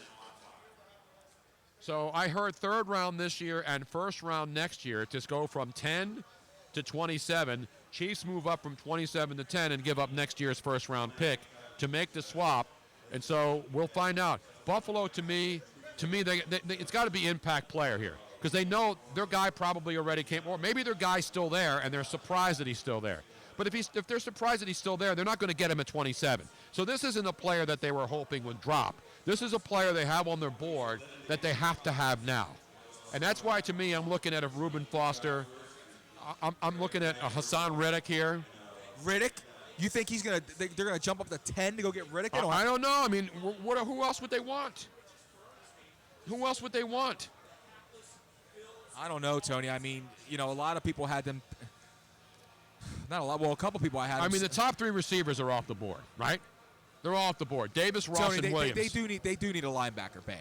They need someone to rush. I'm telling On you, passing downs, they need a linebacker. That's why I'm So saying maybe- either Foster or Reddick here. Well, I think Foster's going to go. I agree. I'm going to say Foster goes before Reddick because And I know how Andy Reid thinks, and if he sees a guy that's still there and he's worried about him not dropping far enough, he's going to go up and get him. And he's going up to get Reuben Foster. That's what he's going to do. Okay. Here. That's my prediction. I'm not putting the house on it, but I'm pretty solid on this one. I wish he kind of would have went up and got Russell Wilson a couple years ago. That would have helped a little. I bit. know. Well, he was here then. He's would've. learned. Oh, he he's learned learned. the hard way. He learned the hard way. If you want a guy, you got to go up today. and get him. You go learn And that's today. what he did. That's why he moved from 27 all the way up. I don't want Cheetos Crunch, Robin. I can't be crunching on the air. I want a brownie or something. I want some chocolate cake. I can't. No, Tony, you got some candy right there. Yeah, I don't want candy, but they had these beautiful cakes and know. they had I know. cheesecake. I didn't think that they were like they never. They usually keep and the they weren't food even up. wiped out. They had cheesecake. They had chocolate cake. Caterers broke it down, man. That's it. It's an outrage. Who's It the is an caterer? outrage. I don't know. I'm going to bring out the inflatable rat pretty soon if they don't get this If stuff I'd together. known, showed I you would the have made pictures of the more new of a stuff now. point to try to eat something. It's no longer the inflatable rat. It's an inflatable cat with a construction worker in his hand. I know. They were all What's in the other saturated. hand, though? It has something. It's had something in the other hand, too. I don't know. I'm telling you, it's going to be a linebacker. It's going to Tony, be either Reuben Tony, Foster. Do you think, here's a little outside the box, do you think for any chance Andy Reid moves up to take Deshaun Watson right here. It wouldn't shock It's me. an Andy Reid move, man. I'm telling you. I don't think so, because Deshaun Watson was going to be there, I think, I at don't know, 27. Tony. Here comes the commissioner. Andy Reid, ladies and gentlemen, has made the pick at number 10 for the Kansas City Chiefs.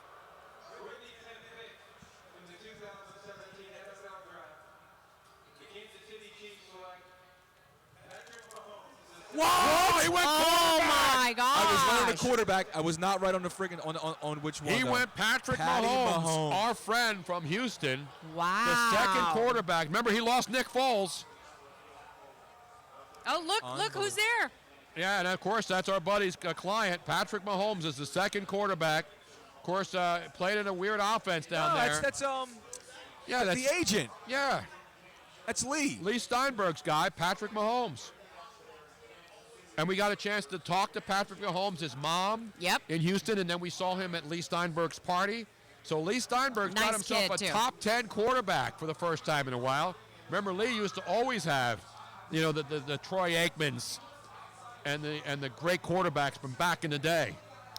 And that's his mom. That's Patrick's mom right there. And his dad on the other side, of course, was a pitcher in Major League Baseball, Pat Mahomes. And his son was a potential good pitcher as well. But Pat Mahomes at Texas Tech, this guy's got the biggest arm in the draft as far as quarterbacks. The question is, will he win in the pocket? He likes to move around. And you're watching it. This guy's got maybe the best arm. You can forget Deshaun Jackson, Is he worth Deshaun a Kaiser. first-round pick next year too? If Andy Reid thinks this guy, remember, how old is their starting quarterback Alex there? Smith. Alex Smith has been there for a long time. Look at this guy's throwing ability, man. This guy can throw the ball out of the stadium. And they don't have anybody to throw it to. Wow. No, I love Pat Mahomes. When I had a chance to watch him and then talk to him and his family, and then Lee Steinberg, the faith he had in this kid can make plays with his feet, and then he can also make plays with his leg, and he can also throw the football. Now, that offense that he ran down there is not an NFL offense. No, it's a spread him out, just throw all over the joint. That's it. But he doesn't take a lot of hits. He's smart with the football, which is what you want. Well, because in Texas Tech, that's what you do. Get rid of the ball quick. That's it. You spread it out. And you But throw he it also over the knows to pull it down and take off when you have to. So Andy Reid. There are people cheering this pick, Tony. Well, they need a quarterback for the future. Yeah, but Tony, to jump up 17 spots, give away a first-round pick next year for a guy who's, I don't know, man. Who else could have possibly taken him? Who else? Let me see here. Who's drafting after that? Saints? No. You know what? Maybe Tony. Maybe the Saints next. No, maybe the Saints were the next maybe pick. Cleveland with the 11th pick. Yeah, you're right. There it is. Maybe Andy thought he had to jump up ahead of Cleveland. You're exactly right. That's exactly what happened. Because I'm telling you, I think Pat Mahomes is better than Mitch Trubisky as far as NFL potential. I think this kid's got the arm. Trubisky's only played 13 games. This kid led all college football in passing yards. Sure. And he's got a monster arm. And everybody wants the big, strong arm, and they want an accurate guy. And so the question is, what do the Saints do now? So Pat Mahomes, the second quarterback, is off the board now. Well, the Saints Two need defense. quarterbacks in the top 10. And remember, the question was, how many quarterbacks would go in the first round? We've got 2 in the first 10. It was 3.5 was the over-under in Las Remember, Vegas. and Deshaun Kaiser's still there. mean Deshaun Deshaun Watson's still there. Deshaun Kaiser's there, too. So you've got the Notre Dame quarterback, and you've got the national champion quarterback still sitting there in the room. I think Andy really thought Cleveland was going to take him. You're absolutely right. And he had to get up to do it. And Andy Reid will say that later. He had to go up and get his guy because he knew he wasn't going to be there at number 27. Yeah, because Cleveland's picking at 12. And maybe that's what Cleveland was banking on.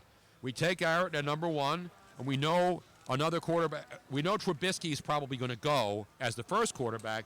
We can't afford to lose. And this goes back to the Nick Foles situation where he had a choice to take Nick Foles when he was in Philadelphia or move up and get Russell Wilson. And he didn't do it then. No. And he didn't only have to go up like 3 spots. And we're talking not first round. Third round. We're talking in the third round. Yeah, which is basically nothing more like, hey, listen, I'll mail you a check for like $12. Yeah. Help me out here. Like we're not talking a big drastic move here. That is unbelievable, man. But So now, Patrick Mahomes. And with the Saints, Tony, I think there is no doubt that they're going defense. They're going secondary. Yeah. I would think so, right? So no corners yet. We've had one safety. I think the end runs right now, Tony. We've had one safety, 2 defensive tackles, and 2 quarterbacks, 2 running backs, and 2 wide receivers so far in the top 10 picks. So everybody's saying, oh, everybody's going to go after defense and corners. It's been a run on offensive skill position players so far in the top 10. 2 quarterbacks, 2 running backs, 2 wide receivers. 6 of the top 10 players, your skill position quarterback. Let's see, 2, 4, 6, no, 8. 8 of the top 10 players, correct, are skill position players on offense. That's pretty amazing, don't you think? Even Robin is putting down her chewy, crunchy Cheetos. Are they any good? I just wolfed down Are a they bag any of good? Cheetos. I have not eaten crunchy Cheetos in probably Don't 8 you have years. to be high to do that? You got to be high. I'm serious. It's been probably 7 years, maybe 5, that I've had these, and I just wolfed. I thought they were new. new, the crunchy Cheetos. No, the crunchies have been out forever. Are you sure? Yeah. You're Luigi? thinking of the hot ones. I don't know, Tony. I don't really do junk food too much, man. I'm not a Cheetos guy either. I don't. Yeah, that's just it. I haven't. But they're boy. You eat one of these. I hate to do this to you, man. That I hate to do flavor. it. There's just something about that fantastic artificial cheese flavor that gets artificial orange coloring all over your fingers and everywhere. That's fantastic. I gotta say. By the way, Robin, we'll be going back live for phone calls in about 4 minutes. After we hear the Saints pick. When the Saints make their pick, we'll be going to the lines, and then the Cleveland will be on the clock at pick number 11, then Arizona, then the Eagles. So the Saints have made their pick, and now the Cleveland Browns are on the clock with the 12th pick. Will they go quarterback now? Will they take Deshaun Watson or Deshaun Kaiser? I don't know, Tony. Remember, Deshaun Watson, to many, is rated the number 1 quarterback. And then Deshaun Kaiser was rated ahead of Mitch Trubisky on most of the boards as far as the top quarterbacks. So you know what Cleveland's good at, and they have an abundance of picks to do so, is moving back into the first round later. Remember a few years ago, they moved back in to go pick up Whedon. They moved back in to go pick up Johnny Manziel. They moved back in to pick up Brady Quinn. Yeah, and they were all bad decisions. But what I'm trying to tell you is that maybe they don't do that. Maybe they draft somebody at 12 or trade out, acquire another asset, and then trade back in and get the quarterback No, later. I don't think so. I think they're going to take a quarterback. I think the pressure's on. They have to find a quarterback. And Deshaun Watson is the guy. Well, and listen, Tony, here's the one thing we can start doing now.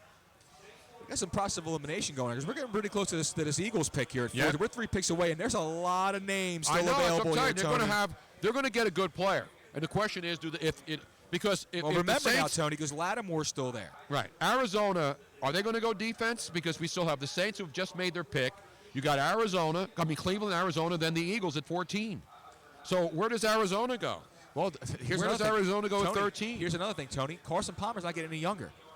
Do they go quarterback? Maybe they go quarterback, Tone. I mean, they obviously have no need whatsoever for a running back. Right. They're still. I mean, wide receiver, they're still set. I mean, you're not going to reach for another wide receiver in the first round here for them. So maybe they go. Maybe they go. Who do the Saints go? The Saints have made their pick. There's no way in hell they're not taking a defensive Lattimore. player. That's what Perloff just. I'm reading that on Twitter. They took Lattimore. Wait a minute, our boy. Andrew Perloff from You know what we call him, McLovin. McLovin. Here comes the commissioner, and it looks like it's going to be Marcus Lattimore from Ohio State. Our first cornerback is off the board. Yep.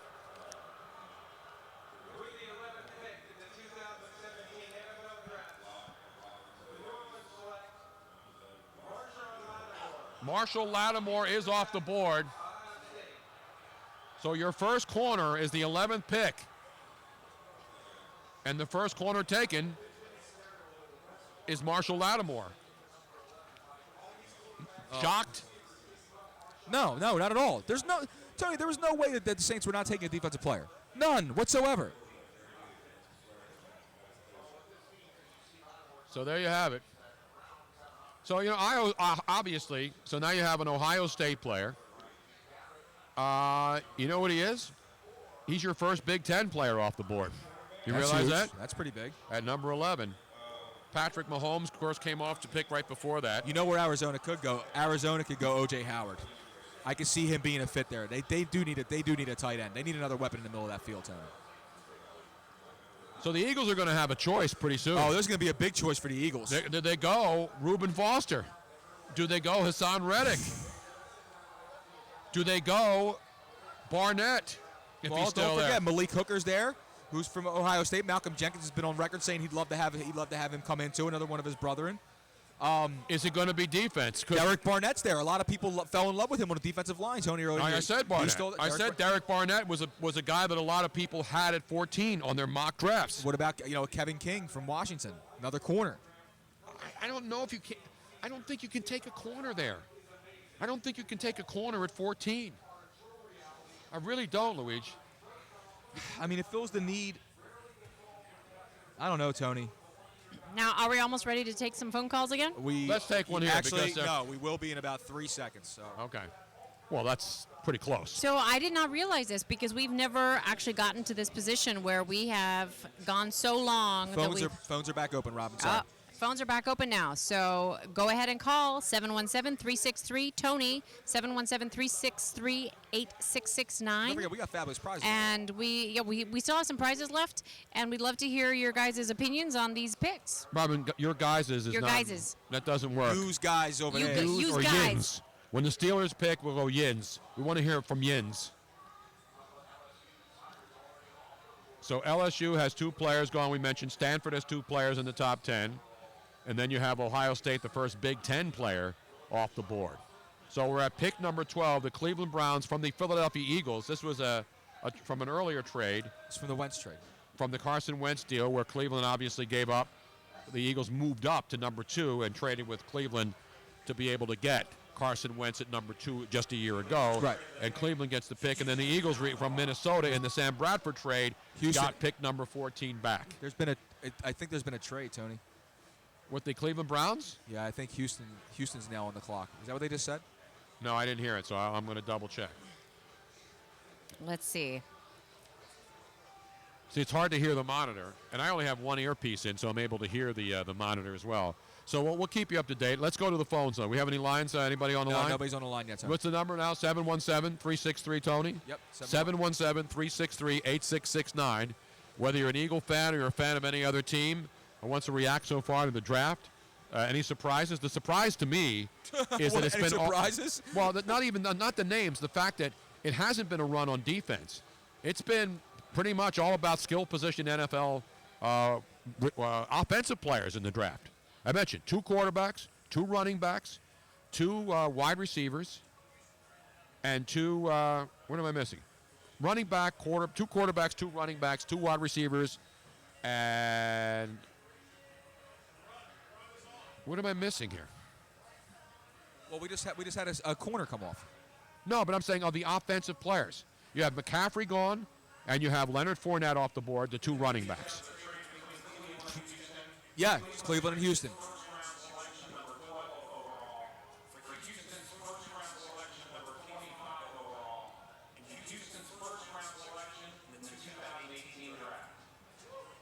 So the Browns do trade down.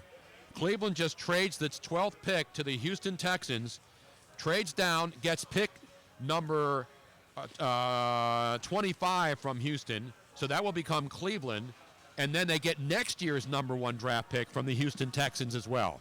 So they get a number 1 next year, and they drop down because they don't want to. It looks like they don't really want to be in a position to have to take a quarterback there. That's what I'm telling you, Tony. I told you they're going to trade out of that thing, and they're going to you're trade right, back you did. in. They traded down. They traded down from 12 to 25, so 13 picks down, but they have to give up, and they get a number 1 for next year as well. Correct, Tony. So there you have it, the big trade. Cleveland moves down, and I wouldn't be surprised if they take a quarterback down there at 25 because there's still going to be somebody available.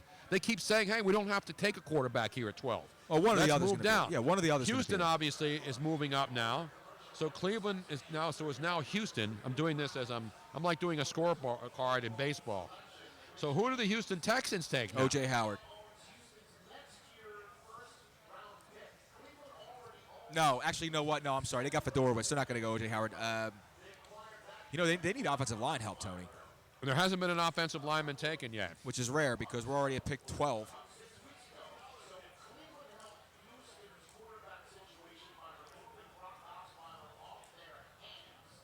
So Yeah, so the Cleveland situation is interesting. And I don't know if it's hard The pick's in, Tony. Pick's in. The pick is in, so now the Houston Texans will draft and take Cleveland's pick. And I heard Rich Eisen just saying on the NFL Network that they already have another pick. Houston already has another pick from Cleveland next year anyway, a second-round pick. Wow. Maybe Forrest Lamp here, the offensive guard out of Western Kentucky. Might make a little sense here. Let me see who they go here. How about, I don't know, man. How about a linebacker here? You got two stud Is linebackers Foster gonna go sitting here? there. Reuben Foster. It's your boy, Tony, because guess what, man? They're 2 picks away from him landing right in Philadelphia's hands, Tony. Yep, you're right. So I think Houston was obviously very concerned that the Philadelphia Eagles were going to have one of those two linebackers drop into their laps, and this has to be a linebacker pick. It has to be one of the two linebackers. It's going to be Foster? Yeah. Okay. I think Reuben Foster goes here at number 12 to the Houston Texans. That's my guess. We'll see if I'm right. Again, not to put the house on it. I've only had a couple of those, and I've nailed both. Not bet the house, but it's a sizable wager. I'd put my Philadelphia Gasworks bill for the last 2 months since they won't somehow put me on auto pay. That's a sizable wager, Tony. Unlike every other utility and bill that I have, the Philadelphia Gasworks somehow wants me to pay cash only, like I'm in a restaurant in South Philadelphia. Well, with all the accidental overcharges you probably have from the late fees because of that, it's probably Here comes the commissioner. Will it be Reuben Foster? Will it be Hassan Reddick? I'm saying it's a linebacker here. Or will it be a quarterback?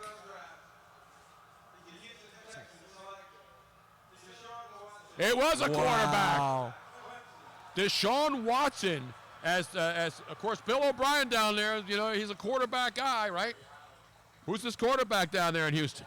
Well, remember, Tony, Brock Osweiler was I know, but they complete unloaded disaster. him. They had Todd Savage, not Ben Savage or Fred Savage. Right. Wow, So man. here it is, the 12th pick. So the Philadelphia Eagles are going to get themselves a nice pick of the litter after Arizona picks. And now is Arizona compelled to take one of the linebackers? So Deshaun Watson, your champion Clemson Tiger, is the third quarterback off the board, Luigi. Texans are Tony, happy listen, about that Tony, one. we watched Deshaun Watson for 2 years now at Clemson just decimate defenses, Yep. man. I mean, he turns it over a lot, though. That's the one That's thing okay. about him. That's okay. So did Brock Osweiler. It's not a problem, Tony. They're accustomed to that down in No, Houston. I don't have a problem with the pick. I don't have a problem with the pick. This is a good selection. The reason I thought Houston was going to go up and get defense is because there's still a lot of defensive talent left, Tony. Yeah. All these big names are sliding, man. you'll go up that far for one reason, and that's to get a quarterback. Well, Tony, Foster, Barnett, one of them are going to be there. One of them's going to be there for Philadelphia. 3 quarterbacks in the top 12. 3 quarterbacks, and maybe the biggest bro hug yet from the commissioner to Deshaun Watson. Deshaun Watson wearing that tuxedo look. I like the blue with the velvet tuxedo collar. Do you not? Yeah, absolutely. I love that look. Is that clean, Robin? I do. I like that. I like that. I had the white one with the red lapel for the red ball. I know. It was a good look too. Not as clean as Deshaun Watson, but you didn't win the national championship. And I'm not going in the first round of the NFL draft. So Arizona is on the clock, and then the Philadelphia Eagles to follow. So you got 3 quarterbacks. 3 quarterbacks.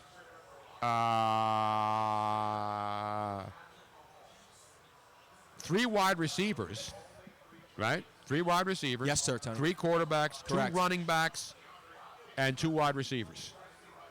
That's a lot of offensive talent right Tony, I'm still listen, man. Now I got a really strong feeling that Arizona is gonna take O.J. Howard, the tight end.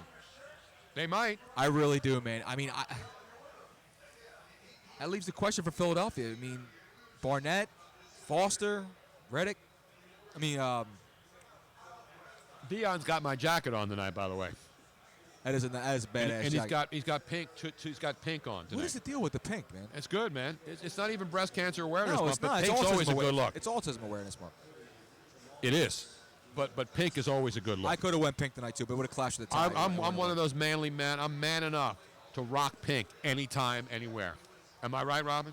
You do. You have a couple pink shirts, actually. And pink ties.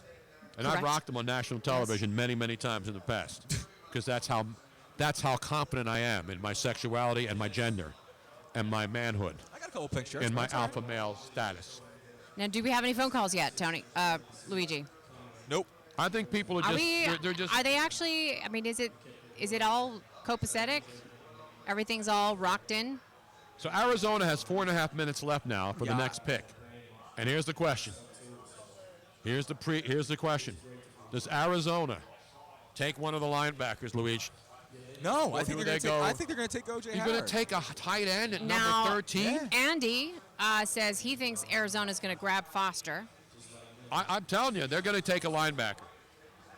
You know the coach loves offense there. You know former Temple University football coach. Now, here's an interesting thing. Does he take Reddick, who's a Temple guy? Because Wayne, he was a Temple coach. That's a long time ago. But Reuben Foster dropping to 12 is sort of a surprise, would you not say? He was a top 10 guy. Well, yeah, of course. Barnett, too, sliding. It's kind of crazy. I'm in shock right now, Tony. I don't even know how to react to this thing. I mean, because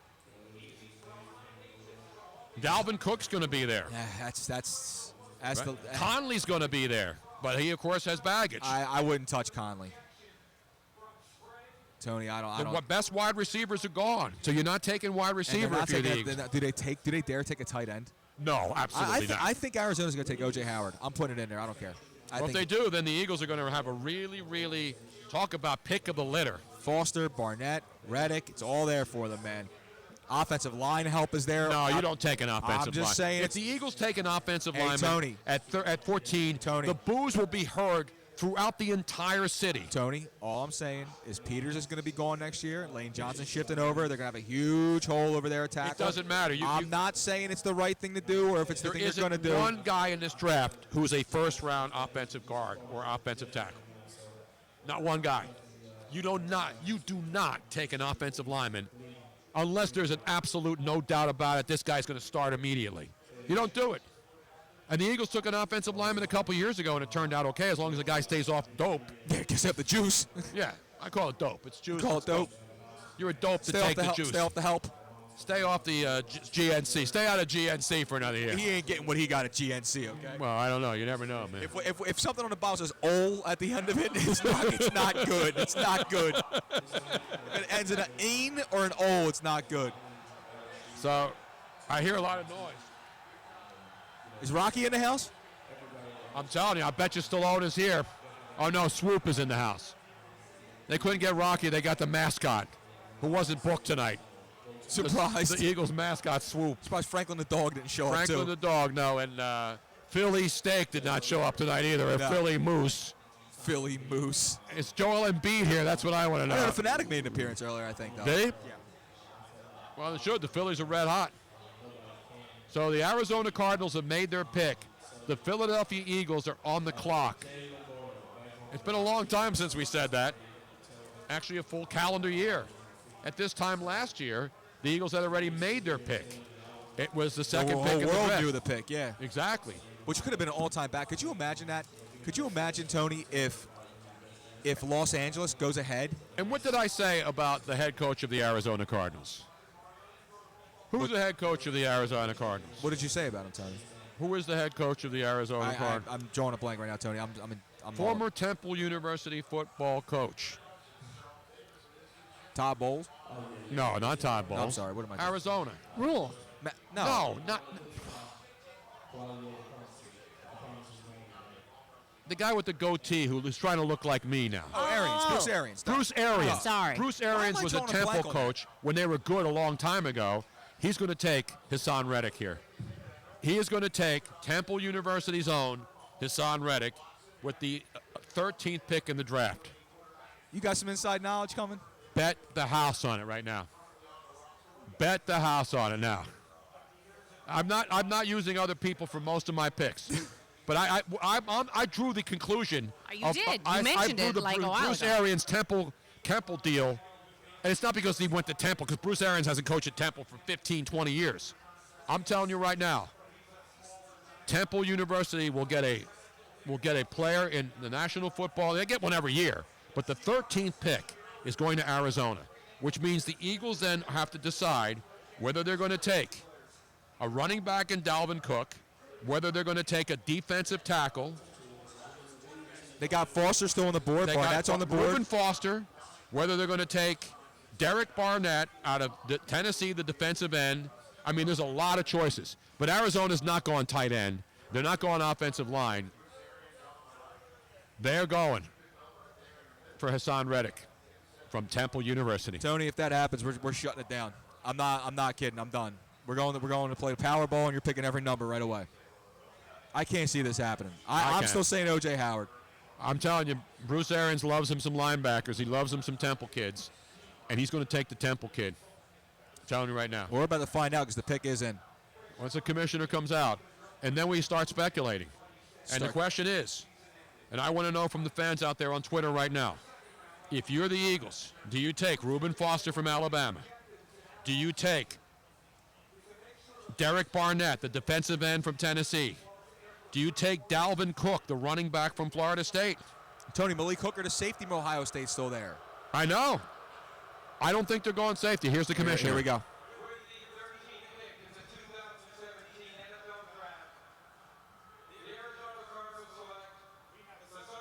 Boom! Are you freaking kidding me? I told you, and I said it long before I saw somebody tweet it. I said that Bruce Arians, a Temple guy, is going to take a Temple guy. And unfortunately for Reuben Foster, the reason he did was the red flag.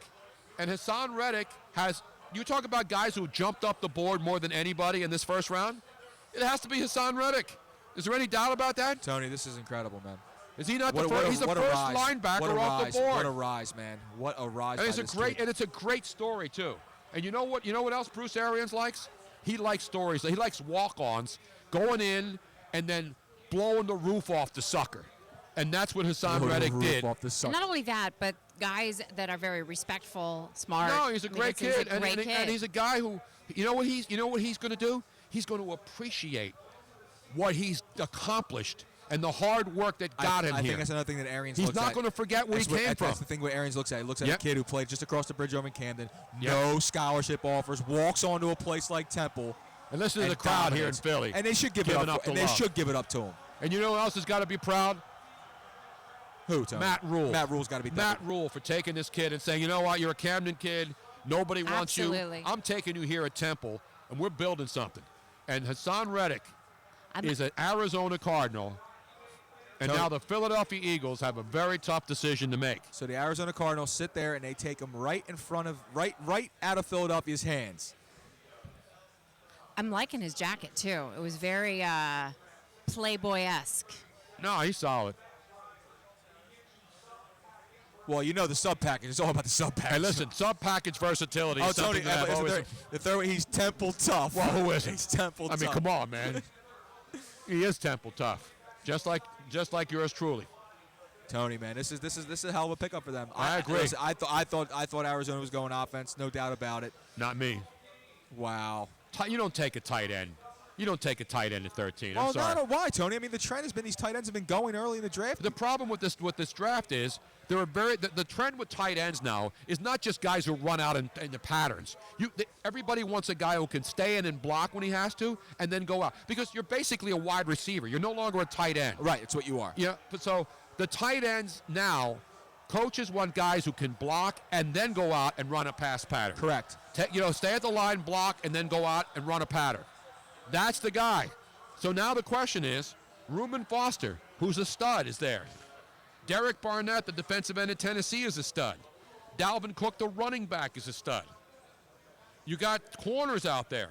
Gary and Conley is a stud, but I think he continues to drop, right? Yes, has Absolutely. to. I think he's going to drop completely out of the damn draft, to be honest with you. I don't know if he drops out of the draft. Hey, Tony, we don't know if he's going to jail or not, dude. You got corners still sitting there, other corners.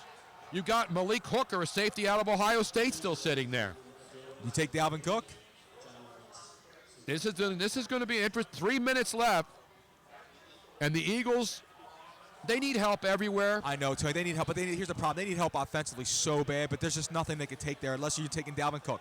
If you're not taking Dalvin Cook, I think you got to be safe and take a Foster, take a Barnett, one of those two players, and be fine with it. They're not taking a receiver, so No, that's, hell and they're no. not taking a tight end. That's a given. Well, we said this a few years ago, and voila, Marcus Smith is on this No, football they are team. not. There is no Marcus Smith here. This place is about to erupt, and you can hear it, or explode. Tony, one or the other. So this is the obviously Carson Wentz was their first round pick since 2012. Sure. So now here they go back-to-back years with a first round pick in the top 14, and so now the Eagles are going to make their pick, and the crowd here is going to go nuts one way or the other. Well, it was not the first round pick. He was the number 2 pick. They've had a couple picks before that, but you got your Marcus Smiths of the world, and Nelson Aguilars of the world, and these are miss.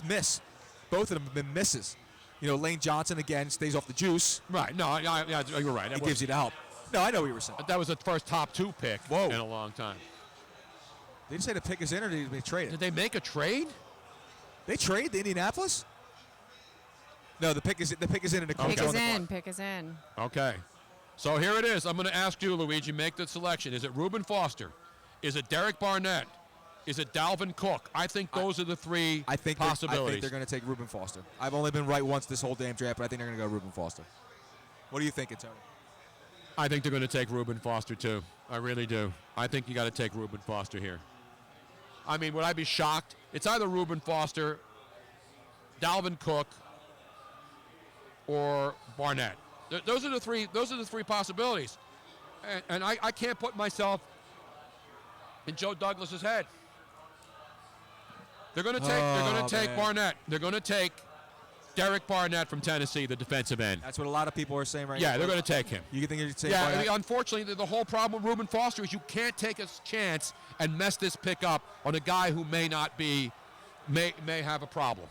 May be a problem.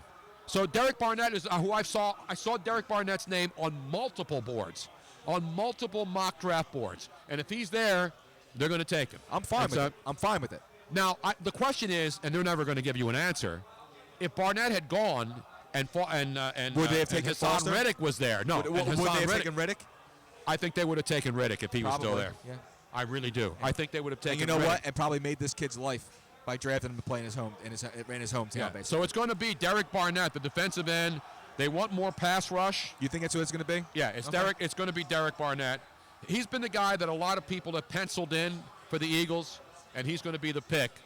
The Eagles are going to take Derek Barnett from Tennessee. Well, let's see, Tony. Picks in. Is Goodell making his way out? Where's that bastard at? That's the pick. Here he comes. Who's he got with him? No, that's those people work at the museum.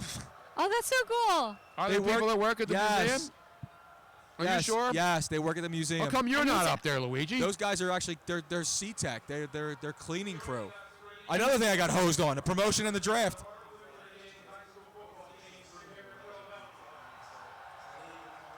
So the Martin Luther King High School Are you kidding me championship right team now? is out there. I got hosed on this.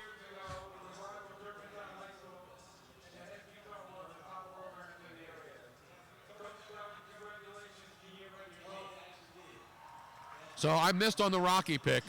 Rocky stiffed. Sly is not in the building. He stiffed his own statue, so to speak, bitch. which is hard to do. Which I saw a guy doing on a video the Here it other is. day.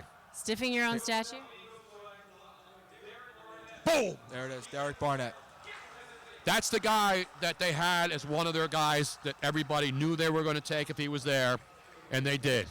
Derek Barnett. Tony, I'm totally good with Pass it. rush, man. Totally You got to put pressure on the other quarterback.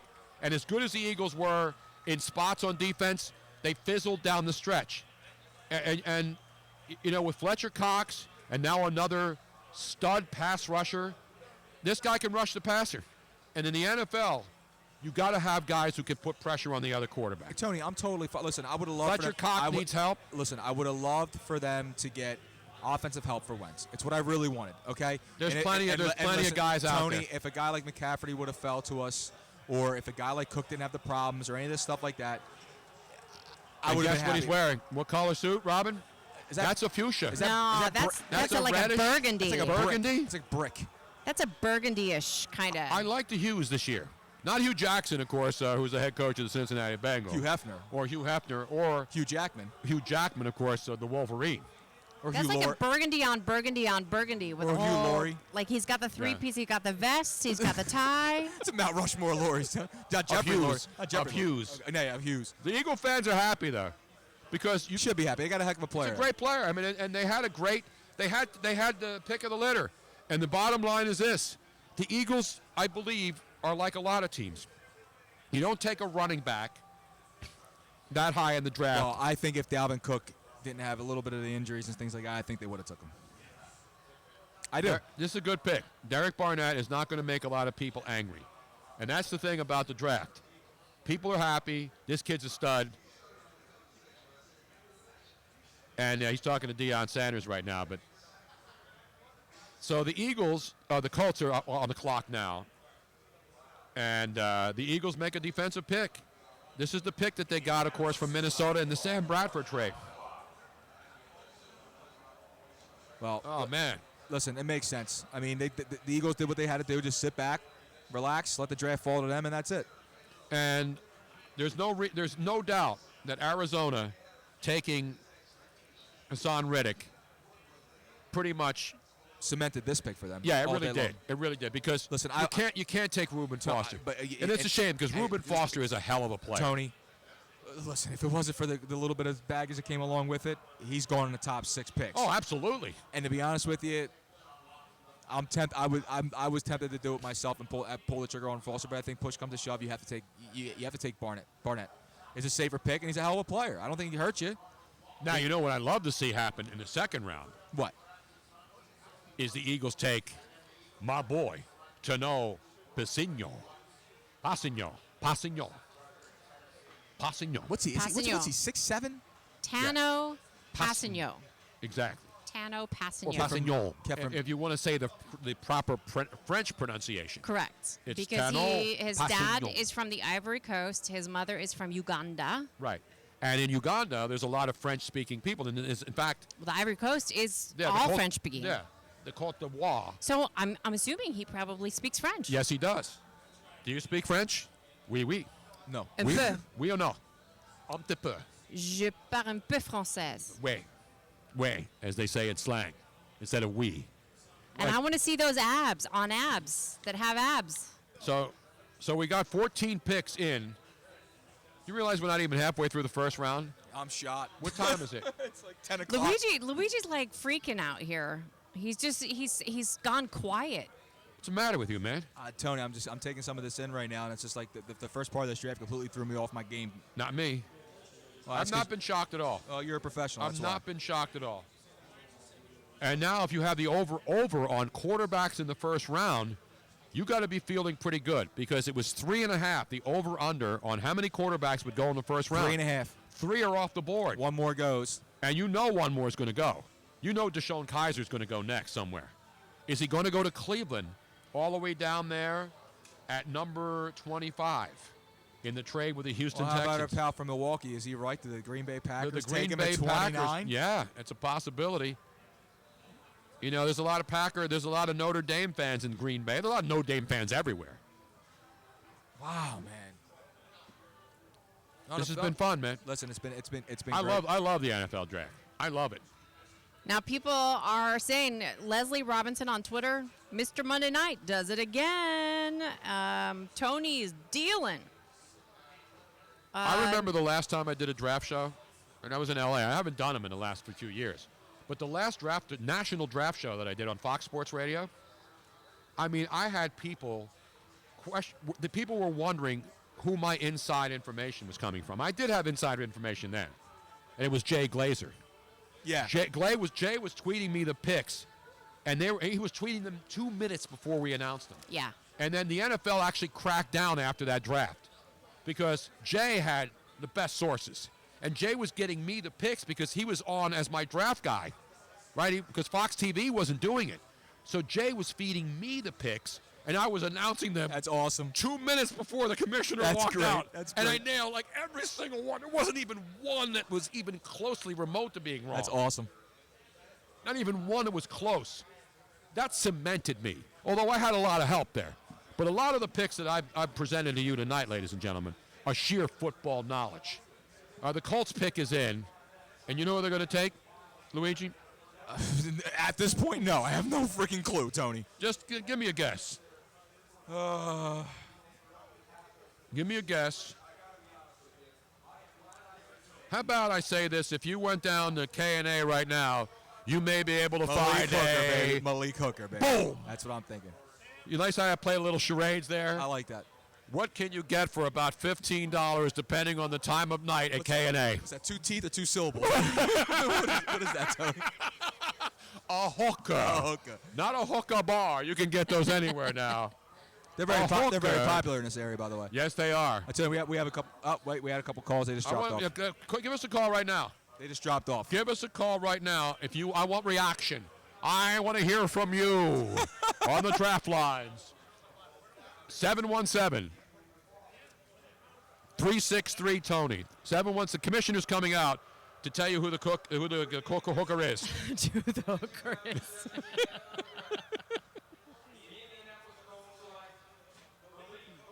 Are you freaking kidding me right now? Malik Hooker. So Malik Hooker from Ohio State. So we got a couple of Buckeyes in the house now. His teammate, Marshall Lattimore, went a couple picks earlier to New Orleans. And now you're seeing some defensive backs come off the board, Luigi. Tony, Malik how are you Hooker. doing this, dude? Seriously, how the hell are you doing this? It's magic, man. I got a little help. I do have an assistant helping me. I assisted him when the whole Jay Glazer thing. Jay wasn't texting Tony. He was texting me because Damn Tony right. was on the air. So the Baltimore Ravens are on the clock. And we got guys from Baltimore sitting at the next table. Well, Tony, who are they taking? Who are the Baltimore Ravens taking next? Yep. Reuben Foster. Are they going to be the team that jumps at Reuben Foster? Who's the other possibility? Cam Robinson. Cam Robinson. Who are they taking, Luigi? Baltimore. Well, listen, Baltimore loves their linebackers, Tony. And Yes, they do. this guy's basically Ray Lewis in waiting. So Reuben Foster? Yeah, man. I really think he is. I think they take Tony, him he too. plays mean, Tony. I know. I love He Reuben plays Foster. mean. I wanted him. If it not for the baggage, but I don't think he's going to. The thing about the whole baggage thing is you just watch Reuben Foster's highlight reel. That's what I'm saying, Watch what Tony. he does on is every an play. animal. Watch him on special teams. Watch him. He's a special player, and you're right. Baltimore is going to get the next Ray Lewis here. Yep. I think he's going right there. Believable, man. Tony, this guy blows up defensive line. He's unbelievable, man. So we have two safeties off the board now. Jamal Adams from LSU went to the Jets, and now Malik Hooker went to Ohio State. And then the two corners are already gone. Actually, only one corner gone so far, and that's Marshall Lattimore. Yeah, because Kevin King is still around. Yes. So now we may see the defensive backs coming off the board. No offensive linemen, and no defensive, other than tackles, 2 defensive tackles. No defensive ends taken right now. I mean, no defensive ends. That's pretty interesting, don't you think? It's extremely defensive. Well, no, Barnett. Barnett's the first defensive end to come off. Yeah, I'm so far behind now on writing down the picks. Tony, why don't we go to the phones real quick? Let's go to the phones. Okay, but just really quick before we go to that, take that line. Emmett Rock Bates. That's not somebody that you work with, right? Emmett who? Emmett Rock Bates. I don't know why. Okay, I'm just wondering. I'll tell you later what the comment was. Not Rock Reigns, of course. No, not formerly Rock. Tim Reigns. Not Rock Reigns. So, area code 310, last 4 numbers 9044. You're on the air. Let's go to the phones. Hello. Who's Hey, there? Tony, I love your show and really appreciate everything you're doing. So excited that the draft's in Philadelphia. And I wanted to say, I haven't seen Barnett play too much, but it's something that the Eagles really need. So I think it was a good person to take. What do you think? I agree. I mean, you need outside pressure. I mean, Fletcher Cox gets double team, triple team, and they have guys that they alternate. They play a lot of defensive linemen, but this kid is an outside force, and he's the first defensive end taken. So he's the best defensive end on the board. So you don't need a defensive tackle. You take this kid and you go after the quarterback. You put pressure on the quarterback, it helps your defensive backs. It helps your corners. It helps your safeties. So the more pressure you get on the quarterback, the more chances you're going to have to force the quarterback to make mistakes and throw more interceptions and help your secondary. So I think it's a great pick. Again, I love Reuben Foster. I loved Hassan Reddick.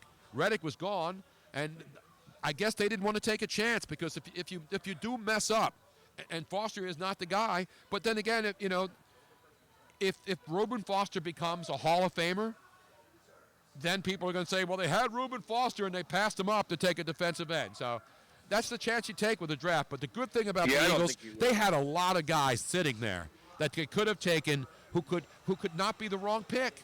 I mean, this may be one of those situations where there wasn't a wrong pick. You know what I'm saying? That you had so many to choose from that the choice is not bad. That you can't really, it's mistake. I think this is almost mistake-proof, Luigi. I think, and I said this yesterday to a couple of my buddies at the NFL Network. I think at 14, this is almost a mistake-proof pick. That you have so many choices. And the ones that are the question marks are guys that could still be great Hall of Fame players in the Reuben Fosters. I think staying away from Gary and Conley, that was one of those, you have to do it right there. And you can't take a corner there anyway. Well, I wasn't going to reach for I said I was on record saying I'm not taking the corner at 14. If I'm taking a corner, I'll just take them later on. There's too many of them, man. Exactly. So it doesn't look like the Baltimore Ravens are going to take Reuben Foster either. What? It doesn't look like they're going to take it. You know what they're going to take? What are you thinking, Tony? Marlon Humphrey, the corner from Alabama. So the corner, the defensive back run continues now. Marlon Humphrey, the cornerback from Alabama, will be the Baltimore Ravens pick, according to sources in the Tony Bruno Show inside information, knowledge area, etc. Marlon Humphrey. Hey, Tony, thanks Yes. so much. I'll get off the line. You're the best. Where are you calling from tonight? I'm calling from L.A. I work with Mark Mancini. I do sports talk radio out here. And I used to call into your show when you were on with Siciliano in the morning. Oh, beautiful. I appreciate you listening in from L.A. tonight. Years ago. Thank you so much, man. Appreciate it. Ooh, I just got a whiff of really Kim strong Delaney's coffee. a huge Eagles fan. Thank you, man. Appreciate it. All right, so I'm going to write these down now. So I still haven't written the Eagles Humphrey. pick. You don't know who Marlon Humphrey is? I don't. Played for your Alabama Crimson Tide in a national championship game. He's not my Alabama Crimson Tide. My Alabama Crimson Tide. I had Clemson in that game. I did too. I released it as a stone cold lock. Oh, here we go, Before we Tom. went to Disney. Oh, they're coming in.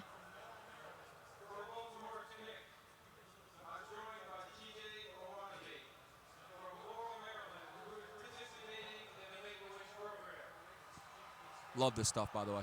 Yes. This is when the commissioner is boo-proof. It is, basically.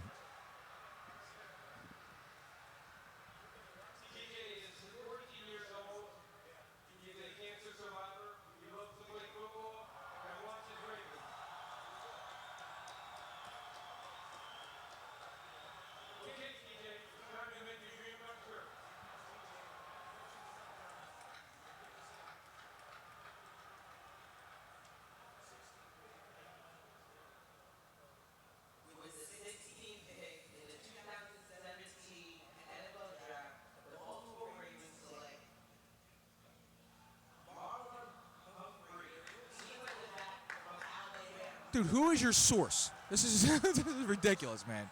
I can't reveal my sources right now.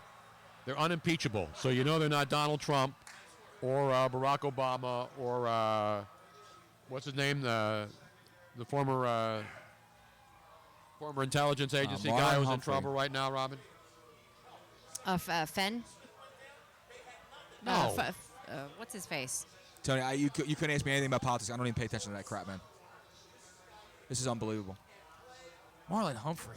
Marlon Humphrey from Alabama. These are big time programs here. You're not. It's not I know that, you Tony. To watch I'm just Tony. I'm just thinking when I'm seeing this. I'm just thinking of the names that are being passed up right now. All these names that have been getting shoved down our throat for the past 2 months. And that's now why I don't follow any of those mock drafts, mock draft lights. I can go for a draft right about now, though. You know what I mean? A nice, crisp Ballantine beer right now. Oh, dude. You know what I'm saying? I hear you, brother. Uh-oh, I think our Facebook just crashed. The Washington Redskins are on the clock, Luigi. Well, let's take a phone call and see what they think. Let's go back to the phones. Oh, no, we're good. Let's go back. So 610. Last 40605. You're on the air. Hello. Who's there? Hey, Tony, this is Dan from Philadelphia. Hi, Dan. Hey, thanks for taking my call. So I like the way you're lining up some of these picks tonight, especially our Eagles pick at 14. Yeah, that one wasn't that hard because I knew the Eagles liked Barnett. But I think it is a good pick, given the fact that for the last couple weeks the names that have been tossed around here were McCaffrey at the running back position, Reuben Foster, and here's a guy that actually will fill a need. He'll probably play sparingly as a rookie, learn some things from Chris Long, but I think given the departure of Connor Barwin this offseason, this is a good pick for us.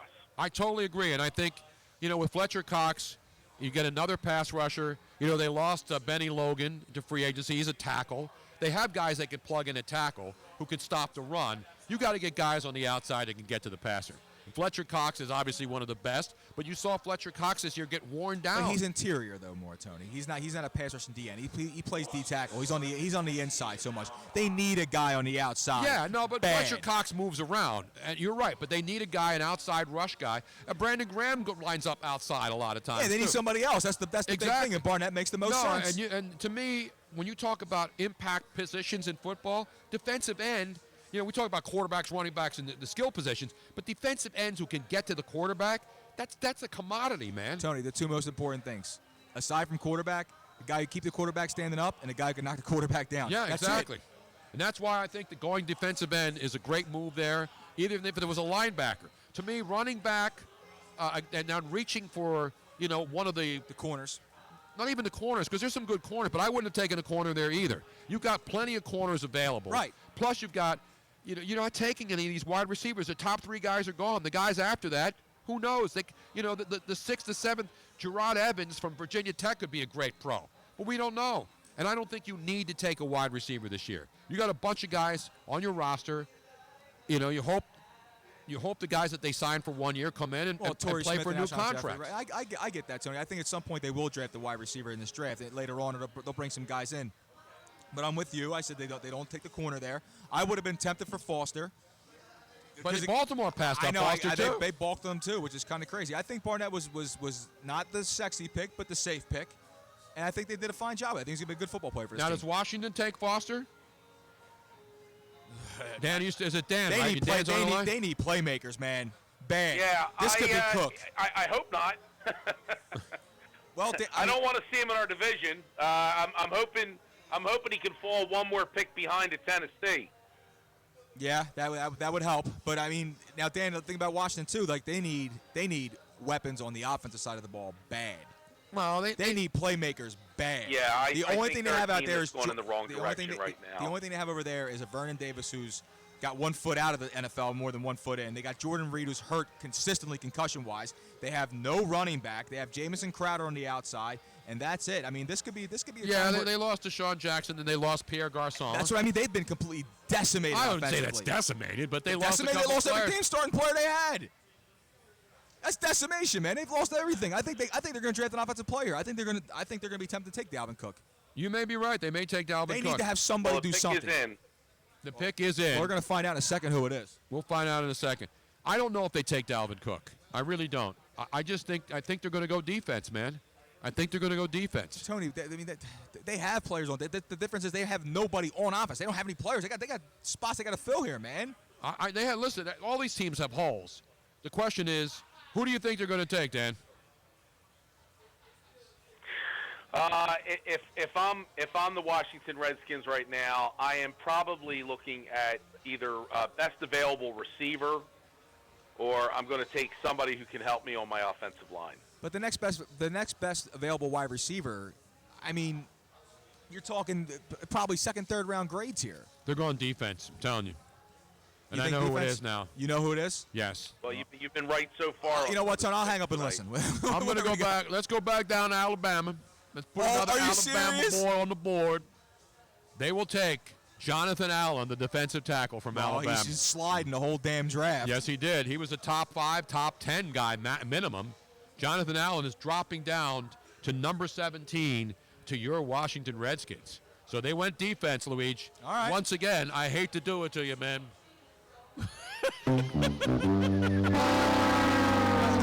This is what's not fair here, Dan, by the way, is that this guy's getting fed information from inside the draft room. I'm over here just grasping at straws trying to make sense of this draft. I understand. No, you really have no idea. He's over here. Well, listen, thanks for having me on. I'm going to go back to the draft and enjoy the show tonight. Are you Thank having any drafts tonight, Dan? I wish we had one. What's that? Are you having any ice-cold drafts tonight? Maybe an ice-cold yeah, I've had a Valentine couple or of maybe a Schmitz or a Peels. Peels? Really? A little Steel Reserve? Remember God. Peels? P-I-E-L-S Yeah, I was a remember. local beer. Schmitz, Peels, and Valentine back in the day. Thanks, Dan. Appreciate you checking in. So the That pick is is a in. back in the day I've beer. already told you who the pick is. Jonathan Allen, defensive tackle from Alabama, will be.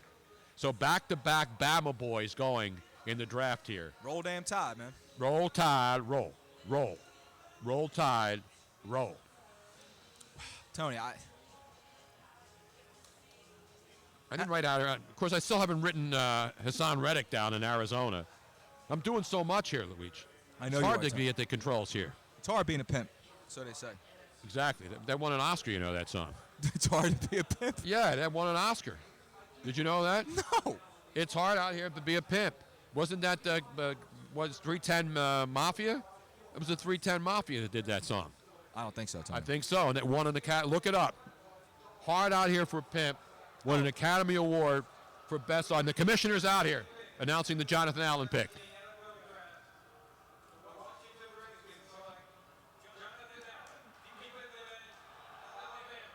So there you have it. The roll continues here. The roll tide from the Alabama players, 2 in a row, and the roll tide from yours truly, and my sources deep within the NFL community. It is a steal because this guy was supposed to be a top 5 player, Luigi. Yeah, Jonathan Allen was supposed to be a top 5 pick. It's hard to be a pimp. It's won an Oscar. I told you won an Oscar. This is freaking nuts. You get any bad information from me on this show? No. Wasn't that the 310 Mafia? Yes, it was. I'm watching the inauguration right here of it. I'm not even looking it up, all right? I'm not even looking it up. This is almost too easy. This is almost too easy, Robin. Tony, you're on fire tonight, brother. I don't know what to say, man. If I had to drop, you know what I would play? The general from the Superman movie that many people say I resemble. General Zod. Oh, Neil before Zod. Neil before Zod. By the way, for anybody that lost us on Facebook, we're back up and running on Facebook. I don't know why it suddenly stopped. So we're down to now pick number 18, your Tennessee Titans, with their second pick in the first round. Of course, earlier Tennessee made their first pick, and you know who they took, Luigi? They took that Corey Davis, the wide receiver from Western Michigan, who was the first wide receiver off the board. And then 2 picks later, the Los Angeles Chargers took Mike Williams from Clemson, the second wide receiver. So 2 wide receivers. Now we've had a run on defensive players, and it started from Arizona at pick number 13. Hassan Reddick went to Arizona, the linebacker from Temple, at 13. Derek Barnett, the defensive end from Tennessee, went to the Eagles at 14. Indianapolis Colts took safety Malik Hooker from Ohio State at 15. Baltimore took Marlon Humphrey, the cornerback from Alabama, at 16. And the Washington Redskins took defensive end Jonathan Allen from Alabama. So that's 5 consecutive defensive players after we had a run with some quarterbacks. Actually, in the last, let me see, 1, 2, 3, 4, 5, 6. 6 of the last 7 players taken have been on defense now. Yeah, and the only one taken was Deshaun Watson as the offensive player when the Houston Texans, who traded up with Cleveland, took Deshaun Watson from Clemson with the number 12 pick. But all the other picks around him have been defensive players. So the run on defense is in full effect right now. Yeah, and you know, Tony, I think Tennessee went, offensive side of the ball first. Now I think they adjust the defensive side of the ball. So who do they take now? There's a lot of good players available. I think we're going to see the first corner. I think we're going to see Kevin King come off the board finally. No, we have Marlon Humphreys a corner. I'm so sorry, he's the second corner. The second corner, Kevin King. No, Marshall Lattimore is a corner. Why am I?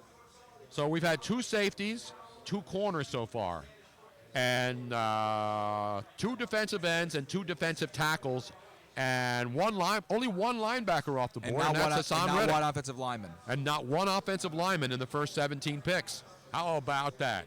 So Tennessee, they got the help for Marcus Mariota with another receiver. Now, do they help protect them now and bring in maybe a tackle or a guard? It wouldn't be shocked. Let's see. So they're at 17. They're at 18 now. We're talking about. What do you think, Tony? I mean, they can go Garrett Bowles, the tackle from Utah here. Or maybe I wouldn't be surprised. Maybe Forrest Lamp, the guard, Western Kentucky. Could go there. I'm going to guess right now. I'm going to guess Garrett Bowles, the offensive tackle from Utah here.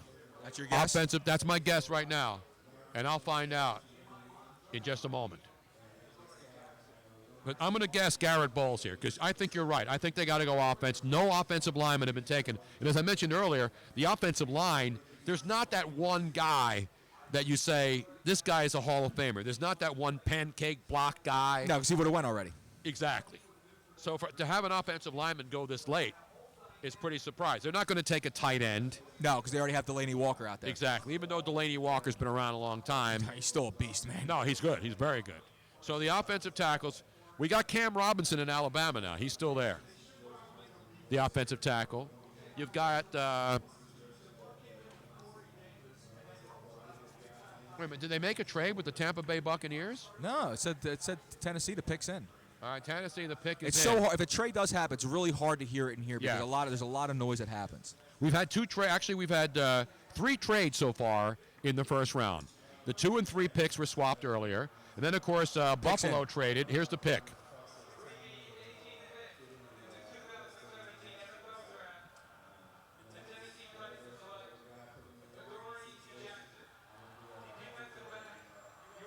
So they take the corner, another corner, Adoree Jackson from USC. Tony, is the pick. This kid, I got video of him coming down the Art Museum steps. This kid, athletically speaking, forget it, dude. He is Adoree Jackson. He's a freak. So the run on defense continues. Now the corners are starting to fall off the board. Fast and furious. Adoree Jackson. You shocked, Luigi? Yeah, a little bit. I didn't think he was going to be. I didn't think he was going to be going here. I thought King would go, but Kevin King from Washington. What the hell do I know at this point anymore, Tony? Because Kevin King was a riser, man. He was the guy that everyone was saying was supposed to be better than Conley. So Adoree Jackson is your pick to Tennessee. So Tennessee did go defense, not an offensive lineman. And so they went offensive with a wide receiver and a corner, Adoree Jackson from your USC Trojans.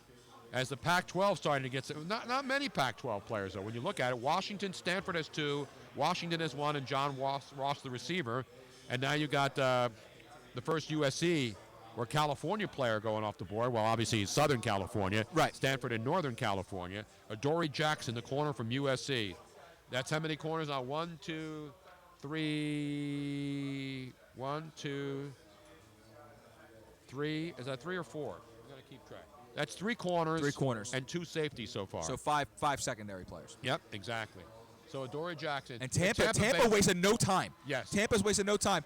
And I know who they're going to pick. Jackson has not even come down the steps yet, and they've already made the pick. So you already know who the pick is. I already know who the pick is. Should I make a guess and make another fool of myself here? Go ahead and make another guess. It's a guy. It's another. I'll give you a hint. It's another Alabama player. Cam Robinson. Nope. O.J. Howard. So now my tight end comes up. Now my tight end comes up. Alabama is going to have 3 of the last 4 picks. The Crimson Tide is rolling here, baby. I've been saying O.J. Howard for the last 4 picks already, and now he's going. He's gone to your Tampa Bay Buccaneers. What do you think about that, Luigi? I think it gave Jameis Winston another target. I mean, they need something out there. I mean, he's got Mike Evans, which is great, but Vincent Jackson's obviously done. He's toast. I played against him in the quarterback competition down in Tampa. He's got no arm. But so he's done. They're going to give Jameis Winston as many weapons as they can, man. Alabama. They're in a division where they got to score points, Tony. They got to score points. Absolutely. So Alabama jumps into the lead now as far as schools with most first-round picks so far. They've had 3 of the last 4 picks. So Clemson had 2 guys off the board in the top 12, the national champs, and now the defending national champs or the runner-up, Alabama, 3 of the last 4 picks. Marlon Humphrey, the corner, went to Baltimore. Jonathan Allen, the defensive end, went to Washington. And Tampa Bay is taking O.J. Howard from Alabama, even though that pick has not been made at this particular time. It will be. It will be. And when the commissioner walks up, you know who he's going to call. Am I right or am I wrong? Oh, you've been right the entire time, Tony, so I'm going to bet on you. I was wrong on one. I thought Tennessee was going to go offensive lineman, but they didn't.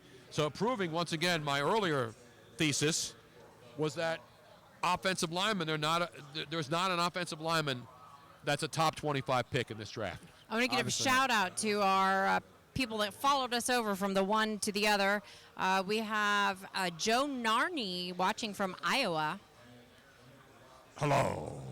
Which part of Iowa? Ottumwa? That's where Tom Arnold's from. Cedar Rapids, Cedar Falls. Cedar Falls, Iowa. Some names that I'm not recognizing that are just joining us.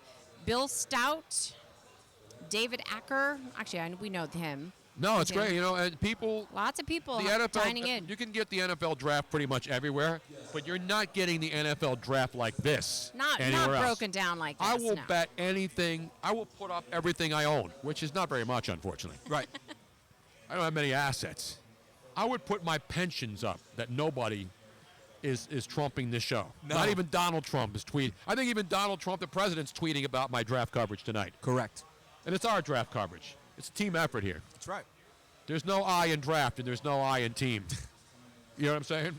You remember there's an I in IPA, but I'm not a big IPA guy. You remember the old Budweiser commercials with Leon?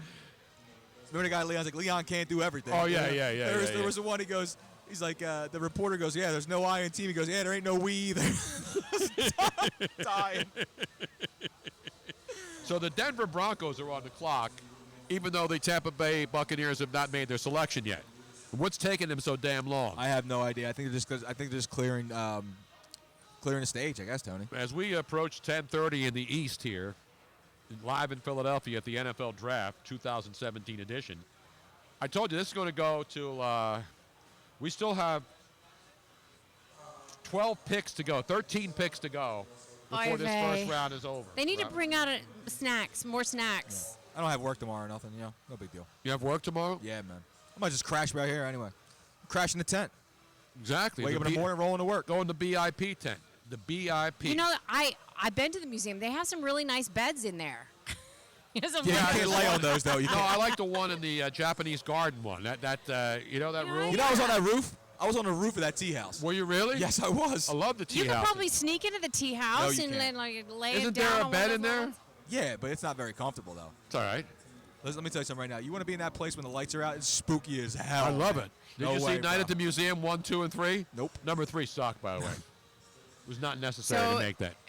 One of the guys, George Liu, is you're the man, Tony. We miss you on the dial in Philly.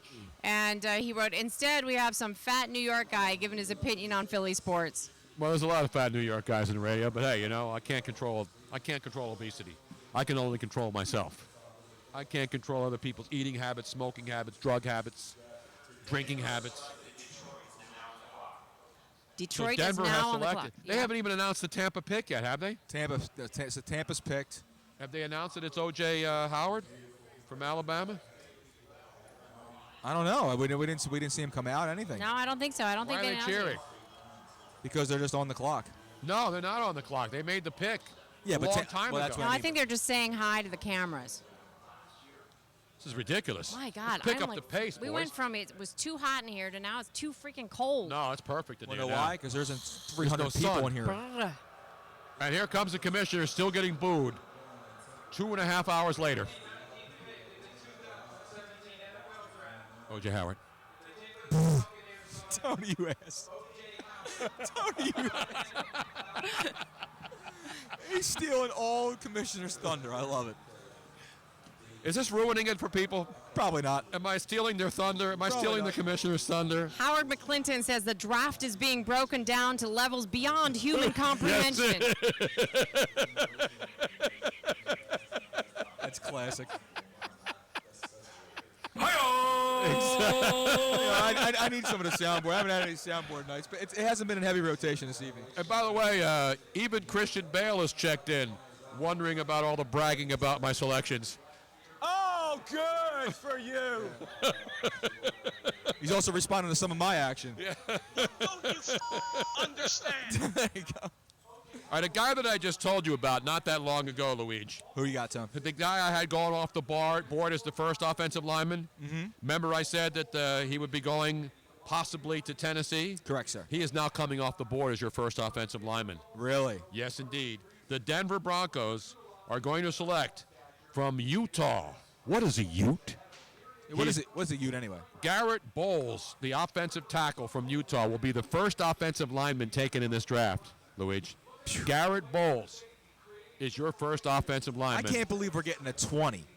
20 and the first offensive lineman is gone. Garrett Bowles. B-O-L-L-E-S. Is it Boles or Bowles? I think it's Bowles. Is it Bowles? No, is it? Is it Bole? Bole? Is it Bole? You like the Bole, Robin? I love Bole. I hear Figaro is in town. That's not a Bole, though. That's an opera. Yeah, the marriage of Figaro, which I will not be attending because I don't really like going to weddings. Unless they're family. Like my niece in a couple of weeks. I'm going to my first wedding in how many years, Robin? It was the last wedding we went to. My son's last summer. AJ's last summer. My son AJ got married last summer. I hate being so far ahead of the curve, don't you? Actually, no. How many more picks would you like me to give you in advance? Tony, if you can nail the rest of this first round, it'd be great. How about if I just give the rest of the first round so people can turn the TV Go to off? bed. How do you spell Garrett? Garrett, it's G-A-R-E-T-T, Bowles, B-O-L-L-E-S.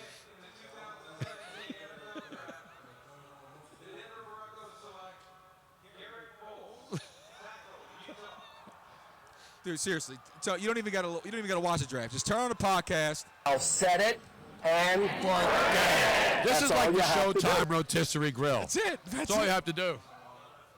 Is this not like the Showtime Rotisserie Grill, Robert? Absolutely, except I don't say anything grill because I'm so hungry right now. I am hungry too.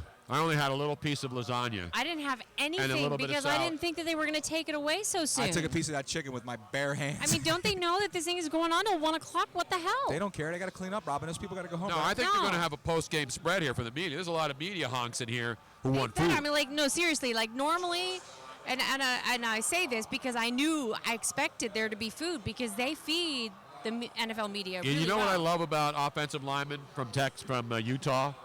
They bring out the little babies with them. Garrett Bowles bringing out his son. Look at this, man. I wonder if this guy, being a Utah player, maybe did a Mormon mission and is a little older. I don't Maybe. have all the dope, but let me get the Does he have all his wives with him, or just? Does he have what? Does he have all his wives with him? Maybe he's a polygamist. No, Who he's knows? not a polygamist. How He's do got you a know? son. He's got a son. So what? 6'5", 297. A big boy. And he can run, too, which is good. Garrett Bowles Good is for your him. first Good for him, offensive man. lineman taken in the draft, and he went down to 20 to your Denver Broncos, protecting whoever the quarterback they seem to want to throw out there this year. Exactly. Trevor Siemian, whoever the hell they're going to throw out there. Exactly. So, who's backing up over there? I don't even know anymore. I got to look, man. Didn't they sign Mark Sanchez? I believe so. No. No, who signed Mark Sanchez? Mark Sanchez is with the Bears, I think. Yeah, you're right. The Bears signed Mark Sanchez as their third-string quarterback. Well, now they're fourth-string quarterback now that they got Mitch Trubisky out there. What do you think what's-his-face is thinking right now, the former Chicago Bear quarterback? Who was pretty much Jay Cutler, Jay Cutler. Who announced that he's not retiring, even though he seemed like he did 3 years. Bowles has a baby?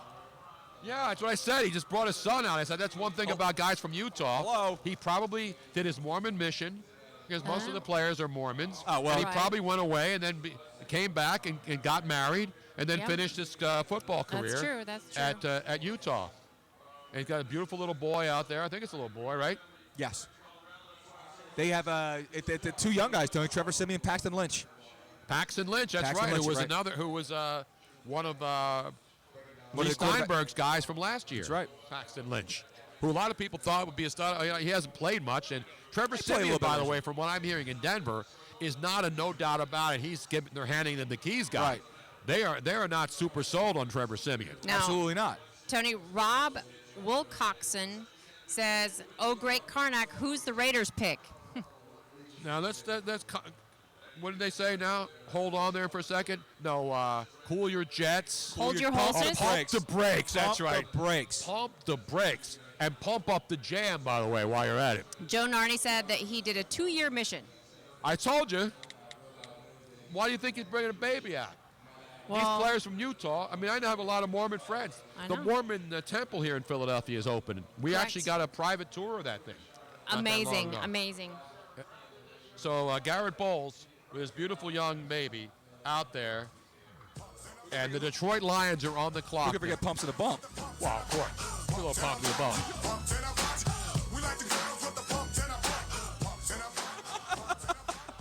You ain't getting that. Ain't nobody You got ain't that. going to that. Who's got pumps to the bump on ready rotation around here? Nobody. By the way, our buddy Marshall Harris at CSN Philly is at a draft party, and then when the Eagles took Derek Barnett at 14, what happened?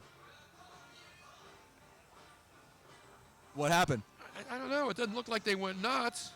No, Malcolm Jenkins is happy. Is that Jalen Mills wearing a Dr. J jersey? No. A Dr. J and green hair on Jalen Mills. Stop worrying about dyeing his hair and making plays. No, they're happy. This is very, very sweet. One of our listeners, Paul Lee, says, seriously, can you guys get a local delivery where you're located? Send me the name of the place, and I'll call in an order and pay for it. At least nobody's able to get through here. I know, there's no way. You can't even get down here. Yeah, I know. I'll meet you. I'll meet you on the Parkway. Actually, they could deliver it to the back of the museum, and Luigi could text one of his like security guys. Yeah. And have them walk it through. I'll get whoever that was. What did that person? Who was it? Robin, who mentioned me? Oh gosh, it was on the other feed, so I can't look it up. You can follow us on Twitter. It wasn't a big deal. It was just you can follow us on Twitter. Hope you're still listening to our coverage here. We've been on the air since 6, so we are how many hours? 4.5 hours in. We're punch drunk.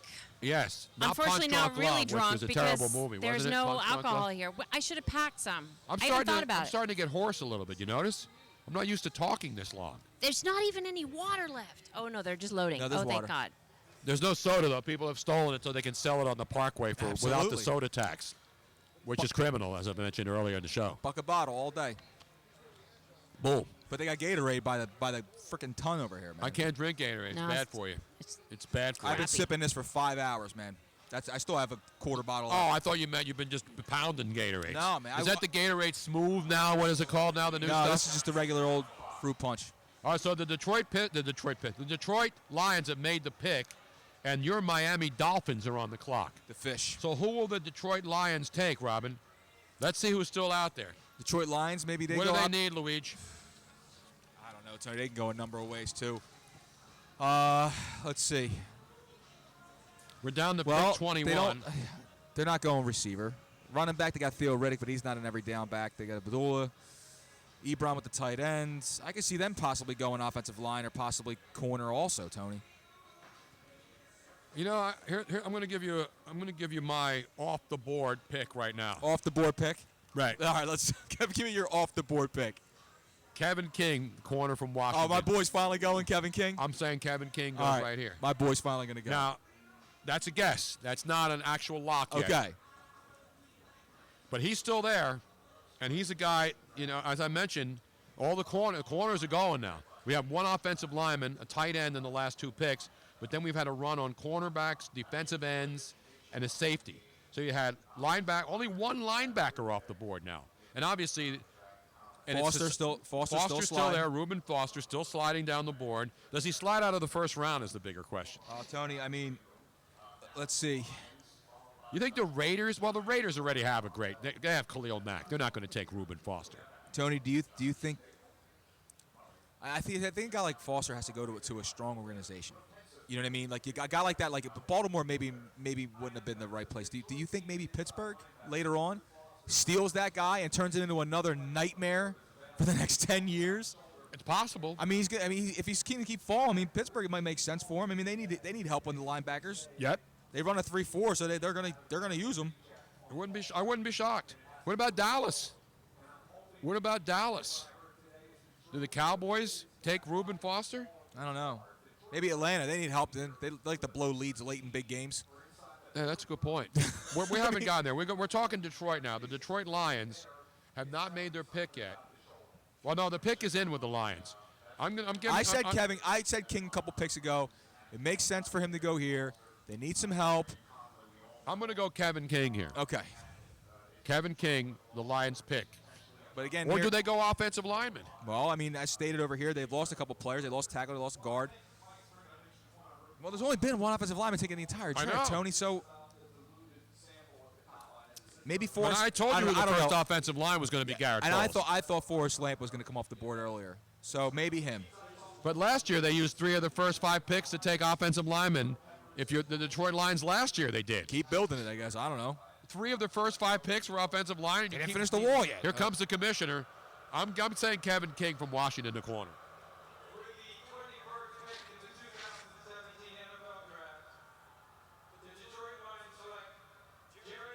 Oh, I was wrong. Whoa.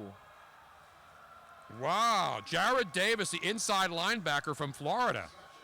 So our second linebacker is gone.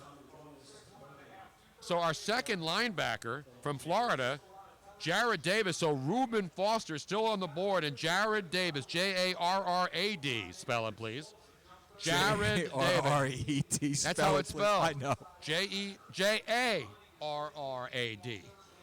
Jared Davis, linebacker, Florida, goes to your Detroit Lions.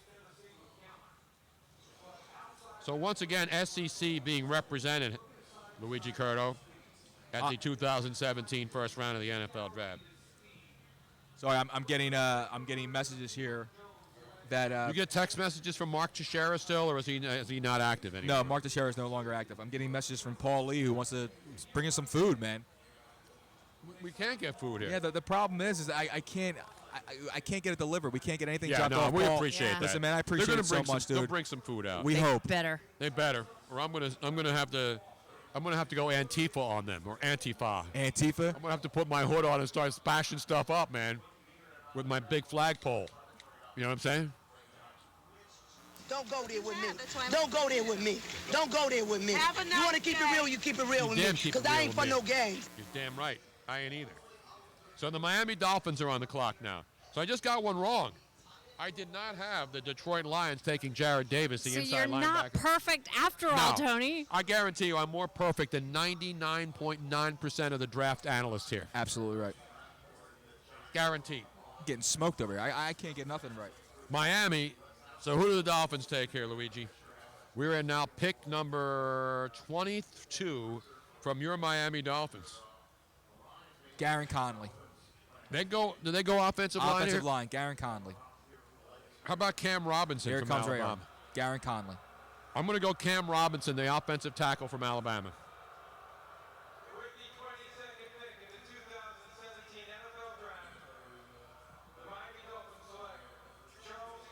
Wow. Done. I quit. I didn't get him. I'm done. I quit. So more defense. I thought they'd go tackle Cam Robinson. I'm done. Charles Harris is the Miami Dolphin pick from Missouri, or Missouri, depending on where you're from. And another defensive lineman, Luigi. Tony, I'm stumped here, bro. I'm stumped. You can't say you're stumped when you're doing an NFL draft. I'm stumped, Tony. I'm totally stumped. Everything I had circled over here is just completely Charles wrong. Harris, he was a top 20 pick. Yeah, Tony, yeah, he's a top 20 pick, but everything I thought was going to happen just didn't happen. That's it, man. I'm totally stumped. I told you this was going to be a Katie by-the-door draft once you got past the first couple of picks. So let's see. That's the 22nd pick in the draft. Charles Harris is he's a defensive end. It says outside linebacker, but he's not. He's a defensive end. I don't know why they have him listed as an outside linebacker. So that's another defensive end. There's only been one tight end, two offensive linemen. One offensive lineman still. Garrett Bowles is still the only offensive lineman taken in the top 22 picks. So the Giants have made their pick, and then the Raiders are going on the clock. I think the Giants got to go offensive line, Tony. Their offensive line's in shambles, man. Yeah, I agree with you. Shambles. I think they go Cam Robinson here from Alabama. You think they're going to go Cam Robinson? I think they go Cam Robinson from Alabama. I'm saying Forrest Lamp. Light the lamp. Forrest Lamp's a good possibility here. Forrest Lamp. So hopefully, we're getting to the point now where it's a guessing game. It is a total guessing game now, Tony. I mean, the whole draft is a guessing game. But when you look at position of need and you look at the best available players. So if you're drafting position, it's easy to figure it out. Like you knew, and the bottom line is, there's no doubt Reuben Foster is the guy taking the biggest fall in this draft. Yeah. I mean, we're down. There's now 2 linebackers taken, and he's not there. 2 linebackers are off the board, and he's still sitting there. And and Jarrett Davis is no slouch, but Jarrett Davis is not ranked near as high. I mean, Reuben Foster is a top 10, top 5 guy if stuff doesn't happen. Same thing's no doubt about it, Tony. And we're seeing a lot of corners go, but the corners that everybody was talking about are still there. Correct. For the most part, some of them. So the Giants have made their selection. Ow, I'm getting a cramp now. I've been sitting so long. I haven't even been able to get up and stretch. No, we took one bathroom break. It's not even the bathroom. Hours It's ago. like I'm cramping up now. I'm cramping. It's like a telethon over here we're running up. Only thing is, nobody's making I'm going to give you the Giants pick now. He's going to announce before we even come back from commercial. The Giants, guess where they're going? Offensive line. Nope. Shh. Running back. I told you there's only been one player at this position taken, and now there'll be a second coming off the board. Tight end? Yes, indeed. No, they're not going Zeke Mowat. They're not going. Give me some of the other great Giant tight ends. Mark Bavaro. Kevin Boss. Mark Bavaro. Kevin Boss was recent. He was a former Raider tight end. I'm giving you Mark Bavaro. It's going to be Evan Ingram from Ole Miss, the tight end. They're going tight end. Not Dan Ingram, the former great disc jockey on WABC in New York. Not Mark Ingram, current running back for the New Orleans Saints. Exactly. Not Bobby Ingram. No. Not James Ingram, of James course. Ingram's a good the pull. Great James Ingram. Good pull who right sang there. Just Once and also did one of the many great duets. James Ingram. James Ingram. That's great, James. I get a little James Ingram. Hold on a second. Just One. Give me some Just Once. I'm going to get you a little Just I Once. love James Ingram, man. What was the duet? He did one of those Disney duet things, Robin. Remember James Ingram? Was it Celine Dion with no, he did. See, now I got to look that up. I don't only have to worry about the draft. Evan Ingram will be the Giants' pick at number 23, the tight end from Ole Miss. So we have our second tight end going now. O.J. Howard from Alabama was the first one who went to Tampa Bay with pick number 19, and the Giants with pick number 23 is in. It will be Evan Ingram. Forevermore and Baby Come to Me with Patty Austin. That's right. But this is my favorite James Ingram song. Remember this one, Robin? Which one was this one? Just Once. Oh. Which one was that one with? I did my best, but I guess my best. But I guess my best wasn't good enough. 'Cause here we are back where we were before. I don't play it too long, otherwise we'll get in trouble. All right, that's enough of James. But no, James Ingram did. He did Yamo Be There, I think, with Michael McDonald. Yamo Be There with Michael Remember McDonald. that song? He did Yamo Be There with Michael McDonald. And I'm not looking this up. Am I looking this up? No, I'm not even on that James page. Ingram, man. You're right on that, though. Yamo Be There, another great Yamo song. be there. We may have to play a block of James Ingram later on. Later on. And you're giving me crap for the way I'm speaking? I got very little brain power left here, okay? Before we walked in the room. I'm leaving it all out on the draft floor today. I'm leaving it. I've come out of the war room, man. I've come out of the war room guns blazing tonight. Totally unarmed, just fired at the hip. What up? Now, I have a question here that I think it's actually a really good one because we've been talking about it with other people too. Sean Gracie asks, how much do you think the personal character of a player comes into play at this point of the draft? Certainly early, but what about now? You know, Luigi said this earlier. It's a great point. Here comes the commissioner, by the way, to give the Evan Ingram selection. Unbelievable. Just in case.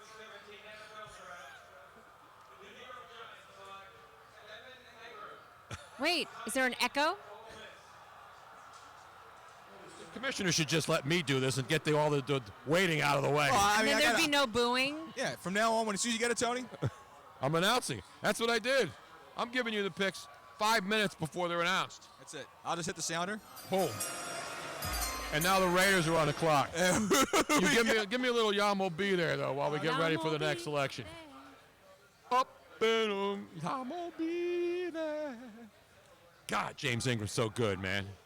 What was the other song he did with the female duet, Robin? Because Yamo B there was Michael McDonald from the Doobie Brothers. That is just phenomenal. And then what was the other one? James Ingram and oh man, this is a great song too. Yeah. Ooh, Heavenly Father, Lord.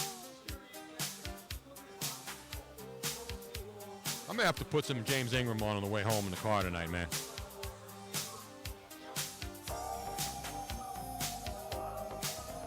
Dude. McDonald's beard back in the day was butter, dude. He still is. He's starting to lose his voice, though, which is a shame because he's one of the great voices of all time, man. Yeah, but a voice like his, how long could that possibly last for him, man? He was... That boy good. That boy good.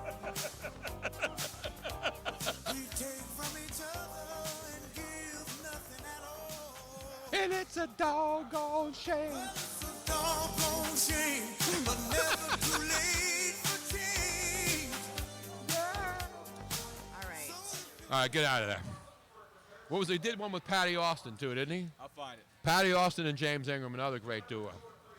That's the one that that was, What was the song? Baby, come to me. yeah, baby, come to me.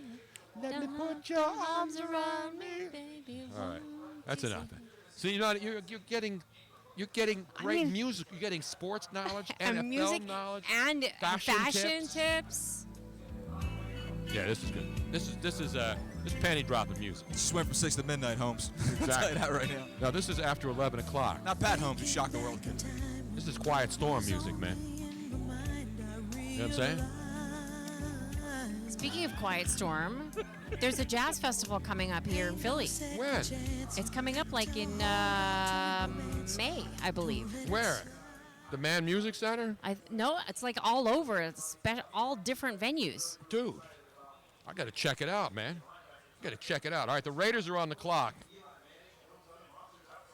Luigi, what do the Raiders need? See, we go by position of need. They need a quarterback. The Raiders have Derek Carr, Robin. They don't need a quarterback. They don't have a backup though. Yeah, well, they had. You know who's on the Eagles now? Who used to be their backup? Matt McGloin. Penn Stater. I mean, they're Cleveland's relying on the so clock. heavily on him. They don't have any backup, and they're doing really, really well. But if No, something they'll get it happens back. to him, then I think they'll bring Kyle Bowler back because he's not really going to have to play. Kyle Bowler. Another guy, big arm, and throw the ball like the length of the football field on his knees. He stunk. I got to get the Raider pick here now. Let's see. Raiders, we're at 24. They go defense here? Is this where Kevin King finally comes off the board? They need defense. Well, I mean, they had King the punter. 2 Kings. Can't hurt. Never have enough Kings, man. I hear you. I think they stay out west and go to the Pac-12 and go up to Washington State, man, and get Go that get Kevin King. Is my boy finally coming off the Your damn boy's board? finally coming off the board, man. Again, not a lock, but I'm saying Kevin King goes All right. here. I'm checking it out. Unless the Raiders really throw a greater curveball at you and take Reuben Foster here. But I don't think so. No, I don't think They got Mac. They got... You agree, Luigi? I think they're going Kevin King. I don't need your source. I think they are too. I'm going. This is my source. This is my pick. this is your intuition. This isn't a source. This isn't sourced. Or this is Tony's- locally sourced. By the way, my picks are locally sourced. Tony's Yeah, they gut. say that in restaurants. Locally sourced, locally farmed. Yeah. This is F2T, baby. These picks are sustainable. This is a sustainable draft this year here in Philadelphia. You know what I'm saying, Robin? Sustainable. I'm saying Kevin King here to go along with their punter. Not Reginald Mule King, the former Alabama basketball great. Not Billie Jean King. Not Billie Jean King, no. Not Bernard King. Not Bernard King. That's a good one. That's a good pull Thank right you very there. much, Tony. Reginald Mule King was playing Reginald basketball. Mule King is one of the greatest names I've ever heard. He was playing college basketball, Alabama, when I was down there, 76 to 78. The Raiders have been going defense. Was that the Big Jab? Is that what you were on? No. The Big Jab wasn't around. It was AM radio was king back in the 70s, man. Who was that? Who was that gentleman that we spoke to during the national championship? Who does local Alabama radio? Oh, that's the great. Wait a minute, not John Forney. He replaced John Forney. Eli Gold. Yes. Eli Gold. No, that was a Southern boy right there. Oh, man. Eli Gold's the legend. Eli Gold is gold. Is gold. He's gold, frankincense, and myrrh. Here comes the commissioner with the Raider. Is it now. King?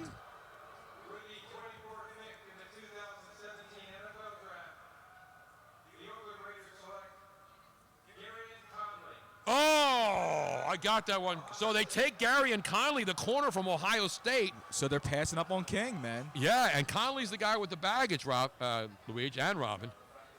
Which baggage did he have? Now I got to keep these straight. So I don't want to. He's not the guy with one of the sample guys, right? He's not the guy with the. He hasn't been arrested. I want to pull up the exact thing. Yeah, I'm. Oh, so he took a polygraph. So he was accused of rape and everything. Yeah, so. He's never been charged. There were accusations, and so the Raiders apparently, according to the NFL Network now, Gary and Conley took a polygraph test today for the Raiders, and he passed it. So the Raiders say, hey, that's good enough. The polygraph. This guy's a talent. He was ranked way ahead of Kevin King, with all due respect. Oh yeah, absolutely. I mean, Gary and Conley was a top 15 pick in this draft, and there's so many great. Yeah, so this is a great pick for the Raiders, and hopefully this kid doesn't get charged. Now, and there's so many of these accusations of rape and sexual we are assault. not trying to minimize rape because it is a horrible, horrible crime, and it does happen. However, unfortunately, in this day and age, there are almost as many false accusations as there are real rapes, which is so frustrating as a woman because I believe that if you falsely accuse somebody, you should go to jail as well because it really prevents the real rapists and the real problem from being women are not believed when it really happens because of the false ones. Because there are some out there that do have that agenda. And this is killing me right now that I can't see. I have to keep going like this to see Robin. I haven't seen your face all day. So what I did, I'm looking at the best available corner, not thinking that the Raiders, not knowing, I should say, that the Raiders did their due diligence. Give the Raiders credit. They brought the kid in. The kid submitted to a polygraph. And a lot of people won't submit to this stuff, because if you get caught on a polygraph, it could even be a false reading on a polygraph. Most of the time, it's not. But you know what, though? A guy like Conley, Tony, to save his draft, absolutely, to save any chance of his future, give him credit. He had to do it, dude. And give the Raiders credit for because believing it wasn't a group polygraph. The Raiders seemed to be apparently the only team that brought him in and said, "Hey, you know what? We think you're an unbelievable talent. You're a great player. Well, we can't take a chance and have something happen where you may not be on the team." You're right, Tony. And so what they did is they did the smart thing. They took a kid, because remember the old days, the Raiders were always knocked for, the criminal element. It was Chuck Noll, the former Pittsburgh Steelers coach, who called the Raiders the criminal element of the NFL back in the 70s. Oh, they were bad boys, man. Yeah, because they had guys that would take guys out, not specifically trying to. Yeah, but Tony, you know what? Back then, that was football. Back then, exactly. Okay? You didn't have people going crazy about flags. Guys weren't purposely trying to hurt people, but guys got laid out and unfortunately got hurt. I mean, we saw Darryl Stingley. We saw so many people injured, many of them for life, by some of the vicious hits back in the day Just in the NFL. by playing in the 70s across the board. Exactly. Man. That's just the way it was. And so the Raiders and the Cowboys more recently have been teams that have been accused of, they're going to take a chance on the guy with a suspect character and hoping that he turns it around. And a lot of times it doesn't work. I mean, look at the Cowboys a couple of years ago with the defensive lineman that they signed, who turned out to be an absolute disaster. Sure, absolutely. Right? So Greg Hardy. Right. Yeah. So Hardy's out of football now. Greg Hardy is a guy that they took a chance on because he was an unbelievable player at the time, and then he got they took a chance on him. but he kept screwing up. Hey, Tony, sometimes it does work out. I mean, look right here in our hometown of Philadelphia. I mean, Michael Vick comes out of prison. Yep. I mean, hey, listen, when I remember I was driving past the stadium when they announced that the Eagles were going to sign Michael Vick. And I remember Robin and I were doing a national show from a big event the night it happened. Listen, rightfully so, tons of people right away in uproar. And rightfully so, because people are huge animal activists. But here's the thing. You got a guy like Vic who legitimately, But he did his time. He did his time, but you could see he really made the effort to turn things around. He took his image and completely did a 180. Absolutely. Completely. Absolutely. Unfortunately, It does happen sometimes. There are some times where it does work. Some people can come back from it if they want to come back from it, if they legitimately do want to become a better person. But Michael Vick was convicted and went to prison. Right. This kid has been falsely, not even, we don't know if it's falsely accused. we don't know. But now he took a lie detector test, and he passed it. And so if you're an no organization. charges have been brought to. No, there hasn't been any charges brought. There's only an accusation, and even with that, he still took the lie detector test, which he passed. He had to. Without that lie detector test, he's not getting drafted. Exactly. And the fact that he fell to 24 and the Raiders were smart enough to do due diligence, as I mentioned. Now they take a guy who passes the polygraph test, and we see what happens from here on out as far as the judicial system and as far as whether charges will be filed. Okay, so now, Tony, here's the kicker. Cleveland, are they the one who set the over now on this quarterback? Do they take the fourth quarterback? The only guys, the guys left, there's still Deshaun Kaiser from Notre Dame, who's the highest rated quarterback still on the board. Because Deshaun Watson's gone, Mahomes is gone, and Mitch Trubisky is gone. So Deshaun Kaiser on the board, 6'4", 233. You saw him at Notre Dame. The other quarterbacks are the kid from Miami, Brad Kaya is there. Nathan Peterman from Pitt is there. Jared Evans from Virginia Tech. Davis Webb from Cal. The kid at Tennessee, Joshua Dobbs, and Chad Kelly are the remaining quarterbacks, the top 10 graded quarterbacks on the draft. But the three quarterbacks are off the board. And Cleveland traded down all the way from, remember, number 12. They traded twice. Now, they traded down. The pick last year was traded. Correct. And they made another trade with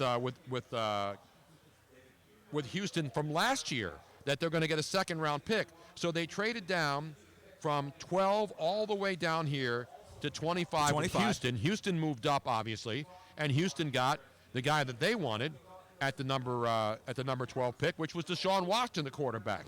So Cleveland obviously did not want Deshaun Watson because they would have stayed there and taken him. Right, they had every chance to do that. So what I'm saying is, but they acquired a bunch of acquired a first-round pick. Tony, I didn't say that this was going to happen. I said, do you think this is when Cleveland comes back into the first round and does what the Cleveland does and takes the quarterback late? I don't think they do it this year, though. You don't think so? Nah. Why would you trade down this far and not take a quarterback? Because there's still plenty of defensive help there. I don't know. That's why, Tony. And they need some offensive line help also. And there's still plenty of offensive linemen hanging around, too. This is a tough one now. I don't know. I don't know if because they still drop down and they get one of the top four quarterbacks in the draft. What are you thinking? You got a pick here, Tony? That's a question mark there. I'm pulling a Louis. I haven't done a sigh on the air in a long time. I know, man. Can you have a sigh in there for me, though? I need a sigh because this is a. Here comes the pick. Here it comes. Is it going to be Peppers? Is it going to be Peppers?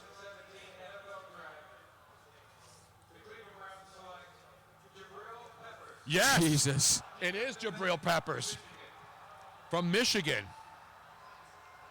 Wow. So no quarterback. You were right about that. But Jabril Peppers from your Michigan Wolverines, whose helmet I believe was given to the Pope earlier today by Jim Harbaugh. A fresh pair of J's, too. Fresh pair of J's.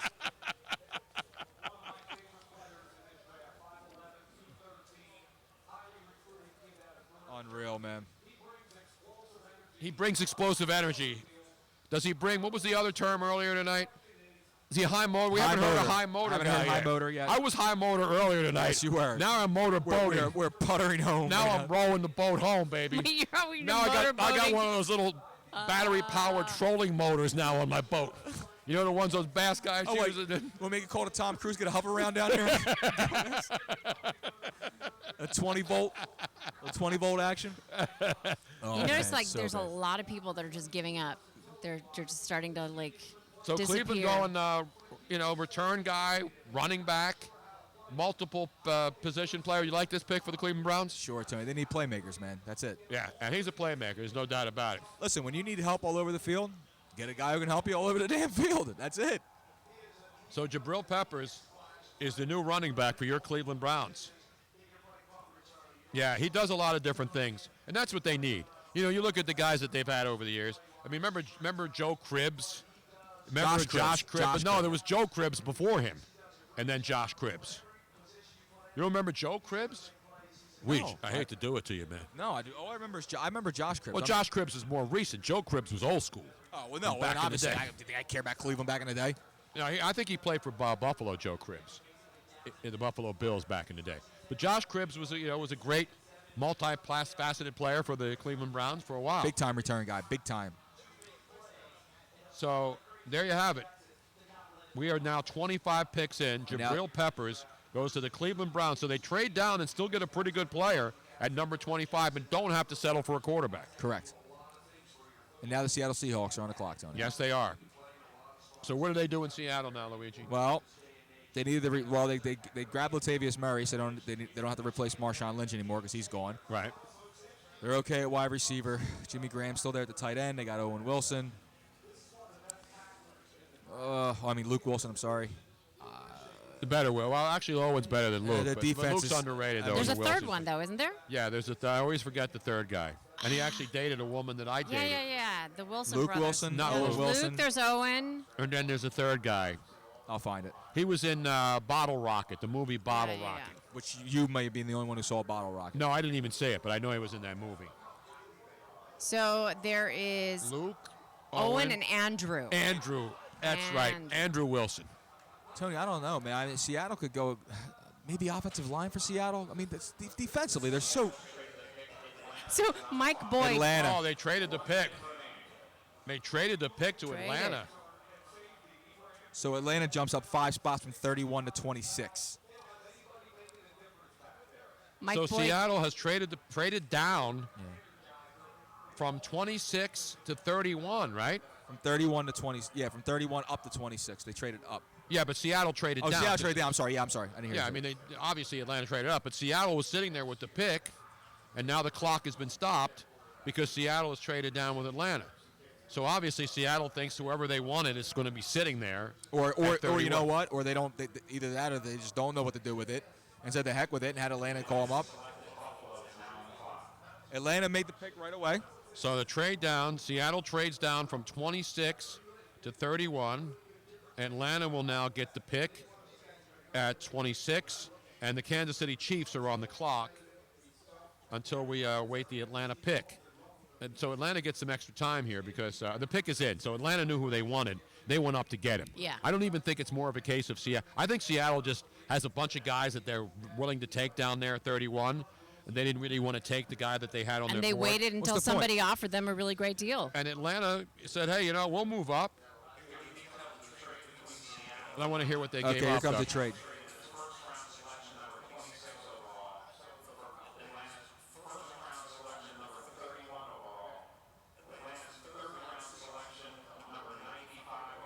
So the third.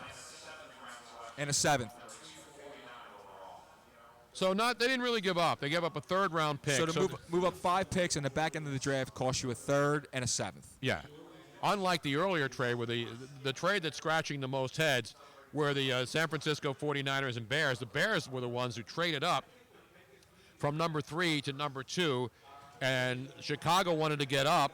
And so what they did is they gave up a 3rd-round pick this year, a 4th-round pick this year, and a 3rd-round pick next year to move up 1 slot so they could take Mitch Trubisky, the quarterback from North Carolina, and the Niners have Solomon Thomas fall into their lap, the defensive tackle from Stanford, with the 3rd pick. Breaking news, my buddy Steve out of nowhere just texted me out of left field. He goes, I love Bottle Rocket. Movie Bottle Rocket. Here comes the commissioner with the Atlanta Falcons pick, which I haven't even had a chance to give you yet. Damn it. T.J. McKinley?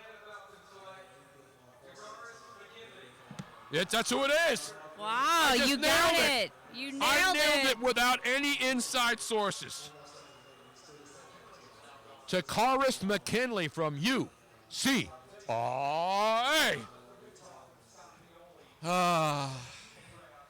I'm taking a bow for that one. You should take a bow. I'm taking a bow for that one, Robin.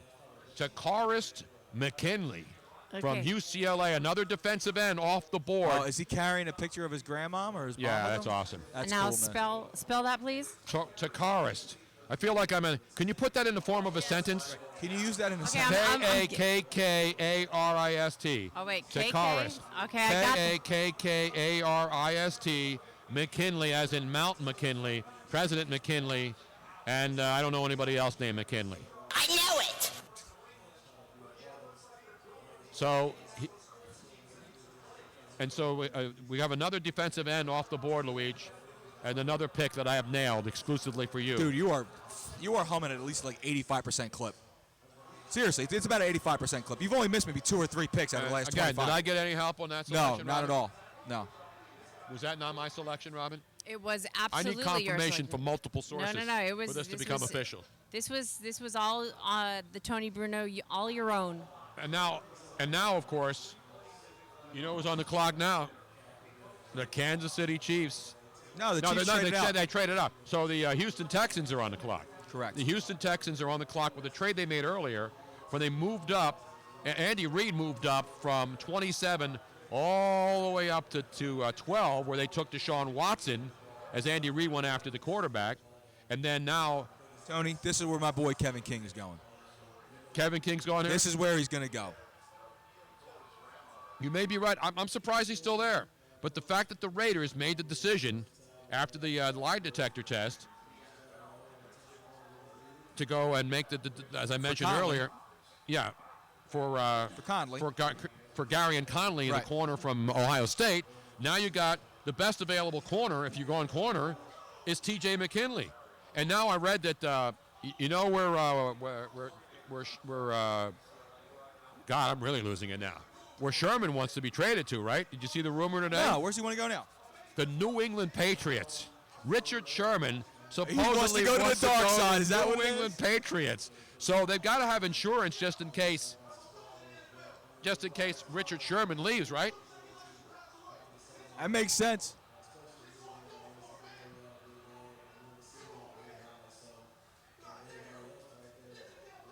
Oh, Tony, he is livid. Fired up.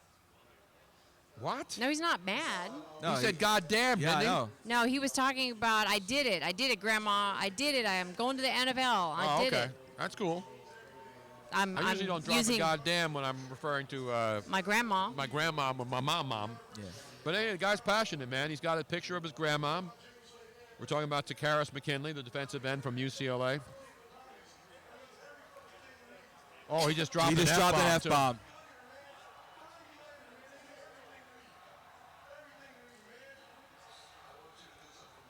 Stop cursing on live TV. It's what Deion said. Seriously.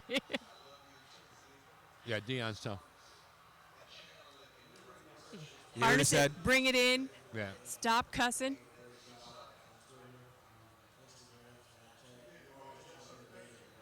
Oh, there's the sir. Yes, sir. Wow. Wow, he's emotional right now, and rightfully so, man. He dropped the GD, and then he dropped the The F-bomb. F-bomb. Yeah. And I get passion, and I get energy. And listen, the respect and the fact that his grandmom, he's doing it for her. I like what Deion said, though, right there. He goes, do Yeah, me a you favor. gotta He said, channel the young boy energy said, the right channel way, energy man. in the right direction. So there's no doubt what the. So let me write Atlanta in here. Okay. So Kansas City. I'm sorry. Houston's on the clock, right? No, Buffalo's on the clock. Yeah, Buffalo's on the clock now. Buffalo is on the clock. My board is all messed up here, Louis. I apologize.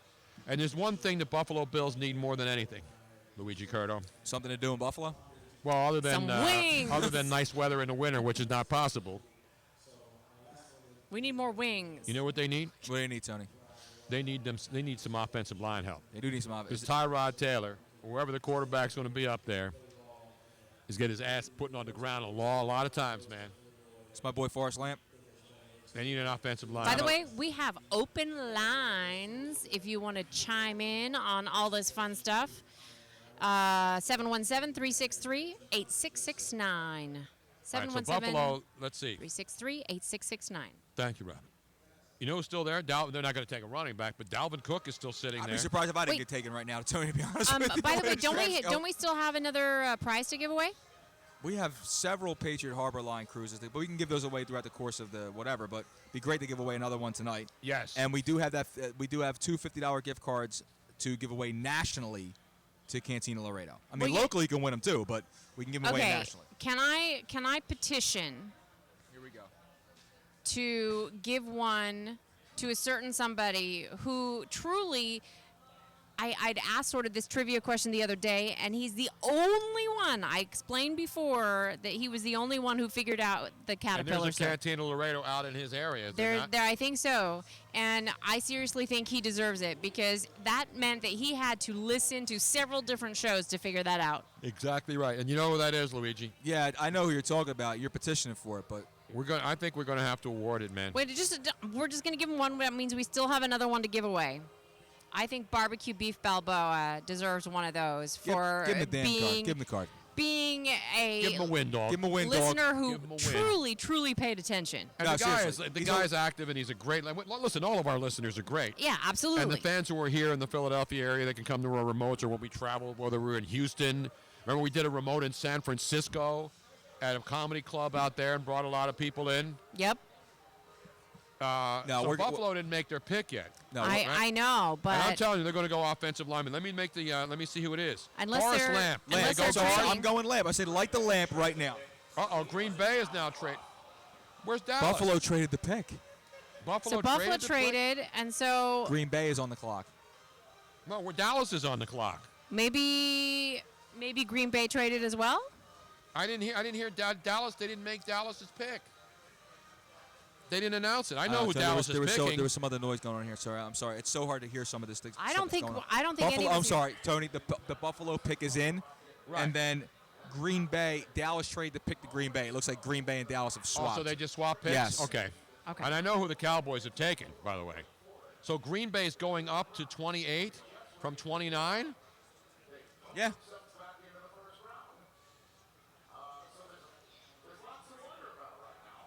So Buffalo.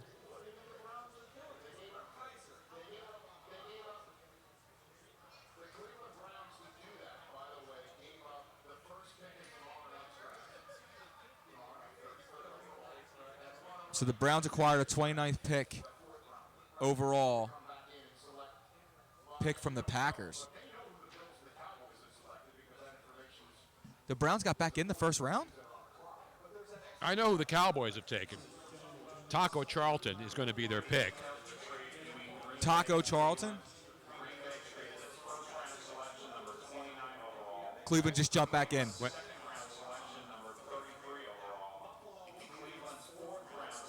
Wow.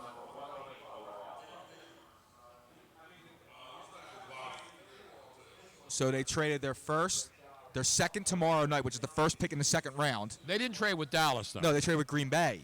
Cleveland just jumped. Right, but Dallas did not make a trade. They No, didn't swap picks. no, it's Cleveland. Dallas is taking their pick. Dallas is going to take Taco Charlton. I know that for a fact. But we don't have the Buffalo pick in yet because they haven't announced it. Right, but Cleveland has acquired Green Bay. So Green Bay traded out of the first round. Correct. Pittsburgh is on the clock. Yeah, because Green Bay just traded their pick.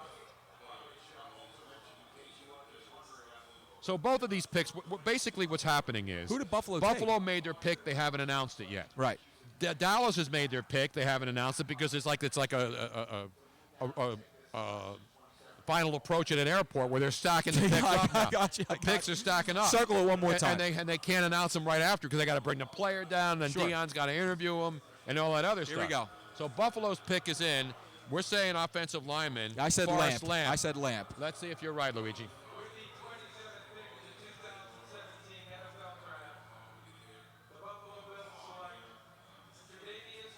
Jesus. Wow, I was wrong. Another LSU player? Cornerback, yeah, corner at LSU. So another corner, and Kevin King is still sitting there, Luigi. Yeah, I mean, a guy who's rising up draft boards like crazy. Tre'Davious White from LSU is gone now. Now, Brian Harmon from Cantina Laredo says that Green Bay is going to take Cook. Wait a minute, hang on.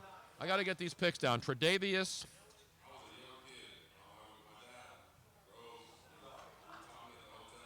White from LSU. Correct, corner. That's the third LSU player guard. So another cornerback from LSU.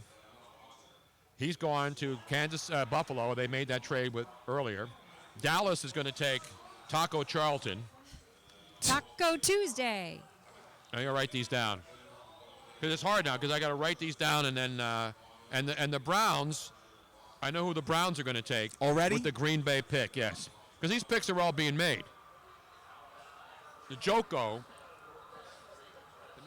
Let me get my my list here.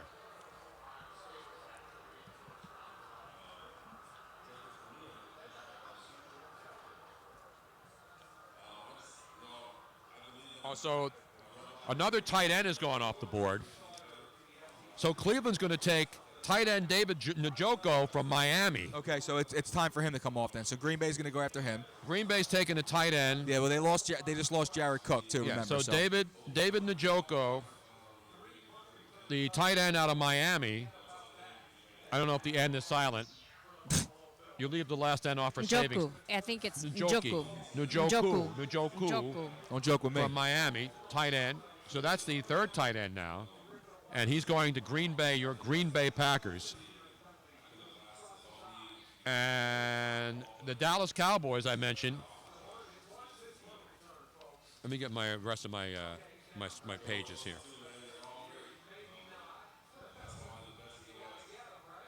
What's going on, Tony? I'm just trying to get the names all straightened out. I got you.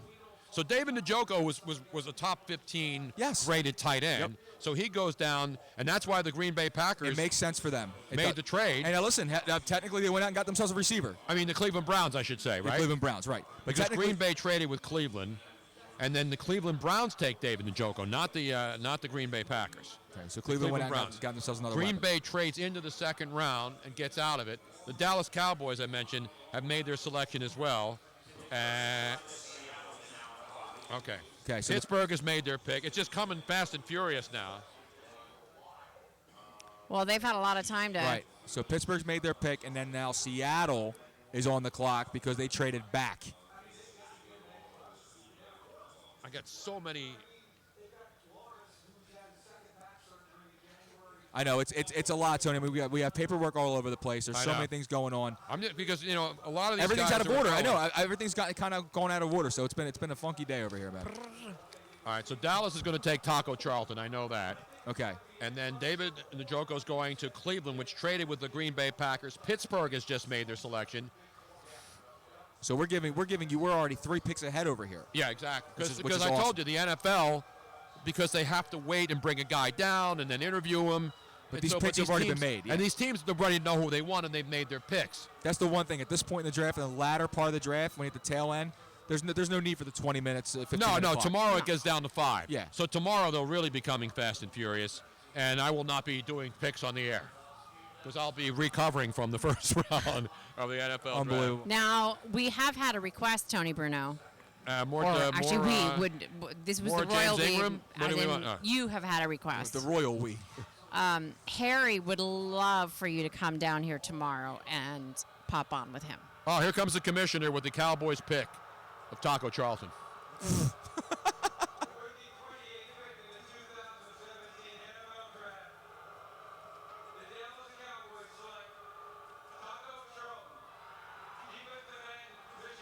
So That's Cowboys just a go fun name to defense. say. I love Taco Charlton. Not Taco Tuesday, of course. Which you could have at Cantina Laredo anytime. Exactly right. So defensive end from Michigan, Taco Charlton's the Cowboys pick. Trying to, obviously, they're losing players left and right on the defensive front. Is he hard taco or soft taco? Or is he like both combined like a chalupa? Flour or corn? Maybe he's a double decker. Like a gordita or whatever it is? Or? No, those are double deckers. Double decker taco. It's too much. I'm simplicity on my tacos. Now, we haven't mentioned it before. Tutti a taco e mangiare. This I just made some coming tacos a couple days ago. Nice, man. I'm telling you. this coming tequila night at Cantina Laredo here Yes. in Philadelphia is going to be a special fundraiser, right? Hold on, I have to find the actual email. Yeah, I believe this one is for good This cause, is too. a special fundraiser because I believe it's one of the servers, has a baby. They just found out that she has multiple sclerosis. And so they're doing a special fundraiser for their server. They're hoping to fill every single seat, which we helped do last time. They Yes. were Packed they house. completely packed. And if you have not been, I cannot tell you enough what an amazing value this is and what a fantastic meal, what a fantastic time it is. Come hang out with us, eat a 3-course meal, appetizer, drinks paired with every Dessert. single. Yes, actually, I guess it's a 5-course meal if you add the appetizer and dessert. I mean, it's so amazing, and there's a different tequila dish or a different tequila drink paired with every single piece of food, and then on top of which I'll get the you Rocky get to music playing. taste the 3 different types of tequila. That's usually a younger, a medium, and then an aged one. And It's phenomenal. It's just phenomenal. And I have not heard of this particular tequila brand. But Brian said this is the one that once people start tasting this stuff, it's gonna go nuts. Gonna blow up. Yep. He said this is a really, really good tequila. Blow up like the Taliban and ISIS in Blow up like the Afghanistan. Taliban. So please contact Cantina Laredo for where's the phone number, Luigi? Do you I have had it over Tony here has earlier, it. but Tony had it I on got his so ring. many papers here now, and I apologize. But God. we're getting near the end of the first round. That's the good news. Only a couple picks. The Steelers have made their pick. I'll have it for you. The information, the number to call, Cantina Laredo, for the taco dinner, and of course we mentioned the benefit for multiple sclerosis for a friend. Now, who was the relative again? Because I don't have that on this particular sheet. Well, I believe I'm looking at it again really quick because I have so many things just like you. But I believe it's a server, one of the servers there, whose daughter was just diagnosed with this. Let's see. Hold on a second. Actually, it's a local family. Maybe I was wrong. Maybe it's not a server. Yeah, see, I don't have that. You have that on a text. I have the taco dinner Here, information. so this is the manager, Christina, of this particular Cantina Laredo. She's the one that comes up with all the drinks for the tequila dinners. Yes. This And is she's great, her by the way. niece. She knows her Every stuff. drink is So phenomenal. her niece is the one that they really want to be able to help out. And so this is a special event that is going to be raising money for her niece. Beautiful. So let's do this, people. And the taco dinner and the phone number is 610-992-5701. 610-992-5701. And $59.99 per person. It's an amazing night out. If you haven't been to one, I'm telling you, anybody who's ever gone to one of these tequila dinners, and it's Chamucos. Chamucos is the brand Let me of the see. tequila. I want to see it. I want to see how it's spelled. It's Chamucos. You're going to question my Spanish knowledge? No. As a man who's multilingual I just wanted to and see how it's trisexual? spelled. Cha.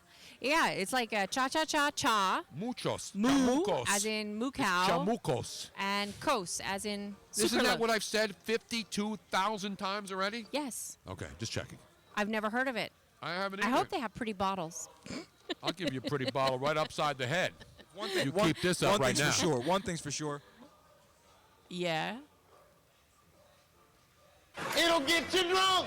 That's it, man. Damn Done. right. No, but you won't have a hangover. It might get you drunk, but you won't have a hangover. It's beautiful up there, Cantina I started Laredo. making a heavy dent in that bottle. You know what they're going to have at this tequila dinner on June 1st at Cantina Laredo? You doing something different? They're going to have fried avocado, quinoa, and vegetable soup, filet mignon, lump crab and Why are we poblano talking stuffed about this? enchiladas. I'm so hungry right now. Here comes the commissioner with the Steelers pick, just in the nick of time. I didn't even get this one yet.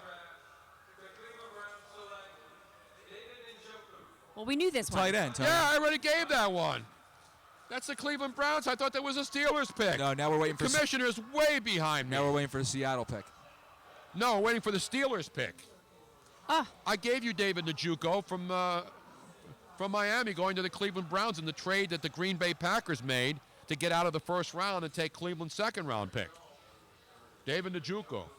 Njoku. He's no joke, you. He's no joke is right. He's an So, ascending talent. We still. I'm a descending talent right now. Exactly right, Tony. So Luigi, just to make sure, so we still have one $50 gift certificate, and do we still have another free tequila dinner? No. That one's gone. Gone. We probably will have another one maybe before. Well, no, we are definitely going to have another one to give away before the tequila dinner itself. Yes. But we were allowed to give away one early. Correct. Gotcha. For tonight. And then so we we gave did- away one in California to our buddy. That was one of the Barbecue So we Pete. have one $50 gift certificate left for use at any Cantina Cantina Laredo Laredo. around the country. Including in Abu Dhabi if you're making a trip soon. Right. But here's the thing, though, is that we have to. So Andy Silfies needs to, I think, to do. We have any of his information? Did he leave us any information? I have it. Okay. I have And same thing information. with Balboa. He's got to give us his information because we have to get that to corporate so they can mail it out for him. Gotcha. All right, so Seattle, which made a trade With earlier Atlanta. with Atlanta. Atlanta moved up. Pittsburgh is selected, and the Saints are now on the clock, Tony. Okay, but here's what happened, just to catch you up. Go ahead. So Pittsburgh has made its selection. I'll give it to you in a second. They were sitting at 30. Seattle moved down to 31 after they made a trade with Atlanta. Atlanta moved up to take Takaris McKinley, the defensive end from UCLA, at pick number 26.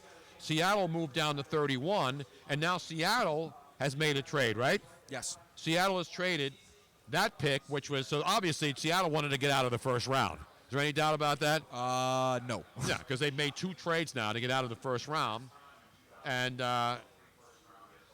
remember, Miami has put out some pretty good tight ends. Kellen Winslow, Jeremy Shockey, Greg Olson.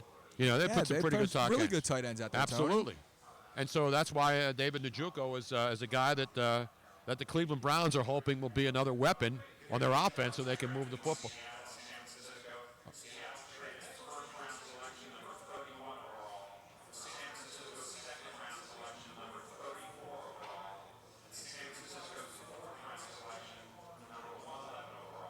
So San Fran was the one who bounced back up into the first round. Yeah, here. so San Francisco will now have the pick 31 in the first round. So San Francisco, which traded up, obviously traded down earlier one spot from 2 to 3, got their pick at number 3 with Solomon Thomas from Stanford. Acquired a couple assets. Acquired some assets. They tried a 3rd-round pick, a 4th-round pick this year, and a 3rd-round pick from the Bears for that first trade just to go down 1. Correct. And then now they're going back into the first round and swapping the 31st pick for the 34th pick in the 2nd round belonging to the Seattle Seahawks. So they're actually moving down a couple of picks into the 2nd round, but they also get a 4th-round pick. Right. Plus the 3rd-round pick's already acquired earlier. Exactly. So, yeah. So a lot of moving and shaking down. When we got to pick 25, pretty much everybody traded their picks. Yeah, everybody said the hell with it. I'm done. I'm out. Except That's it. Dallas. Dallas is the only team that didn't make a trade, and the Pittsburgh Steelers didn't make a trade, and they've made their pick, and we have to determine who the Pittsburgh Steelers have selected. Luigi, who do you have the Steelers taking right now? Foster. Who? You're going back? I'm going back to Foster. You going back to Foster? So you think the Steelers take a chance? Yep. I said if he was around for Pittsburgh. Reuben Foster, huh? Yeah. Finally comes off the board. Yep. As the Steelers, an organization strong enough to take that kind of thing on. I'm telling you, they're gonna take Reuben Foster, and he's gonna destroy this league for the next 10 years. You may be right, man. Well, I hope you're right with at least one pick tonight. I was right with Christian McCaffrey, Yes, and you then were. had no inside. No, that was knowledge. my house. I put the house on Christian McCaffrey. But before that, I said Tony, he's gonna go there, and then you went and you know what? I'm with you on this, and then you put the house up. I said as soon as I saw Karen, I've I been said losing as my soon as ass the 4th all night here, Tony. I'm Just taking give him- as soon as the give me 7th the pick was one. made. We'll go back to the tape. Give me Christian McCaffrey. I'll give you the credit for it, but I said, Carol, there is that was the first time I put my house up tonight. I know, but I've lost the house many a time. I'm going Foster right now. Here Lamb comes the and King commissioner. have killed me. Guess who's out there with the commissioner? Franco Harris. And is that Jerome? I can't see. That's Jerome Bettis. Jerome Bettis, okay, because I can't boss. see the monitor.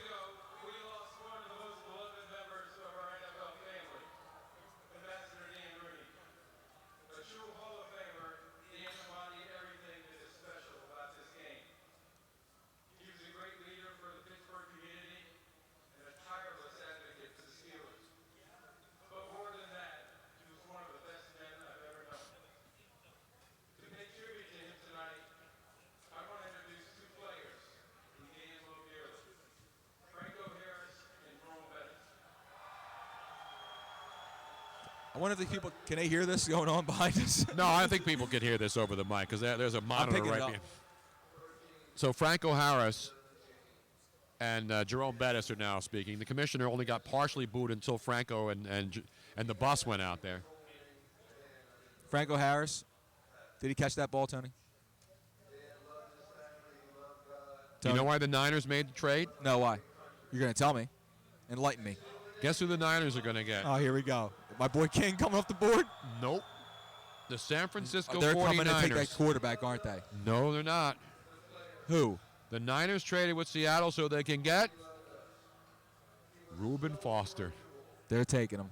The San Francisco 49ers are going to take Reuben Then Foster. who ladies the and hell gentlemen. is Pittsburgh taking? I have no idea. I have no idea. That's the first time tonight I'm saying I have no idea who a team is taking. So the Niners are going to take Reuben Foster. So the Niners, seeing Reuben Foster still there, said, we got to jump back into the first round. There's only a couple of picks to go because the Saints are sitting there with the New England pick at 32, and the only team left was Pittsburgh. So Pittsburgh obviously wasn't going to take Reuben Foster. That's why the San Francisco 49ers moved up to 31 because obviously Pittsburgh wasn't taking Reuben Foster, Luigi. No, it makes sense. So who is Pittsburgh taking since they passed up? Do they go your boy finally? Kevin King? Probably. They go corner? That's the interesting question. But we know one thing now. With pick number 31, which was first Atlanta's pick, which was traded Seattle. Then Seattle traded the pick to San Francisco, who moved from the second round at pick 34 up back into 31 in the second round because they want to get Reuben Foster. And the San Francisco 49ers, with the 31st pick in the draft, are going to take Reuben Foster, who drops all the way to 31 from a top 5, at minimum top 10 pick. And listen, Tony, I mean, you want to talk about tremendous value? The Niners are getting tremendous value right there. Oh, absolutely. I have no idea. Kevin King? T.J. Watt. That's J.J. Watt's brother. God, is he going to be on every damn commercial too Yes, now? he will. Oh, Christ. In fact, they're filming one right now at Heinz Field. What a joke. You hating on J.J. Watt and T.J. Yeah, Watt? man, he's a media whore. J.J. Watt? Yeah, he's a attention whore. He's worse than that guy who wears all that Marlins crap behind every damn game. Oh, that guy's just a fan with a lot of money. I can't stand him. T.J. Watt, ladies and gentlemen, from Wisconsin. Right where his brother went. Linebacker. Yep. And you know they love linebackers. And they didn't want to take T.J. They didn't want to take Reuben Foster either. So T.J. Watt goes to the Pittsburgh Steelers. Guess what his brother just tweeted? Yeah! We need Howard Dean to do a live yeah right there. T.J. Watt from your Badgers, Wisconsin. Hang on a second now. T.J. Watt, and he, of course, is a linebacker. So the next pick is going to be Reuben Foster to the 49ers, and then we have one pick left to go. The last pick, so we can shut this ship down. Shut the what down? Ship. Oh, I ship. thought you said shit. No, Tony, I'm not cursing. All right. Come on, man. Don't go all UCLA on me. No. Come on. Don't go all Takaris McKinley on me, man. You know what I'm saying? No, I'm not going to go all that. Even though I am emotional right now. Let's see, Reuben. So Reuben Foster, ladies and gentlemen, will land in the first round as the 49ers make their move and go up and get him. Now, the 49ers have had a couple of guys with issues. I mean, Aldon Smith, we know that, and they had to let him go. Yeah, but they've had a lot of guys leave retirement-wise. No, I know that. I'm not. Again, I don't know. Patrick Willis is no longer there anymore. They need help big time, Tony. No doubt about it. I mean, there's no doubt about it. And this kid could be, as you mentioned, a superstar in this league. Tony, you're talking could be one of the best linebackers in the league from the gate. Yeah, no, this is a great move by the 49ers. You know, the Raiders took a chance earlier, but they did a lie detector test when they made their selection of a guy who was a top 10 guy, and Gary and Connolly from Ohio State. They feel confident enough that all these allegations against Connolly will be dropped, and that they feel confident that they're going to be able to move on and not have any problems off the field with him. And get themselves a hell of a player. And I think the same thing that, the Niners having to move back into the first round for a guy like Foster says a lot about the same way Oakland was thinking, Tony, that I think everything's going to be okay with them, and they feel confident that to move up and do that. Because you don't mortgage stuff to go get a question mark. So New Orleans has made their selection with the last pick in the first round. Luigi, I'm going to give you one last chance. One last mother-humping chance to get this sumbitch right. The Saints have already made a pick in the first round.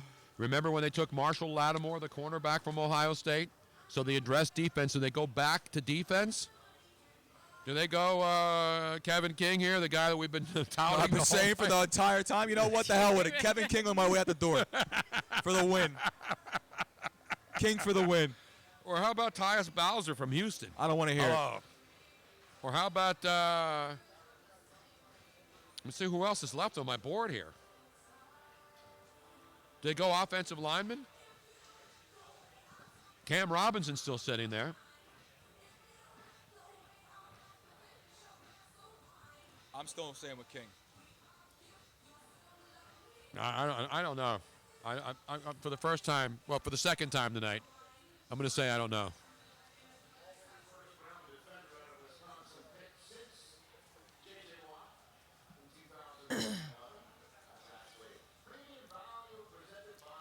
All right, so we're winding it down here, and you can tell. I don't know what I'm going to. We have two fantastic interviews that we never played. I know, we can't play them now. They're outdated. This is crazy. That's an outrage. Should have done it in the first 2 hours. I tried, but you guys were chatting. That was Luigi's fault. He was trying to drop draft knowledge. Wait, here we go. Reuben Foster, baby. Boom. Wow. Is he there? I don't even think they didn't they disinvite him?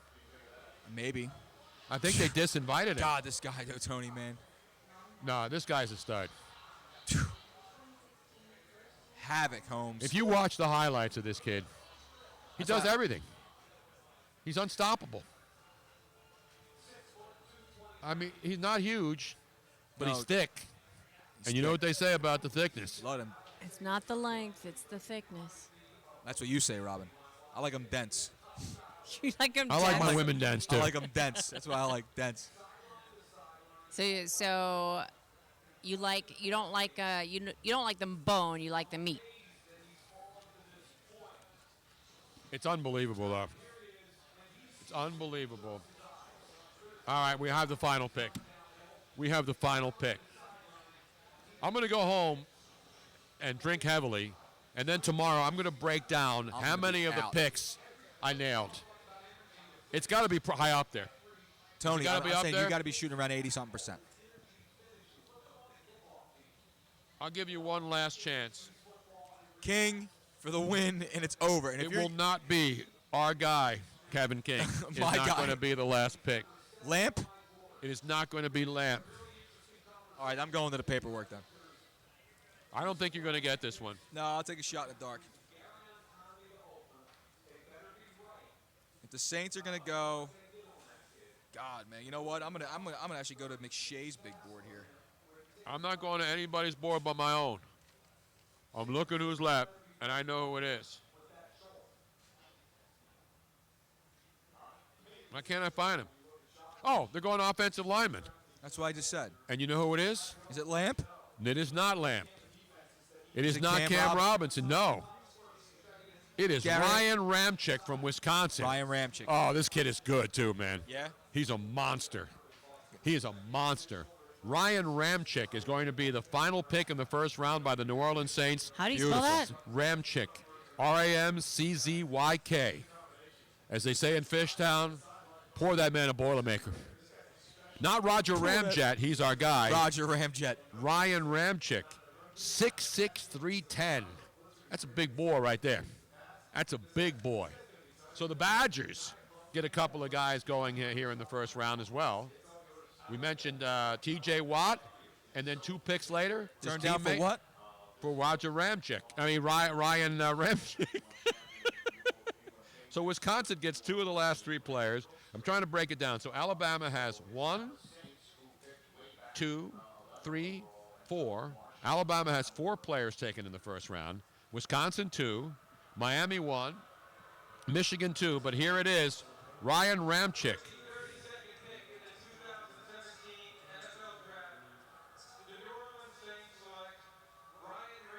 Which is no surprise to anyone at this table. Boom. Shaka Laka. Laka. I need an explosion of some kind. That's a big boy right there. That's a big corn-fed, dairy big old pure, mule bitch right there, dairy boy. pure Wisconsin. I mean, that guy's had cheese curds galore. You know he's had all the good stuff from Wisconsin. He's had cheddar. Cheese curds. Have you ever had a cheese curd, Rob? I have, and they're fantastic. Especially oh, man, I miss some cheese fried curds right cheese about curds. Oh. Cheese curds. It's a staple in Wisconsin. Right now, literally, I would eat anything. Right now, I'd take a rancid cheese stick of some kind. Something. A polio cheese stick. I cannot believe they don't have any. What is wrong? This is not what we're used to, Tony Bruno. So offensives, let's see. So 1 offensive lineman. How many offensive linemen, Luigi? 2 offensive linemen. 2 offensive linemen. Garrett Bowles from Utah and Ryan Ramczyk are the only 2 offensive linemen in the first round. We've had let's see how many tight ends. 1, 2, 3 tight ends. O.J. Howard. You had David Njoku. And, of course, the 3rd tight end was taken by Evan Ingram by the New York Football Giants. Right. Was the 3rd tight end taken. Then you had cornerbacks. Obviously, a lot of corners went. You had Tre'Davious White from LSU.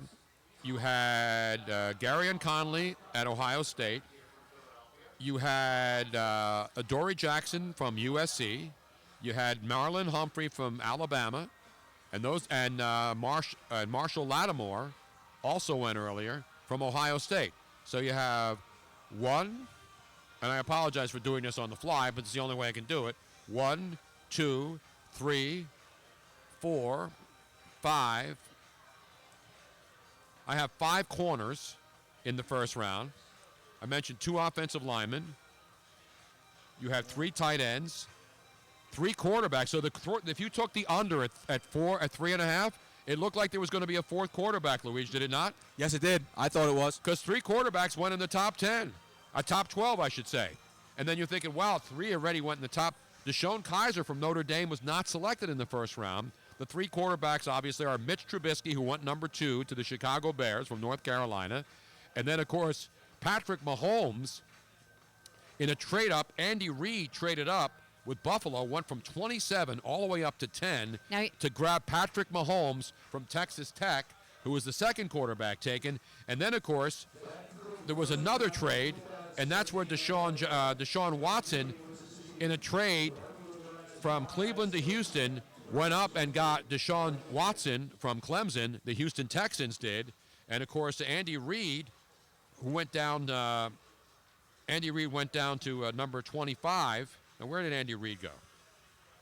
He went to I got this all messed up here. I apologize. Andy Reid went up to 10. Yeah, he went from 27 to 10. That's right. But then Andy Reid, didn't he trade that pick again? No, Andy Reid took Tre'Davious White, the corner. Correct, Tony. From LSU. So that's what Andy Reid went down to get a corner, and obviously we all thought we thought for a second he was going to bounce up to get the quarterback. Right. Because he was going to go take the quarterback because he didn't want it to fall 1 pick back. Exactly. So there you have it, the 3 quarterbacks, the linebackers who went. At the end, obviously, we had Reuben Foster, went to San Francisco in a trade with Seattle after Atlanta traded with Seattle. The Niners traded. 23 back, nobody wanted to pick. You're right. Defensive ends, you had Taco Charlton from Michigan going to the Cowboys. You had Takaris McKinley from UCLA going to Atlanta. Then you had Charles Harris from Mississippi going to Miami. Then you had Jonathan Allen from Alabama. He went to the Washington Redskins. The Philadelphia Eagles at 14 took Derek Barnett from Tennessee. And then the 2 defensive tackles went in the first 3 picks. The first pick, Myles Garrett, Texas A&M, went to the San Francisco 49ers, who traded up. He went to Cleveland who stayed there at 1, Myles Garrett did, but Solomon Thomas was the 3rd pick in the trade between Chicago and San Francisco, and he fell into the laps of the Niners at number 3, who traded down 1 pick and got 3 Correct. to move down just 1 spot. So a lot of defensive linemen, and certainly the skill position players went early, too, in the first round. After the first quarterback, Mitch Trubisky, then you go to Jacksonville. They took Leonard Fournette at number 4. Which was a surprise to me, big time. Not to me. That was one of my locks. Corey Davis, the wide receiver, was the first wide out on the board. Did I not say Leonard Fournette was going to Jacksonville as a lock? You did. Okay. You did. Corey Davis, a little bit of a surprise, too. I think he went a little bit early, a few picks earlier than most people thought. And then you had Jamal Adams, the safety, going to the Jets from LSU. Then Mike Williams, the receiver. So 2 receivers go within 3. Actually, 3 receivers go within 4 picks. Davis goes number 5 to Tennessee. Then you have Mike Williams going 2 picks later at number 7 to the Los Angeles Chargers. And then 2 picks later, after Christian McCaffrey was taken by Carolina at number 8, John Ross from Washington went to the Cincinnati Bengals. So the wide receivers went quickly. And once the first wide receiver came off the board, Corey Davis, Mike Williams came off the board, and then Josh Ross, the top 3 receivers, quick run. were all gone by pick number 9. And the 3 quarterbacks that were all gone by pick number 12. And I mentioned the first linebacker taken was Temple University's own Hassan Reddick, the Arizona Cardinals. Which is great. That was another one of my locks. Bruce Arians going Temple tough, man. Temple tough. And taking the kid from I love that. North They Broad Street. put that on in quotes. He's Temple tough. Damn right. Recognize. He could have went anywhere, Tony. He chose Temple. Could have gone to Harvard. No, he couldn't have. But he's a great kid, and he came from a tough upbringing and rose himself up into the NFL draft as a 13th pick in the draft, man. Great job out of him. And great job out of all these kids. And, of course, the second round will continue tomorrow. Obviously, Stanford with a couple of players. Stanford kids went early. 2 Stanford players went in the top 8. Christian McCaffrey went to Carolina at 8. And then, of course, number 3, Solomon Thomas, a defensive tackle. And then Alabama, I told you, had a bunch of players. 1, 2, 3, 4 Alabama players. You had 2 Clemson players, 2 Wisconsin players, a couple of Michigan players. Ohio State had a bunch of players, mostly defensive. Ohio State had Lattimore, corner. Who else did they have? They had their safety, Malik Hooker. Then they had, who else went? Gary and Conley went from Ohio State also to Oakland. And so Ohio State did well. Michigan had a couple players. Big Ten, okay. ACC, Clemson. Clemson had a couple players come out. Yeah. Their quarterback and Mike Williams. And then, of course, the Pac-12. You have a UCLA player. You got a USC player. You have Washington player. My boy Kelvin King still hanging Kelvin King still waiting. And, of course, 2 Stanford players out of the Pac-12. And a UCLA player. So, good representation. Miami had 1 player. You know, the Miami Hurricanes used to having top first-round picks for years. Sure. And they finally got one in there with their tight end, David Njoku, going all the way down to 29. And obviously Belichick not allowed to trade out of the first round this year. Exactly. So there was a tradition that was stopped right there. Exactly. Bill Belichick will not trade his first-round pick. So they're really the biggest trades. Even though you think it's going from 2 to 3 isn't a big trade, it turned out to be. It is big. Because the 49ers, Tony, that's a hell of a wound up parlaying one of those not one of those draft picks, but they got themselves 3 draft picks to just move 1 spot down, got the guy they wanted in Solomon Thomas, a defensive tackle, and then made another trade and got back into the first round and got themselves Reuben Foster, who may turn out to be the best linebacker in the draft. Probably so, Tony. But you never know. That's why it's the draft. That's why we're here. That's what we do. That's who we are. And on that note, what time is it, by the way? We before midnight, Tony. And I said we'd be done around midnight. Did I not? 8, 9, 10, 11. 4-hour draft. Not bad. I remember when these things would run 5 hours. We actually had a lot of teams making decisions quickly this year, right? Because normally a lot of teams would take the full 15 minutes. But once we got near the end, even the trades were done quickly. Yeah. And they started stacking up, and they couldn't announce picks. If they could just announce the picks without having to bring the players down. But what's interesting is that all the players were here except for one in the first round. And you know who that was? Who was that, Tony? Reuben Foster. Yeah, he wasn't. They told him not to show up. That's the sad part. That's a shame. They told him not to, and obviously Corey and Conley wasn't here either. You know what the Niners said to them on that phone, right? Right. It don't matter, son. Just show up here on Sunday, and that's it. Damn right. So that's the first round of the draft, and an epic Tony Bruno Show live podcast. We want to thank everybody who 6 participated. hours, Tony. We've been on the air There were since 6 people that p.m. hung in here for the entire 6 time. hours? Really? So how are we going to give away the other ticket? What The other ticket. There's the other gift card. the gift card, we I can mean. give that away at a later time. Okay. Yeah, we're we good. will. And we'll be giving away Patriot Harbor Lines cruises with us all summer, all spring and summer. Captain Walt Bone. If you want to go and have a great time out and you're in the Philadelphia area, even if you're just here for the draft, you want to take a nice cruise on the Delaware River, see the sights, go over and see the SS New Jersey, go see the USS United States up close and personal. Captain Walt Bone, they got 2 boats in the water, baby. They're cranking. Boats in the water, baby. You got to have your boats, the ducks in the row, and you got to have your boats in the water. Yeah, The Liberty and the Patriot are cranking, immaculate. 1920s era commuter yachts. Robin and I have been on them. We were on the maiden voyage last year for the Liberty. We've been on the Patriot many times. Full bar on board, all the comforts, air conditioning in the summer, heat. They were out. You want to have a corporate outing, bachelor party, bachelorette party, birthday, a great time out. Patriot Harbor Lines. You can go and check them out at phillybyboat.com. phillybyboat.com on the web, or facebook.com, Captain Walt Bone, B-O-H-N. Great guy. And you can call them, too, at 484-704-2628. Patriot Harbor Lines. We got certificates so you can go out and enjoy a beautiful cruise out on the Delaware River. Really quick on Facebook, Timmy Galligan checks in and goes, "You're ending." I just jumped on. I said, "We've been on for 6 hours, you prick." What are you talking about? What did he say? We're ending? He said ending. I just jumped on. Dude is the good right. thing is you can go right back and listen to the entire first round and the 2-hour pregame show, too. And we're also going to post the Steve Mariucci video and, or at least the audio. Yeah. And also, I'll post and it Charles ultimately. Davis prior to the Because first round. they really are And if you fantastic want to go back, you interviews. want to be awed, and you want to hear something you'll never hear anywhere else. You don't have to listen to it all at once in 6 hours. No. But go back and listen to this podcast in spurts or watch it, and sit back and say, how the hell did they do that? Exactly. How the hell did they do that? Right, Robin? You're welcome. You're welcome. Well, this is a team effort. But I didn't have every pick. I didn't have help on every pick. No. I nailed many of these picks myself.